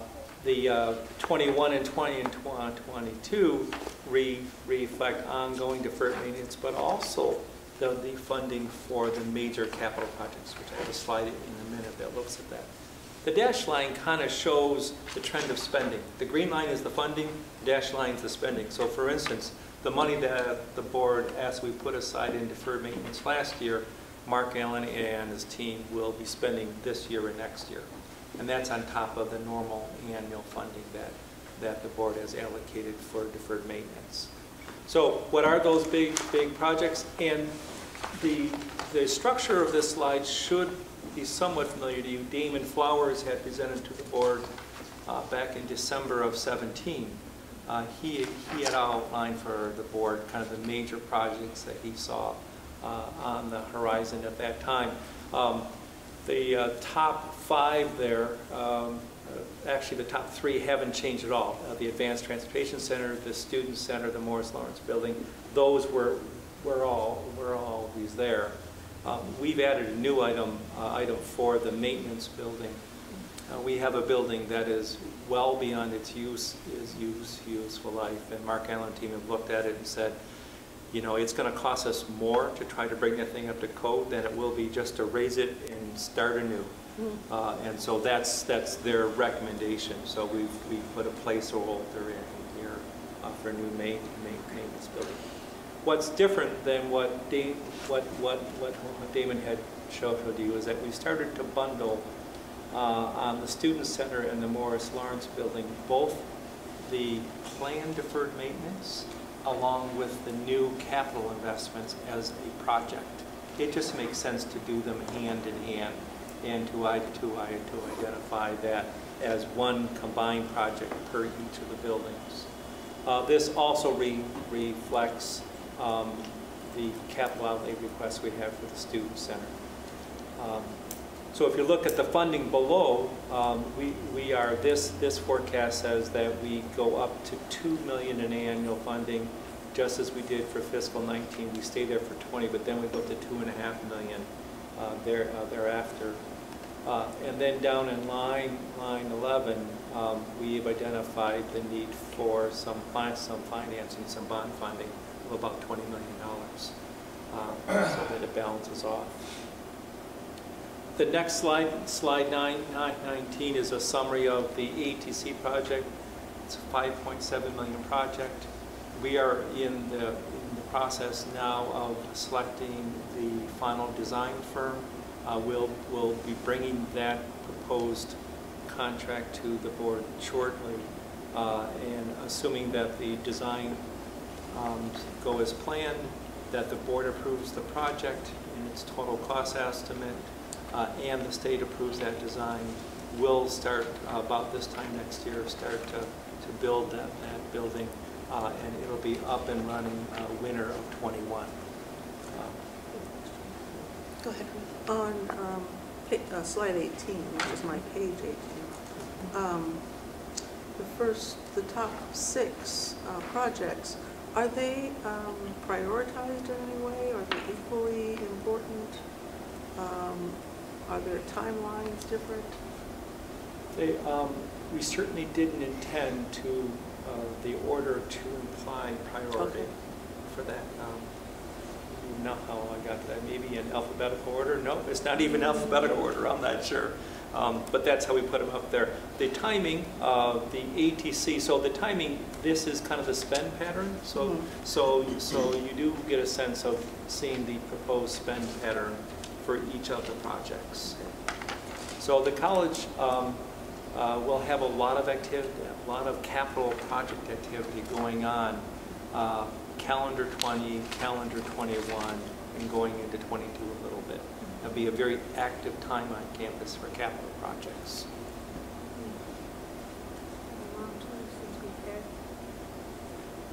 No, I was just mumbling, but so as it's been a long time since we've done a lot of major stuff on the campus. On slide 20 for the Student Center, we had proposed, submitted to the state a capital outlay project which the board had reviewed of about $20 million, which included in the $20 million about $2.5 million for deferred maintenance within that. We don't have back our ranking with all the projects that were submitted, much less a reconciliation of that ranked projects to available funding. So we don't know where we stand on that yet. The $10 million that you saw on the prior schedule would be roughly our half of that project. Our view is, regardless of whether the state approves a capital outlay project or not, there is a need for a significant renovation work of the Student Center. And if we don't get the capital outlay, then we would look at a reduced scope, yet still significant project for the Student Center of around $10 million of college money is our current thinking. We ought to know where we stand with the state in the ranking of that project later this spring. Morris Lawrence building. That has about 3.7 million of embedded deferred maintenance, and there's about $1 million of new capital improvements that we've identified. Knowing how strongly used this building in, we've already kind of put a stake in the ground working with the campus around a full shutdown of the building for 6 months, from January through June of calendar 21, that the building would be shut down. Mark Allen and his team are issuing an RFP as we speak to start the detailed design and planning work around the project that will get to very specific scope and project phasing for it. And I've included a few of the key items that would be included. None of these are cast in stone yet, but these are the areas that we know in general that we need to address to give that building the refresh of both look, feel, and function that it needs. So to slide 22, the options that we had looked at for funding, knowing that per the funding schedule that I had just shown the board a bit ago, that we needed to find a new source of funding for about $20 million. We looked at 3 options. I thought I heard there might be a 4th option that folks have talked about now, but the first one is, gosh, if you need $20 million, do we have 20 million? Yes, we do. The college has a reserve of 30 million, which is about 3 months of operating reserve. So in theory, that we could pull out 20 million out of our 30 million reserve. That's not our recommendation, because we think that good fiscal practice would say that we should keep at least 2, if not 3 months of operating reserves available at all times. So we don't view that as a strong possibility for funding. The second is, you know what, we will work hard to create a built-in surplus into our budgets each and every year, and we'll take that money and allocate it towards capital, and we'll then just slow play out all the capital projects so that it coincides with surpluses when and if they occur. That's a second option. Sort of like what happened with the deferred maintenance extra money that we were able to put in because of the strong financial performance in prior years. Once again, that's not that we wouldn't plan for that the best that we could, but it's not going to give us any real scale of funding. So it would be hard to go find 5 to 10 million, say, for an ML renovation or SC renovation and do that at any point in time. Unless you just put it aside and built up that reserve. But it would take many years given our current view. So that really left us with one other option, and that was to do a debt issue. And that debt issue at 15 years and at a 3.5% debt rate would give us about an annual debt service of about $1.4 million a year, which we thought, in light of the fact that we now only have one remaining debt issuance that's still not fully paid off, and it won't be until 2027, that we thought the college had debt capacity to take on about $20 million with the new incremental debt. So again, that's how we got that. So in summary, and at slide 23, this is revenue less expense, less the capital and debt service transfers.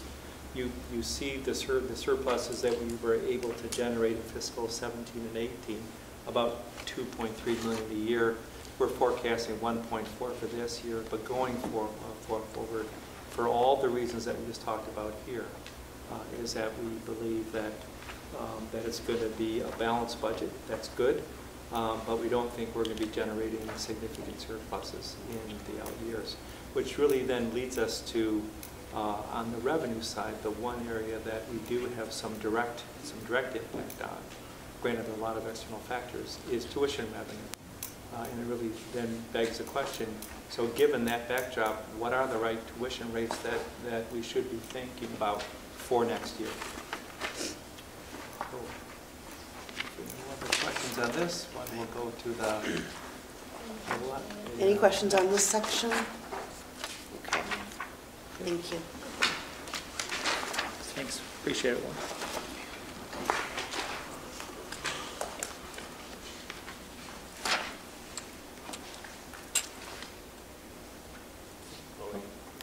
Should be one on one. There it is, thank you. So this is, we always try to provide to the board a review of how the college's tuition rates and cost of attendance compare to the other 27 community colleges in the state.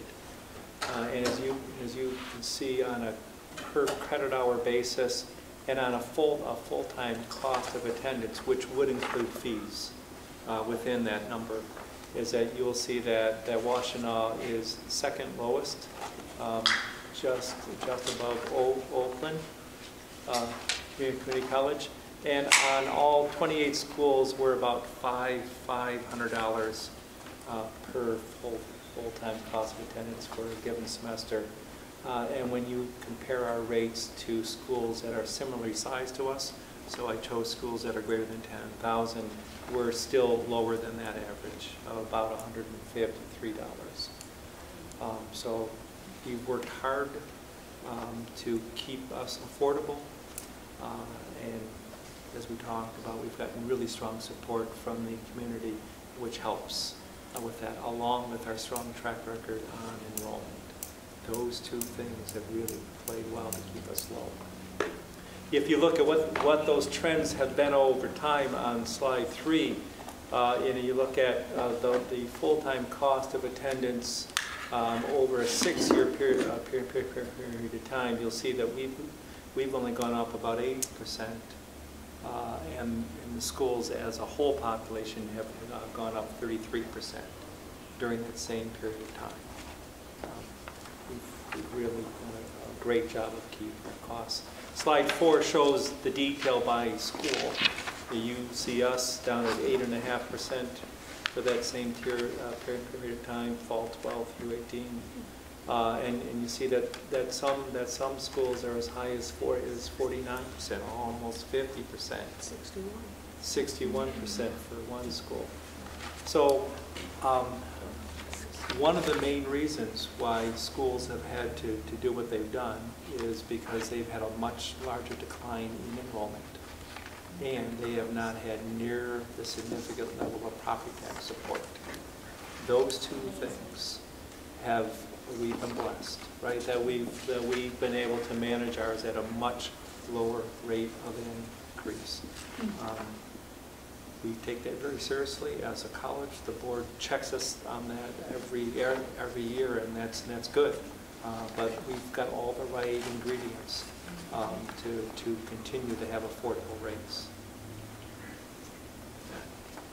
If you look at slide 5 for online, and now slide 5 for online, because we're starting to go to a recommendation around tuition rates, we do show you here what our cost for a 3-credit course would be for online come for next year. So this is based on the proposed rates for next year compared to the current year rates for all of the schools, because of course we don't know what they're going to be doing.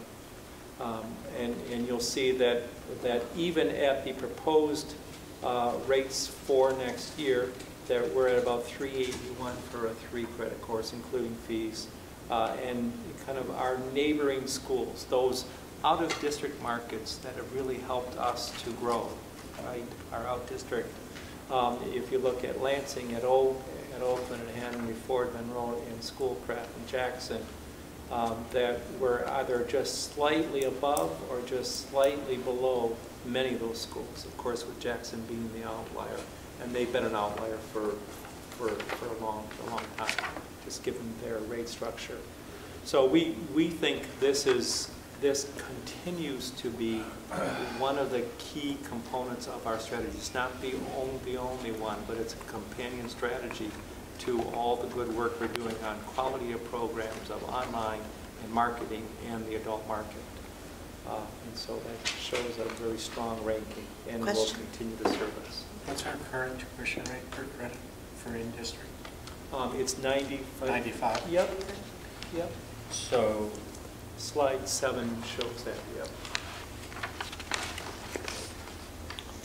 For fiscal so you're proposing a $13 raise, so 15% or so? For next year? Yeah. No Well, increase. it says 108. Oh, that's for, so. On page 5. Right, so for, sorry, I thought you were asking for on campus. If you're looking for distance learning, it is 108 now. Oh, so DL is distance learning? Yes, thank you, yeah. But those are in-county resident distance? Yes, yes. So the recommendation for next year is no increase to in-district students for on-campus and online, no increase. Oh, so right now it's 108. Right now it's 108, and we are proposing that it stay at 108 for in-district online credit hours, and to stay at $95 for in-district on campus for next year.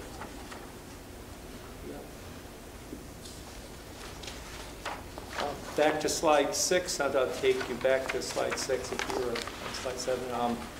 If you look at our international rates, a number of years ago, the board had asked us to kind of align our rates to be in about the middle of the grouping, and we are. And our recommendations are to stay right at the average,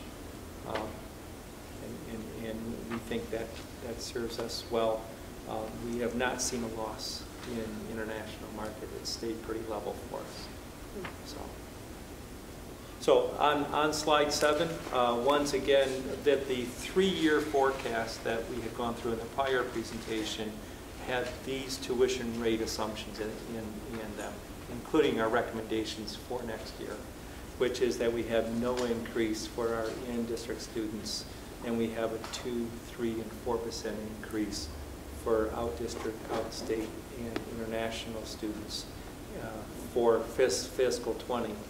For sake of planning, we have assumed that starting in fiscal 21 that we have a very modest increase for in-district rates, and you see what that is. It's a dollar per credit hour for fiscal 21 and fiscal 22. There was a survey done last week of the community colleges of, on average, what are they recommending to their boards. And they were anywhere from 2% to 10%. Most were in the 2 to 4% rate increases for their in-district students. Most are in that 2 to 4%. Our recommendation is that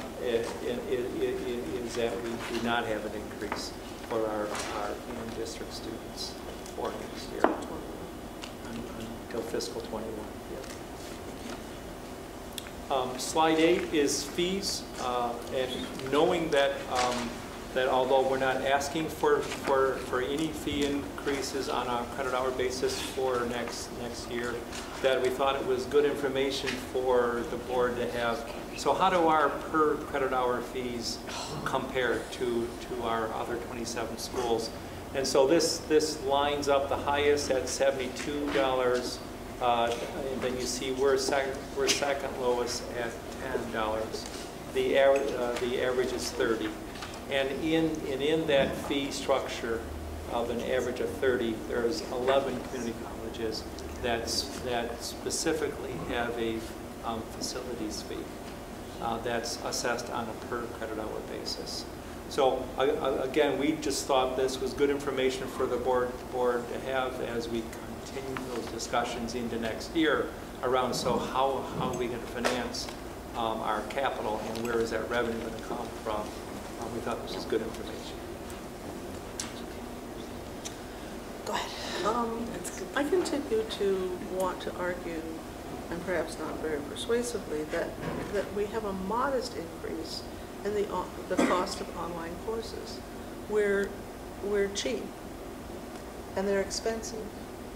And I think if we had a modest increase in that cost, we could make some money and not overwhelm the people who were taking those classes. I mean, I would recommend some higher rate for even in-district online. I know it's a cash cow, I know we keep it low because we think it's popular because it's low, but I think we could increase it and not lose those students. Suggestion. We, our going back to slide 5 is, well, you know what, slide 5 really speaks to our out-of-district right. online, right? Right. And we are asking for an increase there right. of 2%. But I think the 2% for in-district is not unreasonable for online. Online is very expensive to produce. We have students who have complained to me that they want to take a class for their program that they can only take online. These are in-district students. Yeah.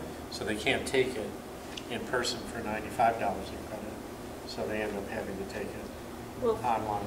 I'd be willing to make an exception for those students if that's the only way they could take it, but most students, that's not true. You see what I'm saying? If that's the only way they can do it, and they've been on cap, that's fine. Charge them the regular rate. But if that's not the case, I think we could up it by 2%. Just saying. Any other comments? I just to offer that a number of years ago, with taking into account that very point, right? We did put in place a significant increase to our online rates a number of years ago. So such that now we have a differentiation of $13 per credit hour for an in-district student to take an on-campus course versus an online course. And it wasn't near that amount a few years back. We did a pretty big jump. And it was because we had to make a significant investment, just as you said, in all those things. It is expensive. It's expensive. And we do a very good job. Yes. And I think people would pay for it. Any other questions or comments on all this? All right. Is that it? That's it. That's it? Okay, wow. Do you want to give us another hour? comments? Thank you. Can I just get one piece of information sent to me so I don't have to calculate it? The 15 years at 3.5%. Which slide are you on? Well, I'm just going to ask for, if we did that as a general obligation bond, what the millage rate would be? Sure. And how that would factor in. So you'd have to look at what the total base is for the county. And so what the millage rate would be and how much that would be for a $200,000, albeit Ann Arbor homes are twice that. Well, in Ipsy. Is that 200,000 market value or assessed value? 200,000 market. Okay. So that, fair enough. Thank you. So the assessed value would be. Yeah. Okay.